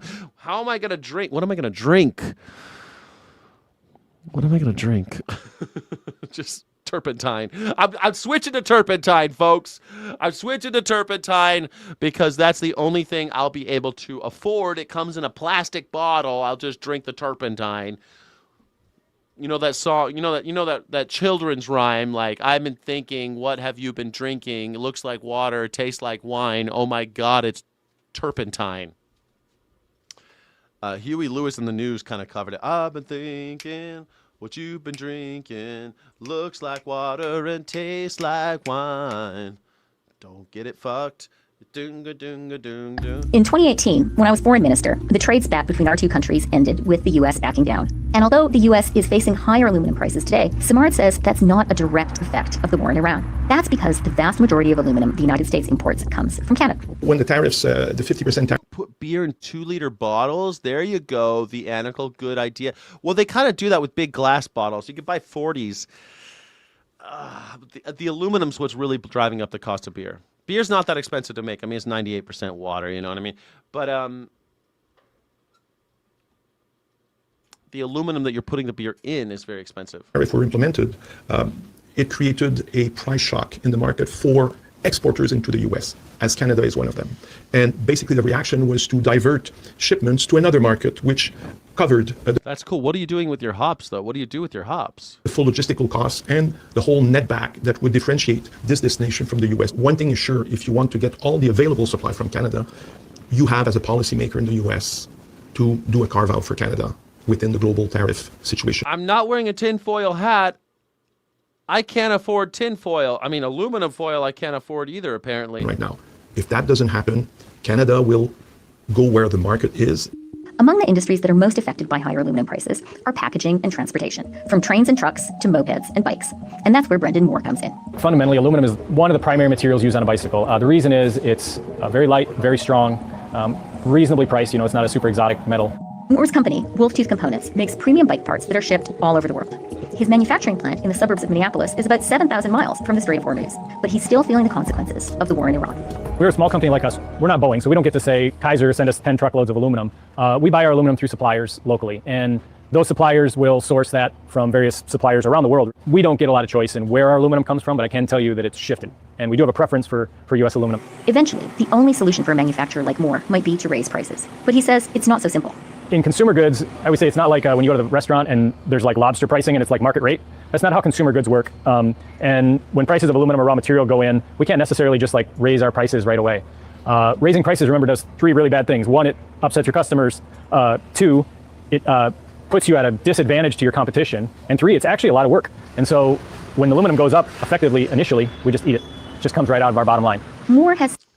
Yeah, hops are cousins to weed and grow weirdly and weak compared to weed. Well, that's mostly because of climate and the fact that we've bred these noble hops and shit, and so we bred them for different stuff and for different climates, and then we try to grow their shit in our places.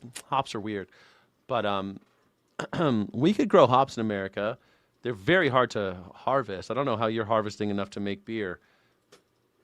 I've harvested hops. It's backbreaking labor. In fact, when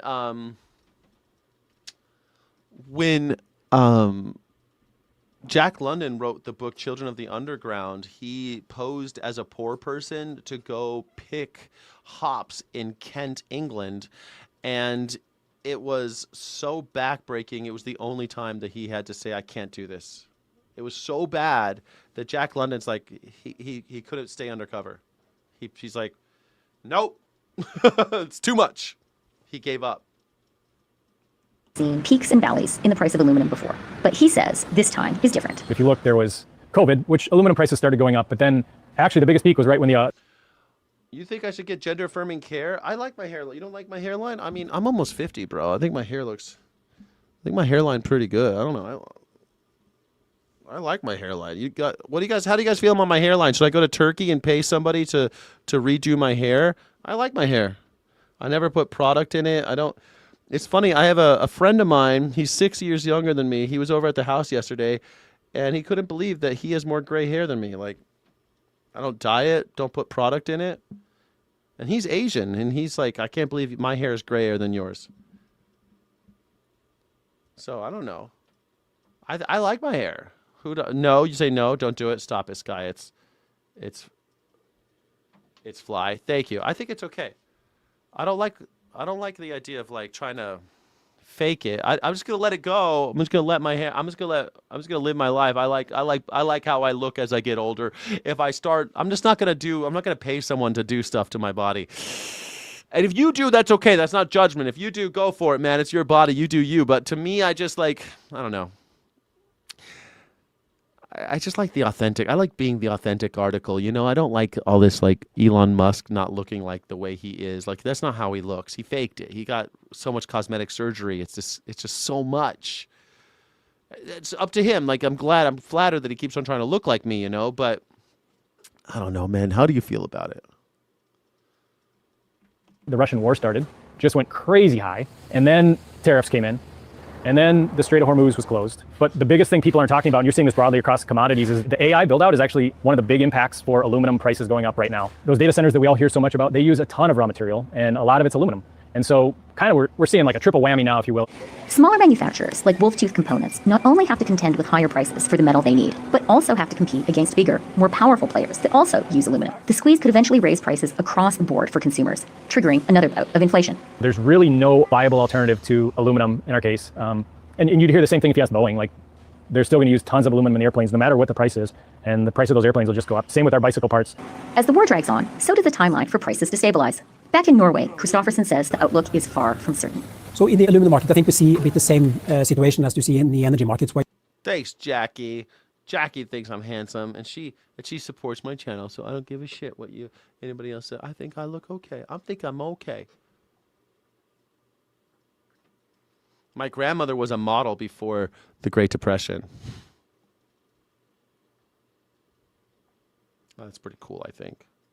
You have quite high prices in the front end, meaning metals to be delivered in the coming month. But then you have a declining price, a backwardation situation in the market with lower prices falling down to $3,000 per ton a couple of years out in time. So it will take anywhere between 12 to 18 months for the Middle East supply that's been affected to come back into the market. And then you need 60 days to ship to North America that you add to this. So we're heading for a supply shock. 2 years almost? That's like what he just said I think he just said 19 months of shitty aluminum prices. Everything's going to get fucked. As we move through the summer period. And this will last most likely for about a year and a half, until this supply starts to make its way back into the market. For business owners like Brendan Moore, the effects of domestic and foreign policy have become an unavoidable hazard of the job. We control the processing, we control our efficiency, we control our yields. So we have to just focus on those. I think near term, we're going to be able to mitigate most of the aluminum prices. Longer term, if it stays this high, there has to be some sort of increase. But a consumer, if aluminum goes up 20% again this year, our prices of our products aren't going to go up 20%. They're going to go up like 3 or 5%. And I like Boeing. I'm not trying to poo-poo them at all, but like we don't have the negotiating power that say they have or an automaker has.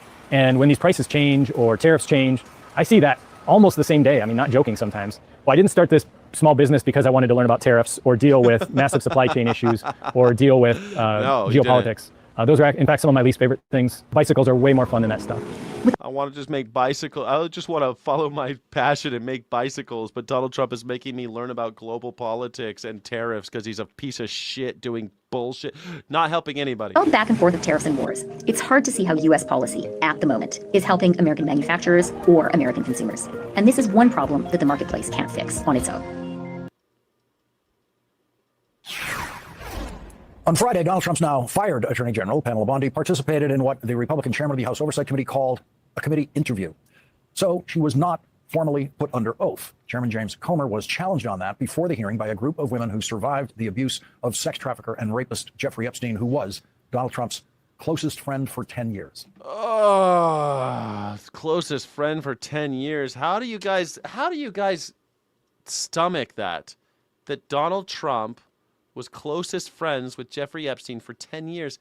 How do you deal with it? How do you look at Donald Trump and you think he's your friend?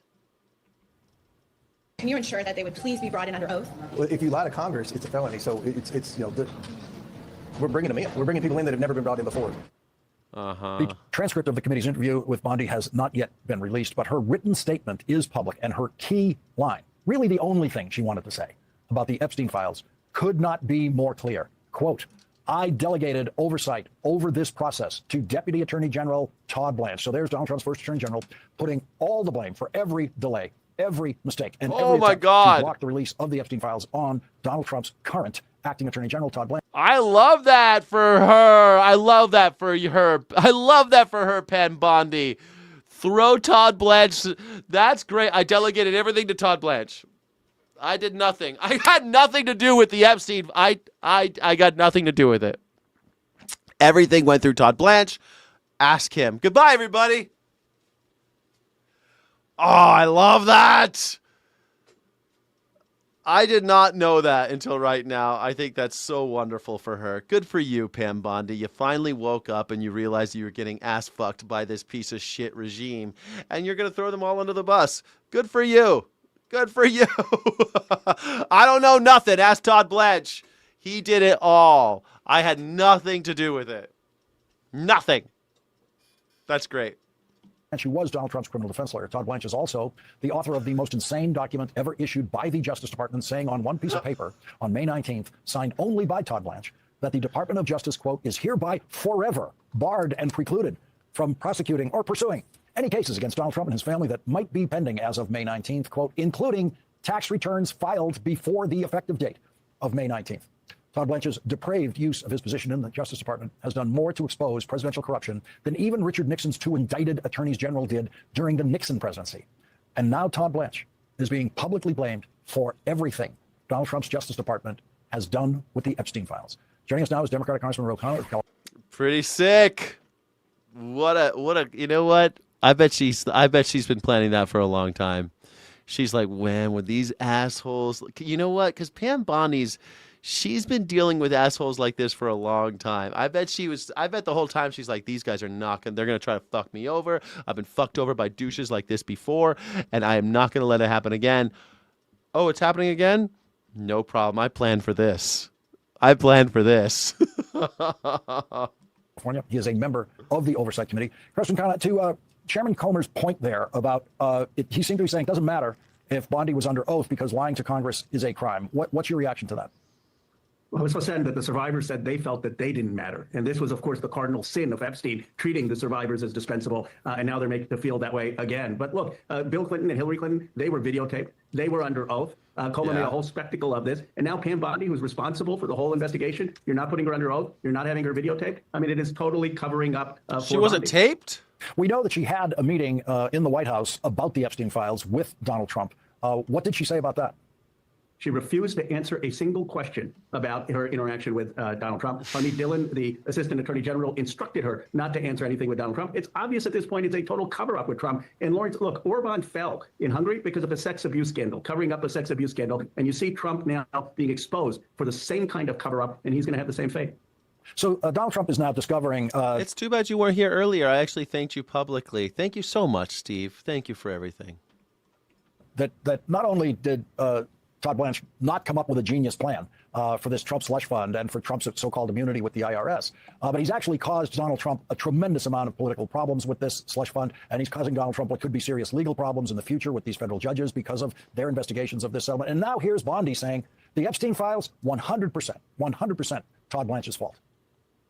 Well, she basically came in, she blamed Todd Blanche for everything. She blamed Kash Patel because she said that she already got redacted documents. Yeah, all of a sudden, MAGA's not talking anymore. And then she had the audacity to blame Jay Clayton, the U.S. attorney, saying that's why we don't have any investigations and prosecutions. She knows it's a sinking ship. The slush fund basically exposed that this is a mafia-like government. It's totally corrupt. Senator Ossoff called it out in his brilliant speech. And the reality is the cards are folding. Senators are rebelling now, and Trump is seeing that. And they want to make Todd Blanche. Trump is... I love this shit. Wait till Trump throws Todd Blanche under the bus, because now the stakes are higher. If Pamela Bondi, eventually she'll talk to the press. Eventually she'll write a book, and she'll talk about the shit she saw. And she'll say, I had nothing to do with it. Every time I tried to do something, they said, fuck you. So I quit. I wasn't fired. I quit because I couldn't stomach this. I quit because of my conscience. And Todd Blanche was the real villain all along. The fall guy. That's what Pam Bondi was trying to do. Congressman Ro Khanna, thank you very much for joining us tonight. Appreciate it. Man. Well, that's the news reaction. Nobody called in today. Thank you all for being here. I'm going to go play guitar for a little while. I'm going to play... Deacon Blues. I'm going to play that song Deacon Blues. I thought that was good, the Rolling Tide, because I said Bama wrote Roll Tide. Yeah, she has thyroid cancer. Yeah. She's got everyone's got cancer all of a sudden. All these people who are close to Donald Trump got cancer all of a sudden. They're all retiring. Amazing. Tulsi Gabbard, her husband's got everyone's got cancer now all of a sudden. I just came on here to bitch and whine because I'm not happy. But what God is the real? Well, yeah. Could have happened to a nicer person, for sure. Yeah. Pam Bondi got cancer, folks. She got the thyroid cancer. Is that even true? Does Pam Bondi have thyroid? Does Pam Bondi have thyroid cancer? No. But she was diagnosed 6 days ago. Okay. 6 days ago, she was diagnosed. That wasn't before she got fired. So I don't know. Maybe she got thyroid cancer and now she's finding Jesus. She's like, oh Jesus, I gotta make good before I die. I gotta make good before I go. Pam Bondi was diagnosed with cancer after leaving the Justice Department in April. After leaving it. Okay. There you go. Well, she's got thyroid cancer. Oh well, poor lady. Poor lady. You're trying to call? What do you mean? Call right here. Call. It's right there. It's in the chat. I put it in the chat many times. It's right there. There it is in the chat. You see it? Do you see it? You could call in right now. She prays more. It's in the chat. It's in the chat. Bam. It's in the chat. Call in. It's in the chat. Call in if you want to talk about anything. Well, tell me why you bought so much Melania coin. Speaking of Melania coin, I'm starting up a collection for all the Melania coin I can get. Here it is. Buy Melania coin today, everybody. Please buy Melania coin. It's the greatest thing you'll ever buy. You could send me money at Skyjack23 if you're on Venmo, or Skyjack Morgan if you're on Cash App. Please consider buying Melania coin for me, or just give me money and I'll buy the Melania coin because it's the most important financial tool for the future prosperity of America, said Donald Trump. It's endorsed by the First Lady, and everything they do is on the up and up. Everything they do is on the up and up. Stop saying it's a rug pull. It's not. Watching Humans is here, and he's eating an apple. Okay, here we go. Welcome. Yeah, the link is not in the chat until you finally put it in there. I've been scrolling and scrolling and scrolling. Well, I put it in there multiple times. I don't know why it's so hard to see. I mean, it's in yellow. I should be able to see it. I don't know, man. Sometimes user error, perhaps. What's on your mind? What's the deal, and how you feeling? So is any of this going to mean anything? Because I feel like this administration gets caught red-handed constantly, and like you talked about a book coming out. So what? I mean, a lot of books have come out after administrations have gone, and nothing's happened to any of those people. They don't happen to the guys at the top, but they happen to the guys in the middle. Those guys go to jail all the time. Like Todd Blanche being in jail, completely reasonable thing to expect. Donald Trump, probably not, right? But maybe. I mean, can a boy dream? Miller, Hegseth? Yeah, they could go to jail. Those guys, I mean, Rumsfeld never went to jail, right? But I mean, those guys often have to get pardoned. I mean, didn't Spiro Agnew and Henry Kissinger, those guys they all get pardoned eventually, right? But they could, maybe they won't. Donald Trump's crazy. He could die now, and then you could see all sorts of crazy shit happen. If the old man dies and all the roaches scatter, they'll start turning on each other. Mm-hmm. So, I mean, I think it matters. Will anything happen? I mean, I was just joking about Melania coin. The guy totally did a pump and dump scam on his own followers. And no one seems to care that he just ripped everybody off with Melania coin. There we go. So the guy's clearly a criminal. But this thing, sometimes some things catch on, like the $1.776 billion slush fund thing that he's now dropping because but now he's being investigated for fraud, for bringing a fraudulent case against the United States. So, could be. You know, I wanted to, I was listening to you earlier, and you were talking about LA, and I couldn't help but think, like, news actually supposed to care about LA? Like, I thought they considered this to be Satan's playground, Yeah. and we should all just go to. I mean, the only thing they want is more votes, right? They don't give a shit about the well-being of people in LA. No, I think that the whole reason with the LA thing is because she kept on saying it's California. Right. She kept saying, right, and they know that their base loves shitting on California, and so they'll Yeah. say all these things, And even though California is the one that funds everything, California is where all the money comes from. Like, they all rely so heavily on California. Like, it makes sense that they're People need to shitting on know that California. the vast majority of California is rural, and what Yeah. is this, the second or third beef producer, Yeah. which means it's full of Republican ranchers, and now it's full of Republican techies. It's also the largest dairy producer, the largest egg producer is still California, even with Oh all God. the regulations. More manufacturing in California than any other state, more agriculture generally than any other state.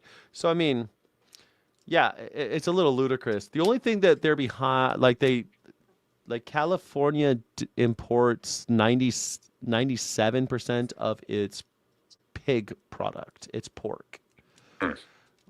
Pig products are highly regulated in California, so most people, they don't raise pigs because it's a very brutal and disgusting industry, you know, and plus it stinks. Pigs. That's all true. Yeah. So I have a specific story I wanted to share with you regarding it being terrible place. Lay it on me. So I saw something from I guess it was Fox News showing the state of San Francisco, and like just Market Street is full of zombie crackheads, and Yeah, it's they're like doing the lean. They're like, yeah, the fentanyl lean. Yeah. So you know what I did? I got on my bicycle and rode my bike to look for it. It's not there. Where did you go? Did you go to the Tenderloin? Yeah, I did all of it. I went to all the creepy places. But to your point earlier, I mean, I don't know if that was AI enhanced or if it was one really bad day, but I'm like, you can't clean that up that fast if it's a legitimate problem. It's like there's some wackos, there's some less than model citizens, but you know, what city doesn't have that? Like I've been in Republican urban sprawl that has fucking homeless people. 100%. Yeah, I mean, you get off a highway in any town in America, there's a guy standing there with like a sign, you know. I was in Houston. They got homeless people in Houston. There's people struggling everywhere, you know. Right. I think that happens like because in Tenderloin, I think they have a couple like needle exchange places and stuff. And when there's like a big, because at some point there's like a lot of people and they're waiting in line, and then they all get that stuff at once, and then it all happens at once. And if you're there with a camera, you can get some pretty damning footage. But you're right, it's not normally like that. Like I used to kind of hang out. Yeah. Even if it was, I bicycled through like 30 minutes of one of the most incredible cities to bicycle through before I finally found this target of bad stuff that they're promoting. Mm-hmm. It just like you said, people think that all of California is LA, and now people think that all of San Francisco is the Tenderloin. That's right, which is insane because then why does it cost so much to live in both of those places? Right? Why does it cost so much money to live in LA and San Francisco if it's filled with like there's those are millionaire meth heads that are in the zombie state. Right, exactly. Everyone wants to live there and it costs $1 million a month to live there and shit. But yeah, it's the worst place in America. It's a shithole. Okay, then good, just don't come here. Yeah, then then don't come. It's so funny when they say stuff like that because it's like I was looking at places in LA because when I thought about leaving Orange County, I was thinking about LA. You know, I always think about moving back to LA because I'm from there, and I found some places that I could afford, but they were in seedier neighborhoods with lots of traffic, and I was thinking, oh man, all the LA problems, I just don't want to do it anymore. Even though I love LA. I always feel like you're in LA, you're so far away from everything, you know? Yeah. LA's very spread. It's too big. Yeah. Like if you live in Burbank, like you're as far away from Burbank, like Burbank is as far away from downtown LA, you know, as Long Beach is. So, but people don't get that. Inner cities are shitholes, says, inner cities usually are a little rougher, man. But I swear to God, inner city in Los Angeles, like I've been, like if you go downtown LA, where like Angels Flight is and shit like that, it ain't so bad. Hollywood Boulevard's rough. You got lots of tourists, lots of crime, but it's not all. Are there high density human population areas that don't just naturally come with more human problems? I don't think so. I think that we have those problems. I think. Okay, so there are places like Barcelona and stuff but you know what they do? They build rat-proof trash cans. They build, like the city does that. The government provides rat-proof trash cans so that you don't have, like in New York City, trash in the fucking streets all the time because the rats pull hole. You know how it works in New York, right? Like there's trash in the streets in New York because they haven't done anything about it. And like they could do something about it, but they don't do shit. And because it costs money and effort. Who knows? Maybe Mom Donnie will get on that next. But like, there's places like Barcelona where you have high density, or places like Paris where they have homelessness and crime and shit, but they also have civic infrastructure that's helping people. You know, like they also have healthcare in those countries, so they don't have people who are crazy roaming the streets. Also wonder about I know those are big cities, but I also wonder about use of the word density, because Europe still has a belief in open space and not packing everything with a luxury condo. You've got these big, beautiful courtyards and walking areas, and it's a more pleasant atmosphere. It's going to reduce, and it's going to reduce, in my mind, the likelihood of humans being assholes if you're not in an asshole situation. Yeah, if like in LA, for example, rich neighborhoods have shade and the poor neighborhoods don't. And they're saying that this is a massive problem because it's sunny and it's hot, and people and so you have people like building shitty structures to try to get shade on the streets because the city's not doing it. Interesting. Right, but if you live in a rich neighborhood, they're planting trees, they're building structures so that you can look at it on a map and look at how the shade, even from the buildings, where the more expensive property is in LA. It's a very important. There's a politics of shade in Los Angeles, and you're right. When you're getting cooked by the sun all day, and you're poor and you can't get out of it, it causes all this stress and mental illness. And then you can't go to a hospital because none of them exist. So what happens, right? Absolutely. Heat is absolutely an agitator. I love it when it's cold here in San Francisco because people just seem to calm the chill fuck down. Out. Yeah, totally. It's just like, all the riots always happen in summer, right? They usually happen in summer when we're pulling out of a war and there's nothing to do. People start, no one's in school. They start fighting in the streets. Like the thing is, listen, there are definitely homeless people in Massachusetts. I didn't know where they went, but a lot are gone. I don't know where the homeless people went in Massachusetts either, but there's a homeless population problem in America because we don't have health care. If people have a place to go when they're feeling down and they don't have to lose their jobs, then they'll keep working. People will self-regulate. They'll go. Like most people who are homeless, the reason they've always been like hobos and street people, but most people who are in the street at this point have had some major emergency, like a catastrophic thing has happened in their lives, or they're mentally disabled. They have a mental illness. I'll add a category. I was ranting about this the other day. The people who have been driven out of homes here in the Bay Area make more money than people in the Midwest who want to brag about having a roof over their heads. Yeah, it's true. They've made it very hard to afford to have a roof here. I mean, that's what Mom Donnie's saying in New York, right? You can't. People are living in their cars in LA. That's another thing, man. In San Francisco, last time I was up there, they have this whole community now of people living in RVs and parking in like Daly City and shit. And they're working. They just live in RVs because they can't afford to live in the Bay Area. Yeah. Like, that makes perfect sense if you think about it. Live in your RV and work at a Starbucks or wherever the hell you're working. You can't afford to live there, but... I mean, I understand that there's a, negative side to that, but you're also looking at people who are adapting and surviving. Yeah, I totally agree. Like Rick James says, the homeless problem is a drug problem. The drug problem is a mental illness problem. It's a healthcare issue. The drug problem is a healthcare issue. Drug addiction is unchecked in America because we don't have healthcare. If most people who are on drugs are begging for help, and they can't get it. They can't get it safely anyway. Yeah.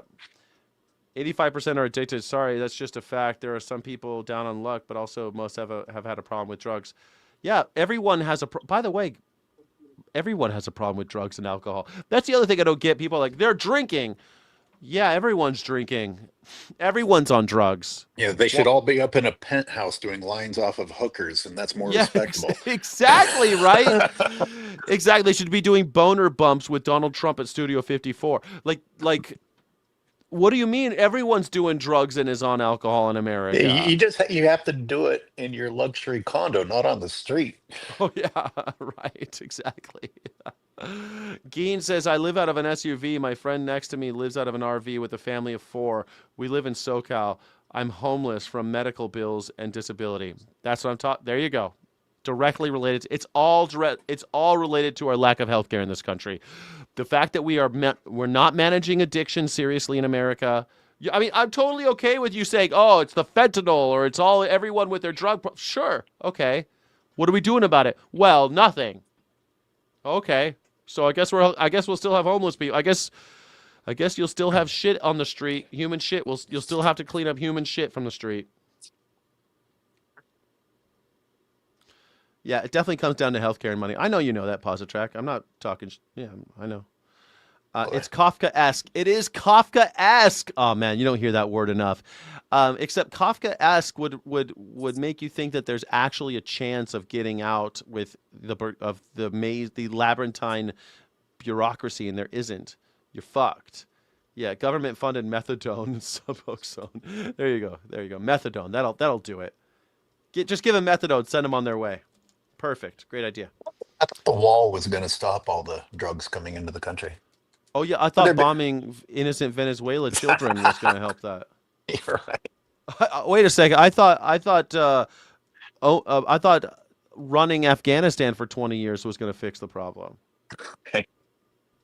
Somehow the problem persists. Maybe it's because the question has to then come back to why aren't other countries having that problem?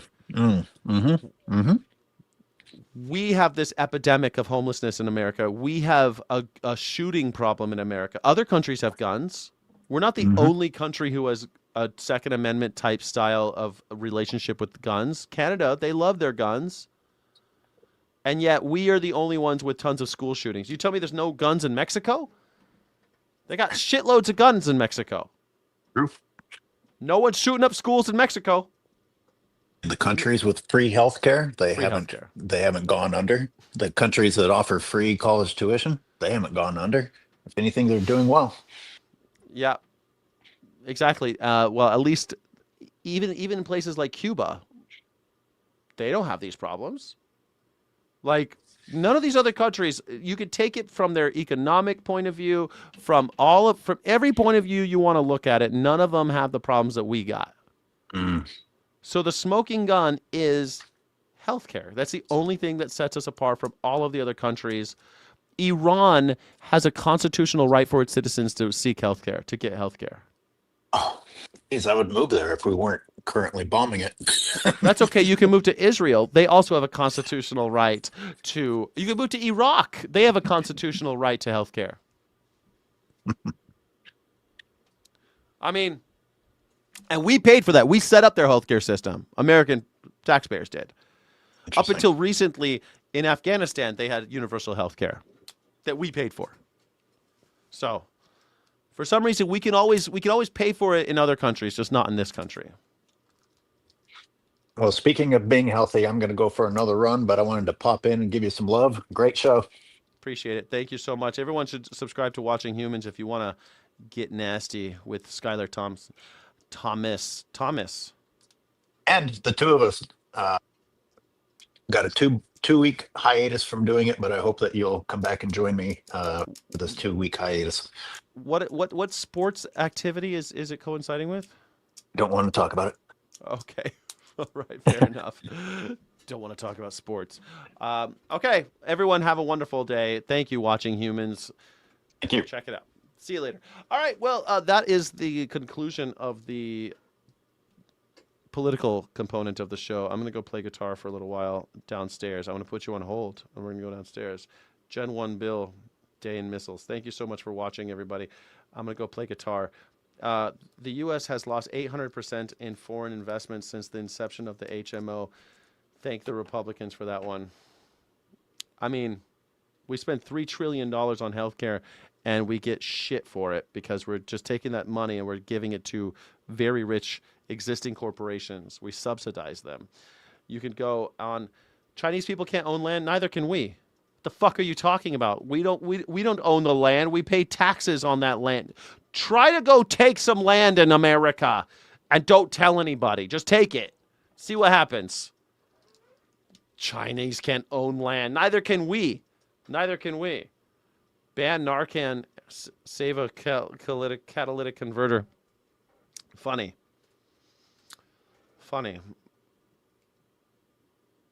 The USA taxes the disabled. That's how shit this country is. That's exactly right. This country hates children, women, disabled people. Anyone who isn't an able-bodied white man, this country hates them. I'll be all right. I'll be all right. But the rest of you, I don't know if you're going to make it. I don't know if you're going to make it. My mouth might get me in trouble, but my mouth will probably get me out of trouble. I'll probably be all right. White guys like me, we're always okay. We always make it. Banks own land, which they never owned. Insane. Yeah, pretty crazy, right? But don't worry, the government owns it all. You don't really own it. You rent it from the government. That's what the tax is, why they pay property tax. Thank the Republican for the downfall of the country. It's not just their fault. It's not just the Republicans' fault. I mean, Barack Obama, he didn't do us any favors. He paved the way for Donald Trump. He made Donald Trump inevitable. So, you know, Clinton wasn't great either. I mean, he kept taking our money and took away government services in order to balance a budget that fucked us all. But hey, you know, the Republicans are worse, but I mean, they're not that much worse than the Democrats on anything that matters. Banks create something from nothing every single day. Pretty incredible, right? Pretty incredible. I opened up a new bank account yesterday, folks. I did. I opened up a new bank account yesterday because I'm going to open up another one tomorrow. Pretty exciting. I'm opening up bank accounts because they're making me open new bank accounts so that I can sell my house. I got to open another bank account for that. I'm going to have by the time this is all over, I'll have 3 new bank accounts that I have to have just to do business. My normal bank accounts, no, those weren't good enough. I've got to have many more bank accounts now. I don't know how many bank accounts I'll have by the time this is all over, but I'm sure I'll pay for all of them. I'm sure they'll all take a piece of the action at the end of the day. They're not doing it for free after all, but I'm required to open up all this other shit. It's fucking unbelievable. Well, whatever. Hey, you know what? This is it. You're closing your bank account next week? Damn, Ben from Berlin. Ben from Barcelona. Are you going to Barcelona or what? I saw Ben from Barcelona. Are you changing shit? All right. Thank you, everybody. Jack is pampered by the... Jack is a pampered rich biatch. Am I? No, I've been pretty fucking working class my whole life. It feels like I might have a windfall here pretty soon. Pretty soon, it might finally all work out for me, folks. Look out. I grew so fucking working class. I got so working class, I got them taking money out of my ass.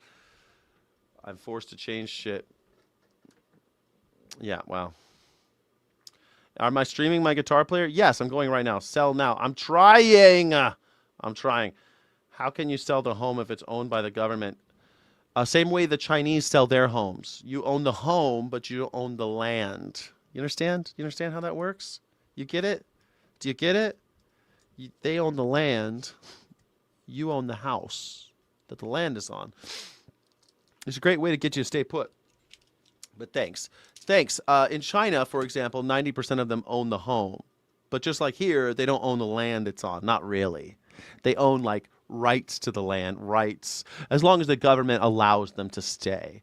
And by the way, when the government says, no, you got to go, they do shit just like we do here with the eminent domain. We pay them. The government pays you for your house, pays for you to move, just like we do it all the time to people. We make people move because we want to build shit. The government wants to build shit. You're out. You're out. But they'll pay you for it. They'll help you move. They'll do all sorts of shit. But the government's going to make you move. And you do not have a choice. They will take you away at gunpoint. They do it all the time in America. How the fuck do you think they build shit in America? How do the fuck? I don't want to get into it. Anyway, I'm going to go set up my guitar stuff, and I'll see you in a second. Thank you all for being here. We are going to continue playing music right now. It's Tuesday. Don't forget. I'm going to play Goodbye Ruby Tuesday and Deacon Blues.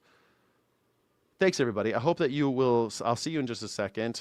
And thank you all for joining. Don't forget to like and subscribe and all that fun stuff. I really appreciate you guys being here. And thank you to everyone who supported the stream. Thank you. 1, 2, 3.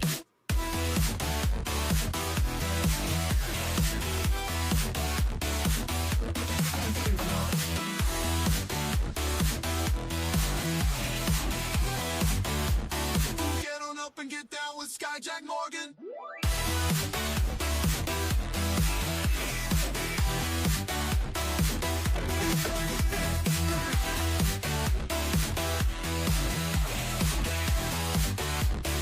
One, two, three. Get on up and get down with Skyjack Morgan.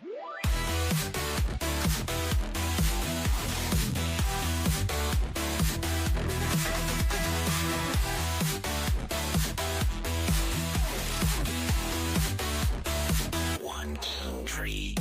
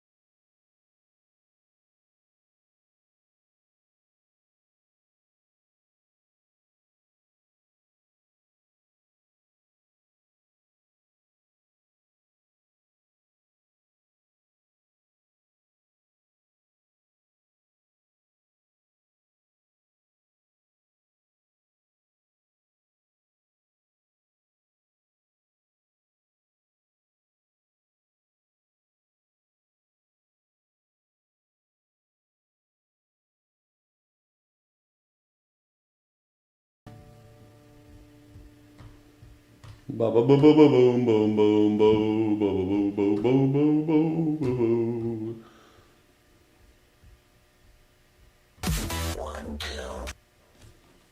All right. quick sound check. How we doing, everybody? How we feeling, everybody? You feeling good?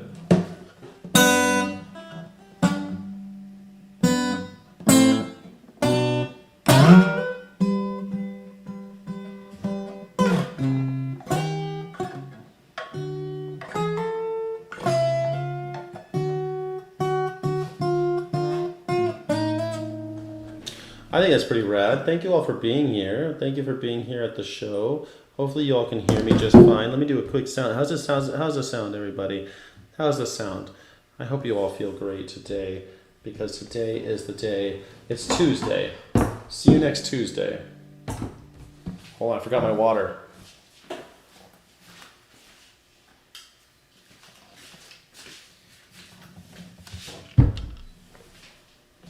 All right, sounds good. Thank you.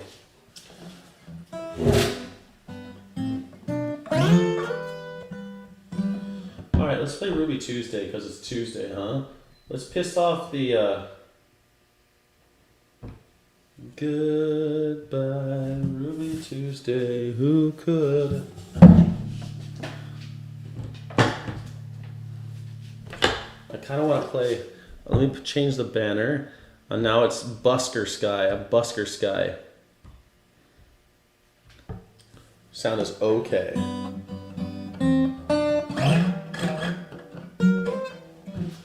Goodbye, Ruby Tuesday. I kind of want to play it differently though. I always try to play songs a little bit differently so I can hopefully trick. Last time I played it too close to the original and I got a copyright violation. I had to erase it. So let's try to do it a little bit differently, huh? Let's try to do it a little bit differently. And she would never say where she came from.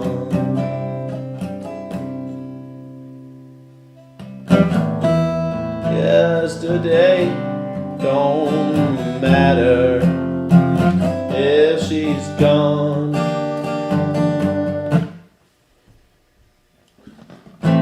While the sun is bright in the darkest night, nobody knows.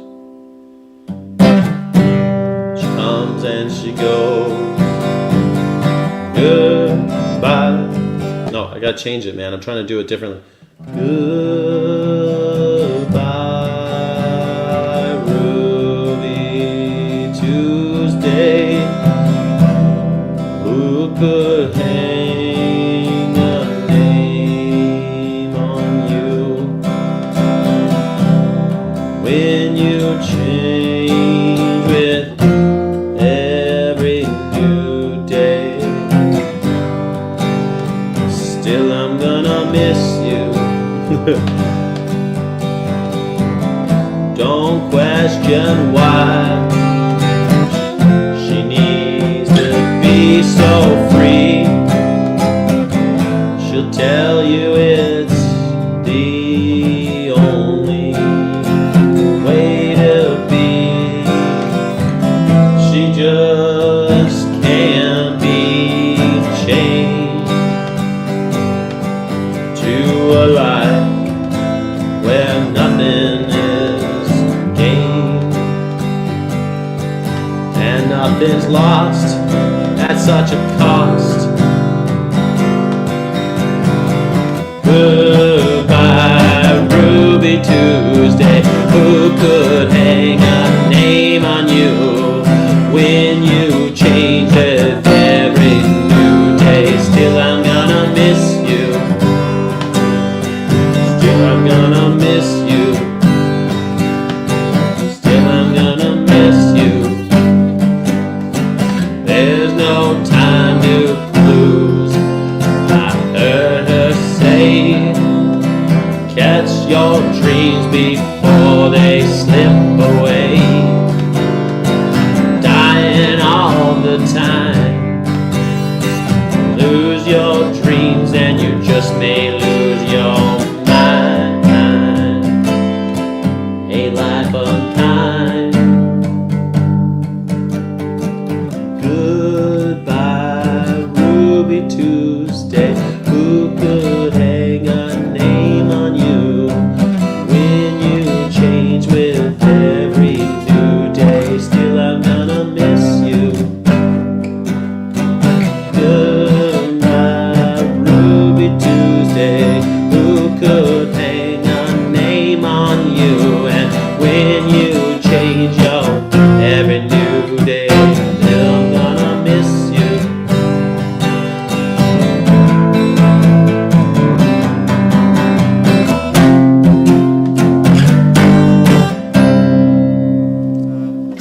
That's Ruby Tuesday for It's Tuesday today. It's Tuesday today, everybody. Steffelson, thank you so much for the positive reinforcement. I appreciate you. Thank you so much for that. I thank you so much. Thank you, Jackie Boyle, for saying the sounds good. Thank you. But the GOP are criminal conman traitors. That's true. They are criminal conman traitors and bigots. It's hard to see past that. I don't like the Democrats, but you're totally right. We know Jesse Waters gets all freaky around Trump. I just saw that again. Sorry, I think I noticed that before. Thank you all for joining. I want to see if I can play Deacon Blues. I always love that song, Deacon Blues. Deacon Blue. Yeah, by Steely Dan, am I right? You guys love Steely Dan, right? Oof. Let me see if I can. I'm pretty sure I played this song before, but they call it Deacon Blues. I don't know if I think I played this song before. Ugh, there's like a million chords in this song. I think I played Deacon Blues before. I thought for sure I had Steely Dan's. Steely Dan, man.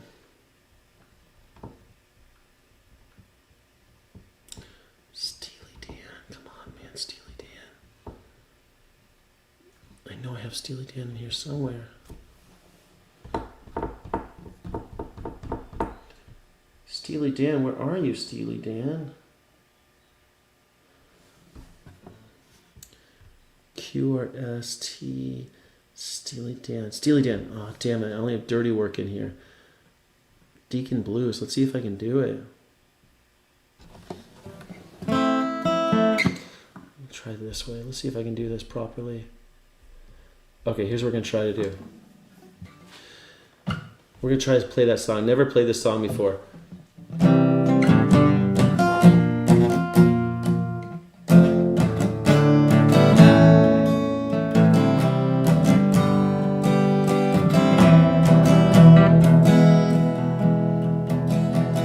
This is the day of the expanded man, shape that is my shade where I used to stand.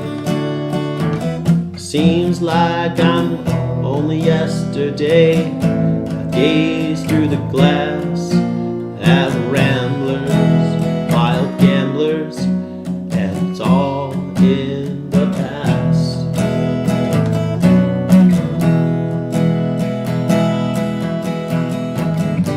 Call me a fool, you say it's a crazy scheme. This one's for real, I thought I bought the dream. So useless to ask me why I throw a kiss and say goodbye. I'll make it this time, ready to cross that fine line. I'll learn to work the saxophone out and play just what I feel. Drink whiskey all night long, and it's how's it go? It goes like, I'm ready to cross that fine line. I'll learn to work the saxophone. I'll play just what I feel. I'll drink such whiskey all night long and die behind the wheel. They got a name for the winners of the world. I want a name when I lose. I want a name when I lose. They call Alabama the Crimson Tide. Call me Deacon Blues.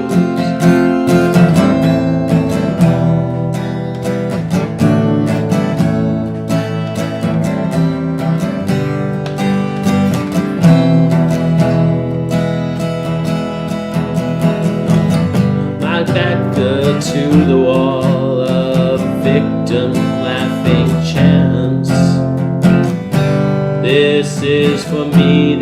essence of true romance, sharing the things we know and love with those of my kind. Libation, sensations, stagger in the mind.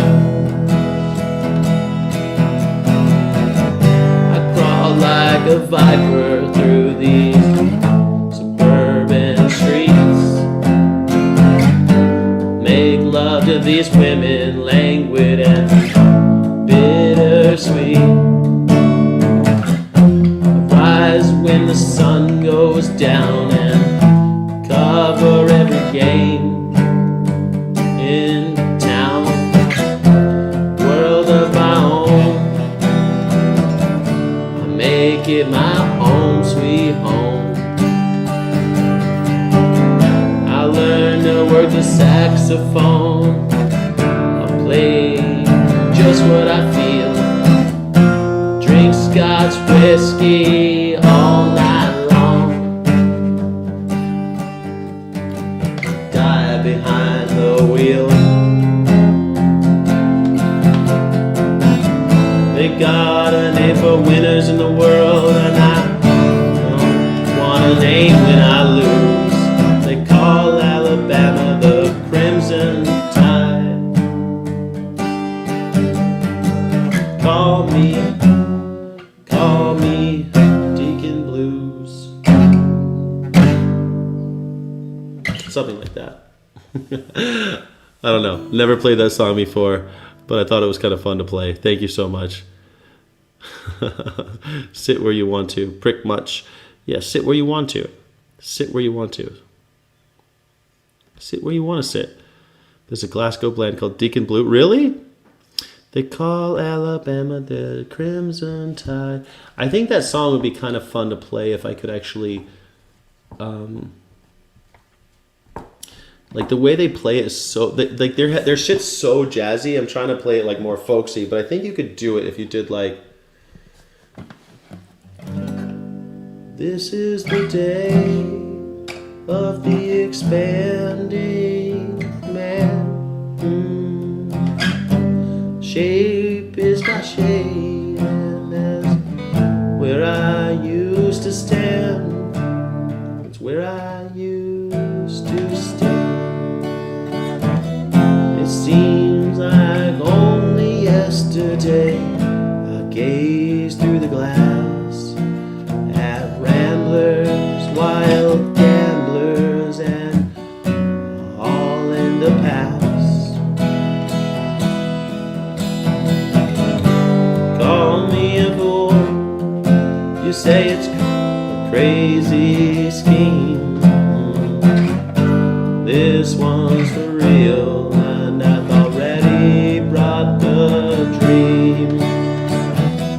So useless to ask me why. Throw a kiss and say goodbye. Throw a kiss and say goodbye. I'll make it this time. I'm going. I'm ready to cross that fine line. I work the saxophone. I'll play just what I feel, and I'll drink Scotch whiskey all night long, and I'll die behind the wheel. They got a name for those winners in the world. I want a name when I lose. They call Alabama the Crimson Tide.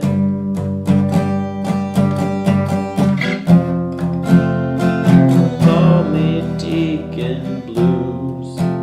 It'd be kind of fun to play it all real sad like that. That'd be kind of fun. I saw something come in. Crazy Jackdaw, thank you so much.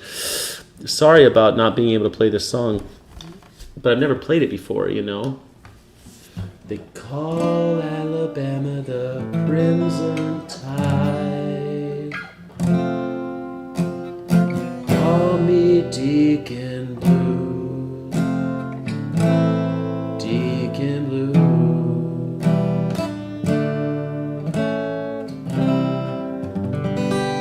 Thank you, Jackie Boyle. You don't have a song you want to hear? You don't have a song you want to hear? Sky, what's your shirt?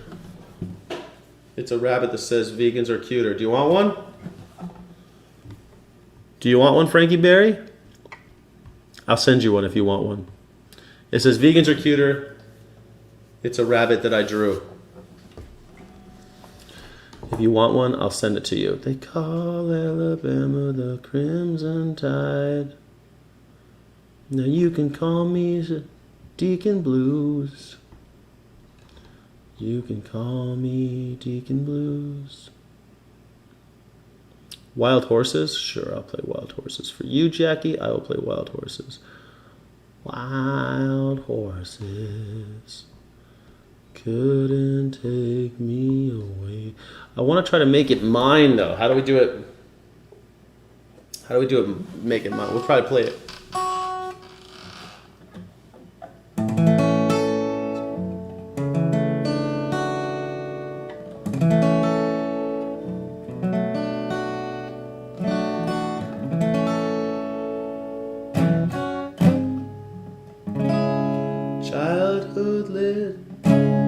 Childhood living is easy to do. Things that you wanted, I brought them for you. Graceless lady, you know who I am. You know I can't let you slide through my hands.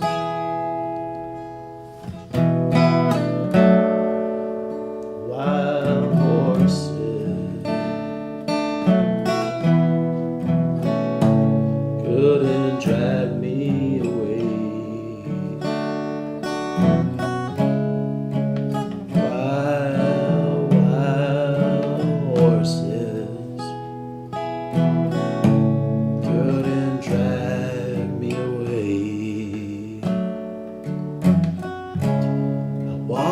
You suffer a dull ache and pain. Now you decided to show me the same.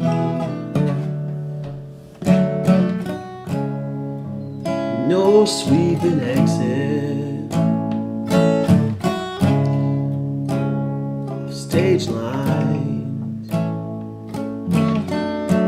You can make me feel bitter or treat you unkind. Wild horses couldn't drag me away.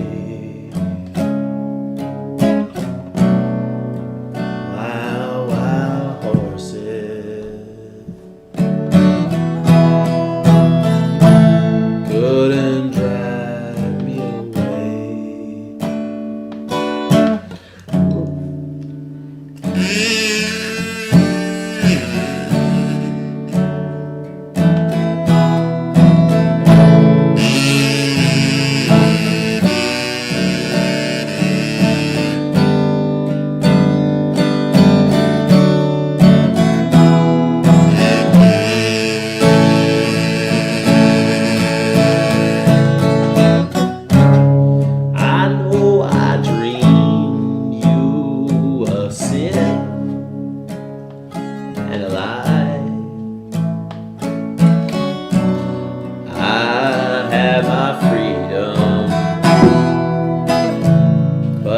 Don't have much time. Faith has been broken. Tears must be cried. Let's do some living. After after we die.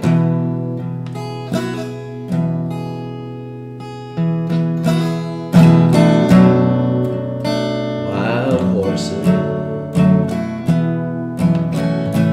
couldn't drag me away.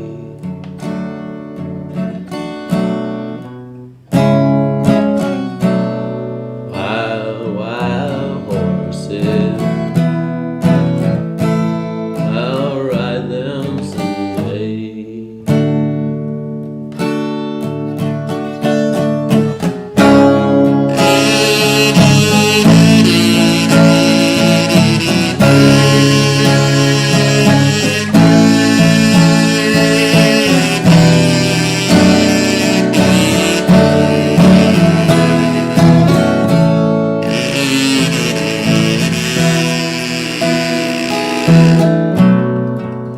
Wild horses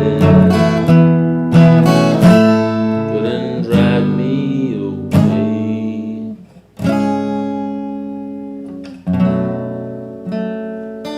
Wild horses couldn't drive me away.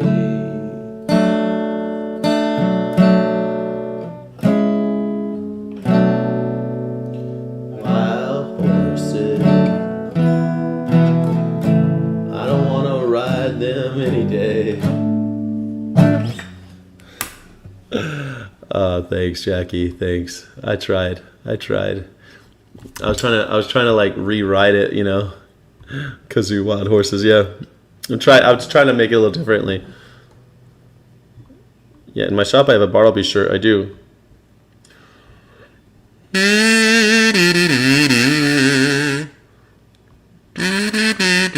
Dana Point, California. Is that where you live? You live in Dana Point? I used to live in Dana Point. What part of Dana Point do you live in? Gein? I used to live in Dana Point. I loved it there. I lived there for a while. And I really liked it.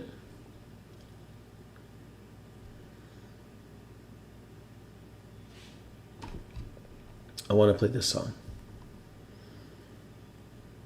I lived right on the beach at the right by the library, Dana Point, right by Salt Creek. I lived there for a few years. I loved it. Loved it.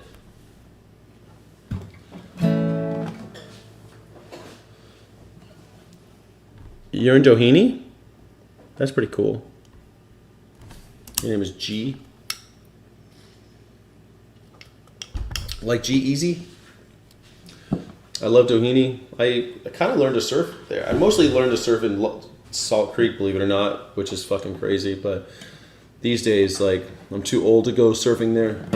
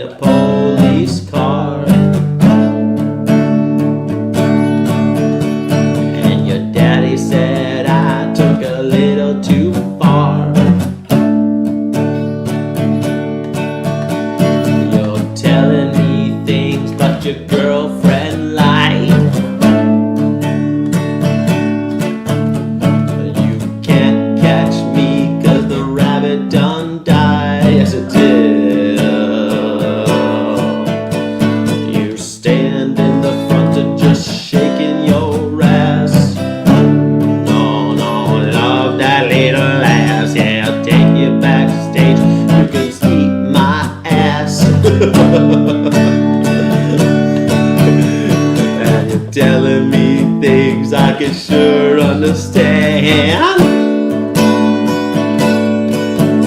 'Cause a month down the road, I'll be eating your ass. Oh, sweet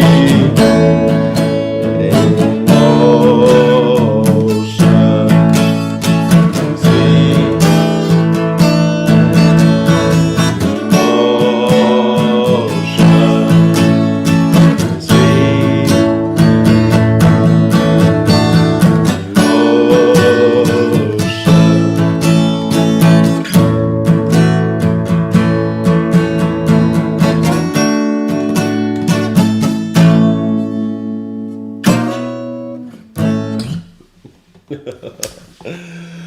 y'all should visit Dana Point. It's a slow-paced boat community. It's too conservative, though. We need diversity.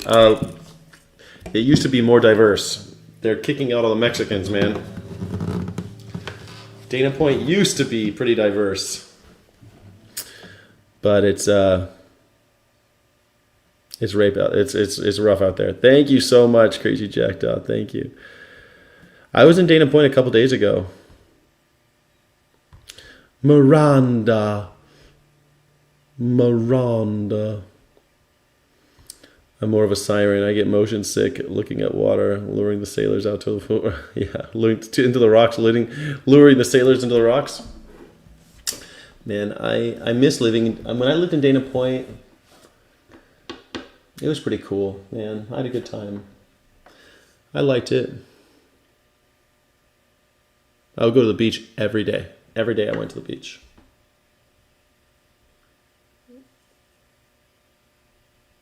It was pretty great.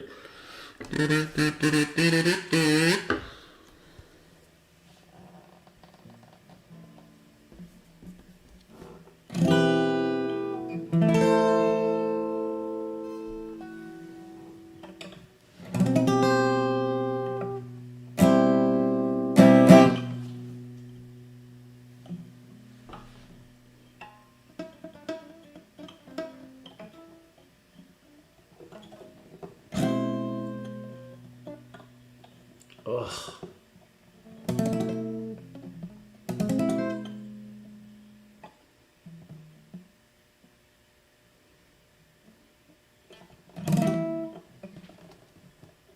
Fuck, I hate this chord.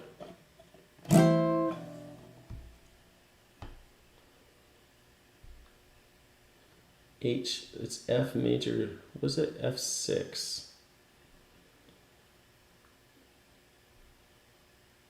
One three oh. Oh, maybe it's because I'm playing it wrong. Let me see. 1302. 1302 is F6. 1302.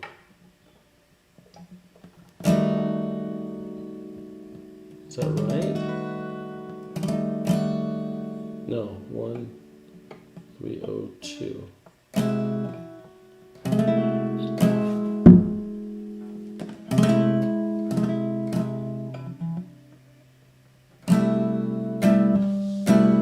That's it? That's the chord. Alright, we're going with that.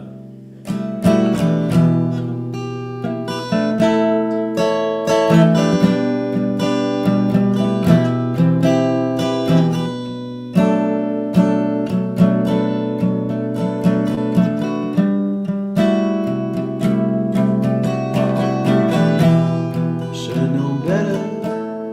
See what I could see. My black shroud holding down my feelings for my enemy. I should've wrote a letter, grieve what happened to grieve. My black shroud, never trust my feelings, waited for the remedy.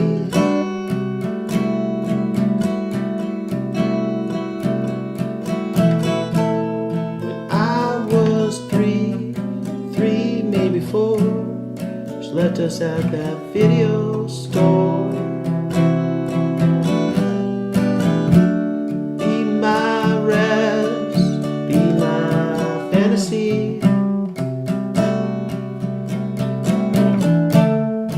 Be my rest, be my fantasy.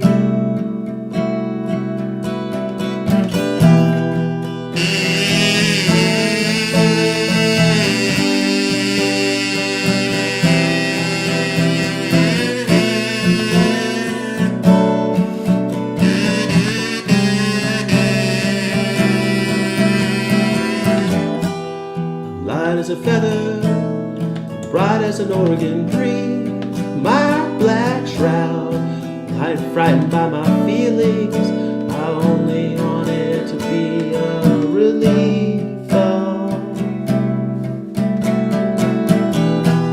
I'm not a go-getter, a demon had a spell on me. My black shroud, captain of my feelings, the only one I wanna believe.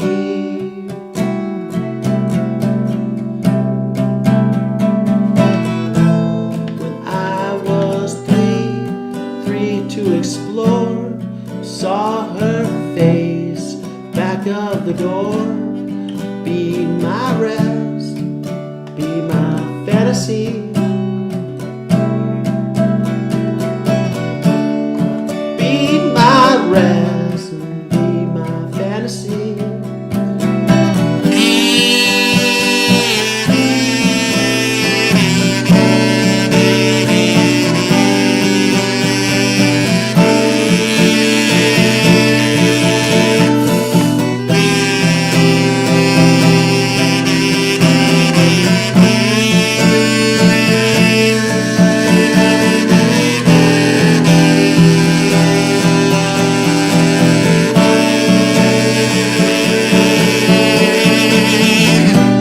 I should know better.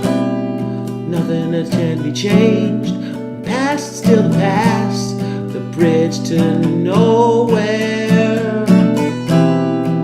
Should have wrote a letter.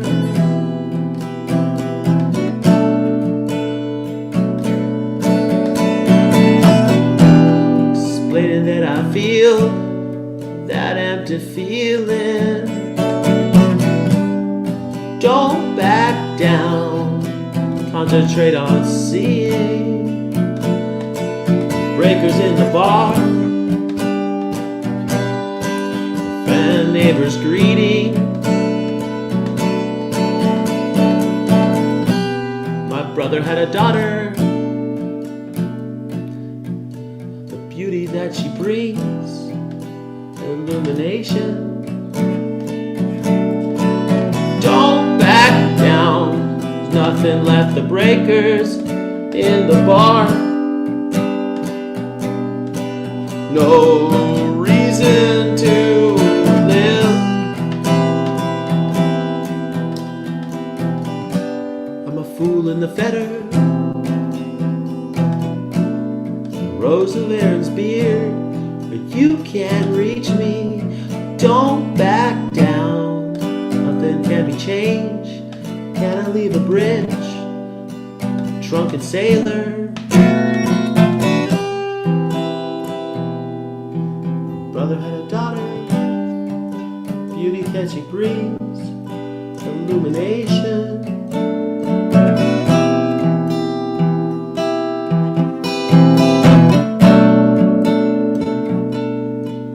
Illumination.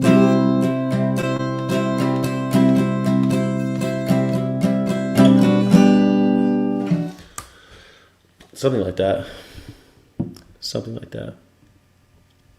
I thought that's a fun song. I like to play this song. Thank you so much for being here, everybody. I appreciate you for being here. Steffelson, you didn't request a song, Steffelson. Why don't you request a song, Steffelson? Sufjan Stevens, I really like playing that song.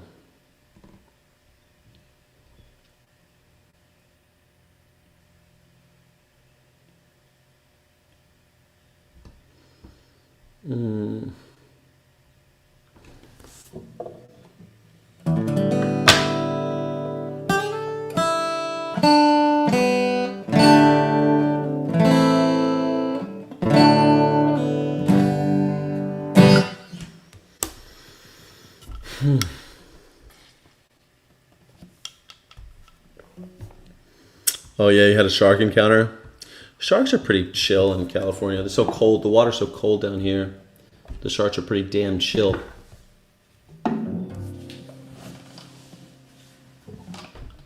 Alanis Morissette. I'll play Alanis Morissette. I tremble, gonna eat me alive. I stumble, you're gonna eat me alive. Beat my heart beating like a hammer, beating like a hammer.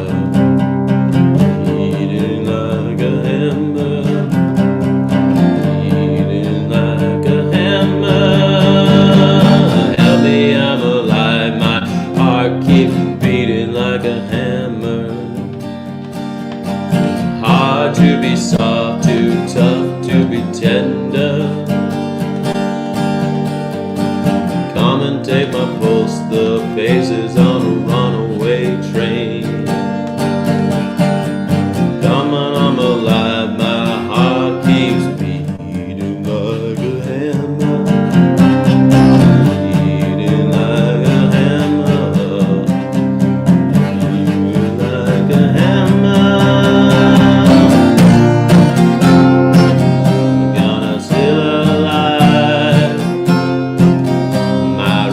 Of you,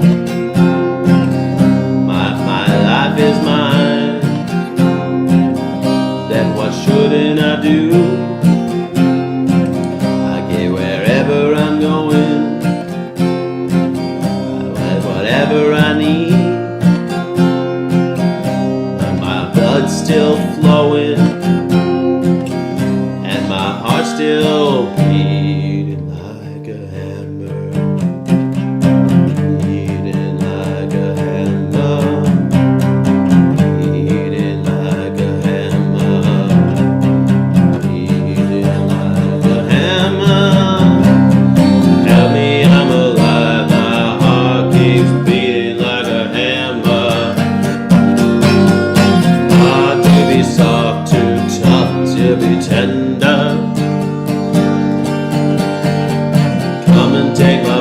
That paces on a runaway train. Happy I'm alive, my heart keeps beating like a hammer, beating like a hammer, beating like a hammer, beating like a hammer. You're still alive.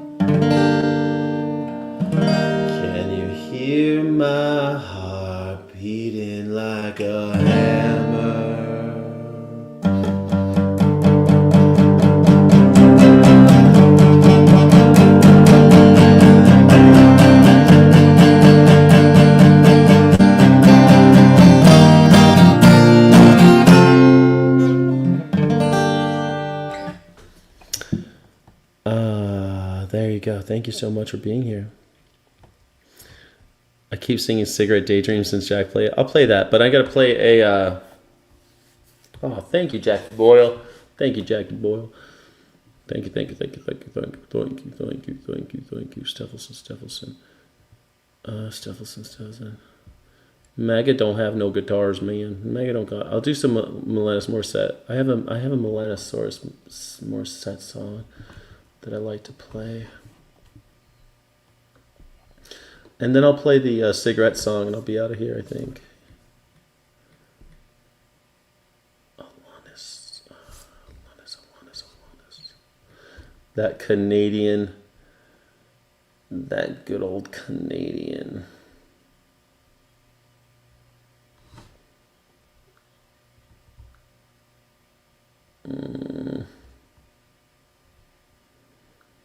I played this song. Let me try to find the song that I like from her.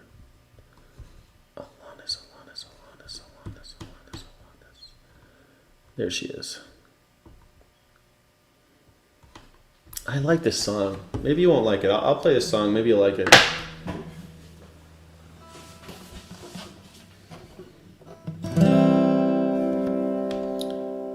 Rage Against the Machine? I played a little Rage Against the Machine last time. It was hard.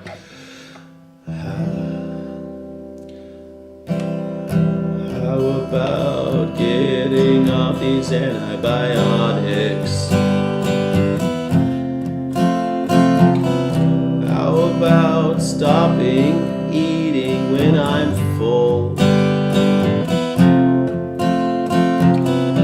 How about them transparent dangling carrots?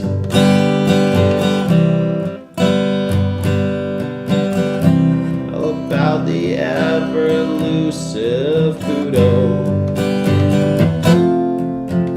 Thank you, India.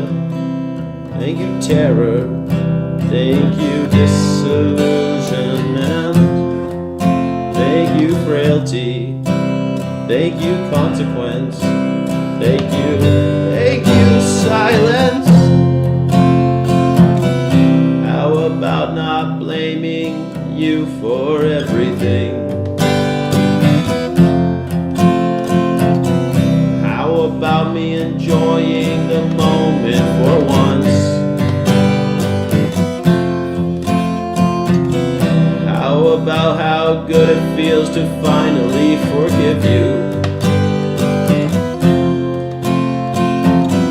How about grieving it all at one time? Thank you, India. Thank you, terror. Thank you, disillusionment. Thank you, frailty. Thank you, consequence. Thank you, silence. The moment I let go of it was the moment that more than I could handle. The moment I jumped off of it was the moment I touched down.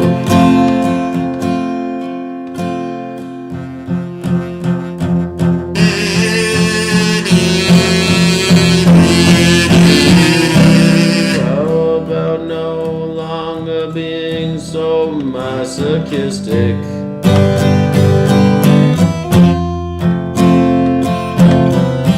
How about remembering my own divinity?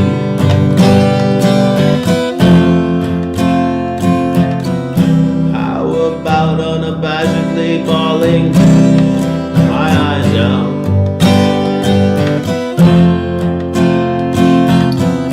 How about not equating death with stopping? Thank you, India. Thank you, Providence. Thank you, disillusionment. Thank you, nothingness. Thank you, clarity. Thank you, silence.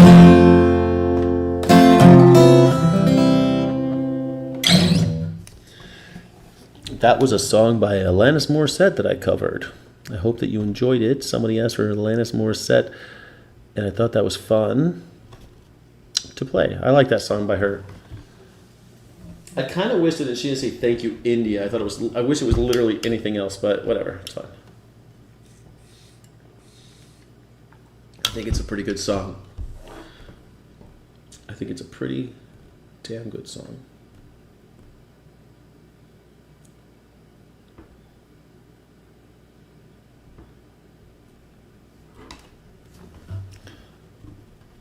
Thank you so much, guys, for being here. I appreciate you. I think you're all amazing. Thank you so much. Oh, Crazy Jackdaw, thank you so much. Thank you. Thank you, thank you. Did I already thank you twice? Is that twice? I don't know.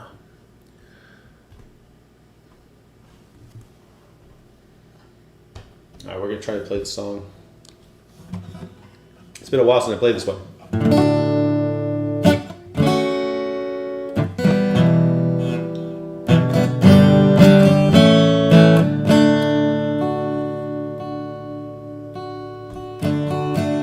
Stand there all alone, oh I and explain what's going down.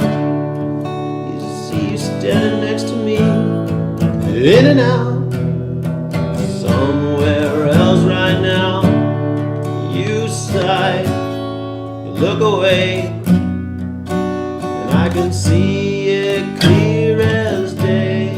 Close your eyes, be afraid, and hide behind that baby face.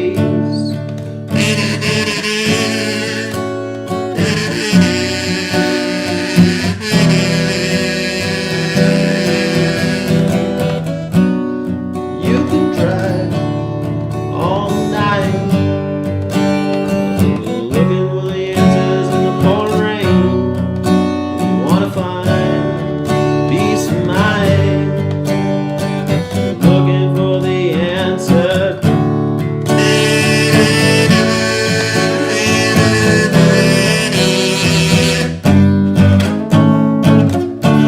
Funny how it seems like yesterday, as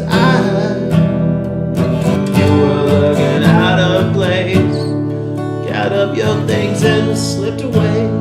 No time at all, I followed you into the hall. Cigarette, daydream. You were only 17, so sweet with the mean streak. You nearly brought me to my knees.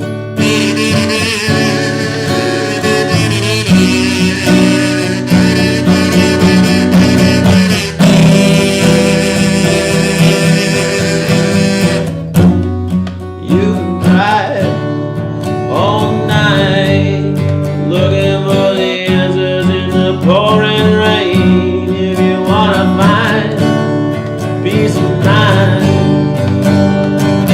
looking for the answer. If we could find a reason to change, looking for the answer. If you can find a reason to stay. Now I'm standing in the pouring rain. Do-do.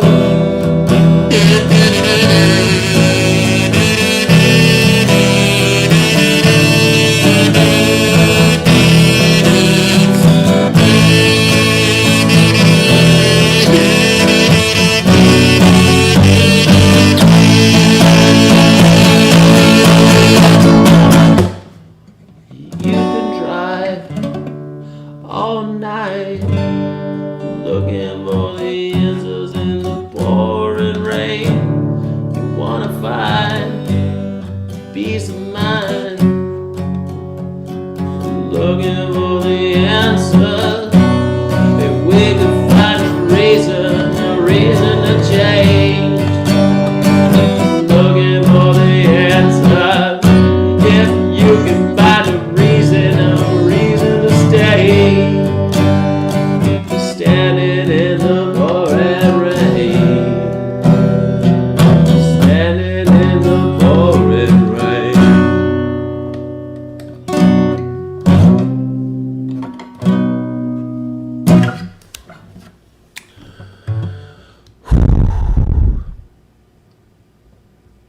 I always liked that song. I hope that you guys liked it too.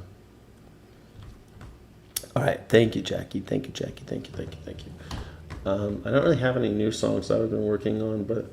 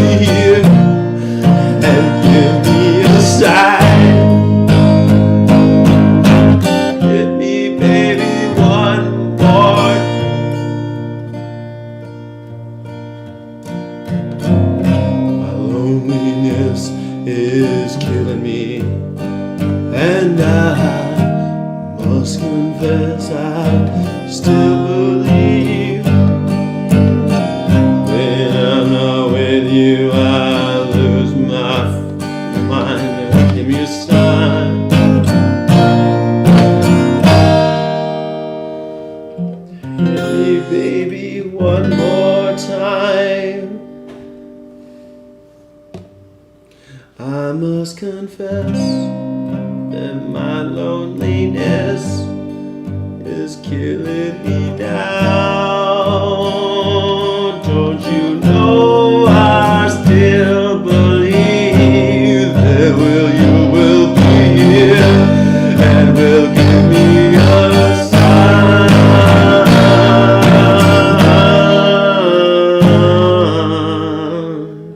Give me, baby, one more.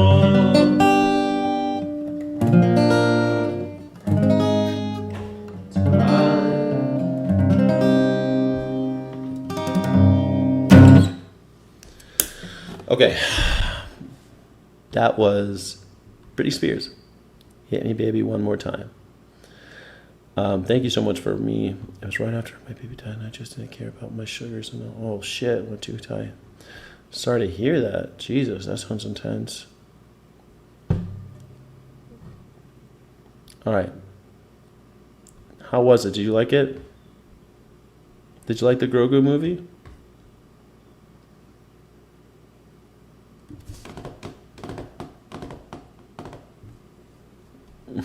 Yeah, the Britney Spears song, whoever wrote it, because it's all those songs were all written by like 40-year-old men, like Britney Spears didn't write that song.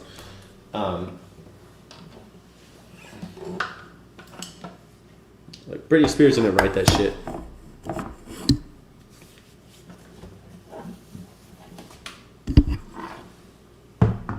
Yes, you really like it. Good. I think you like the Grogu movie. Awesome.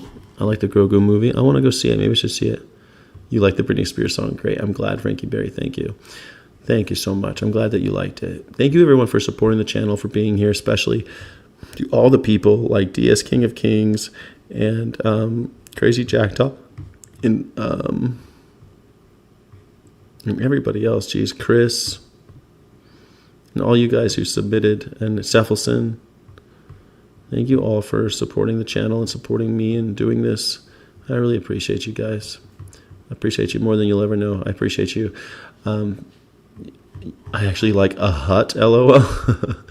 Can you write a song called Ding Dang Do Kazoo? I can. I should write a song. Ding Dang Do Kazoo.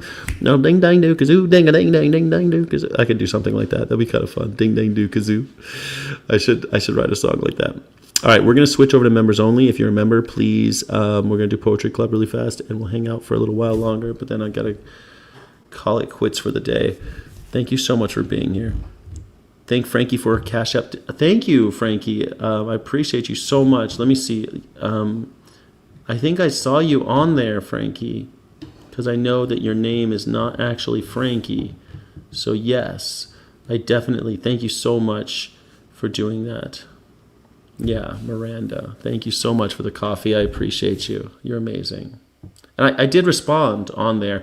I can't respond with words. I can respond with emojis, but I can't respond with words. But I did thank you on the thank you. And Sweet Sir as well. Sweet Sir, thank you. And Malcolm. You guys are amazing. Thank you. I appreciate you very, very, very much. You did see the emoji. Okay, cool. Thank you for that. I'm like, it really, trust me, it's like little things like that like help me with my stress. My eyeballs are like stressing out. I don't have anything from my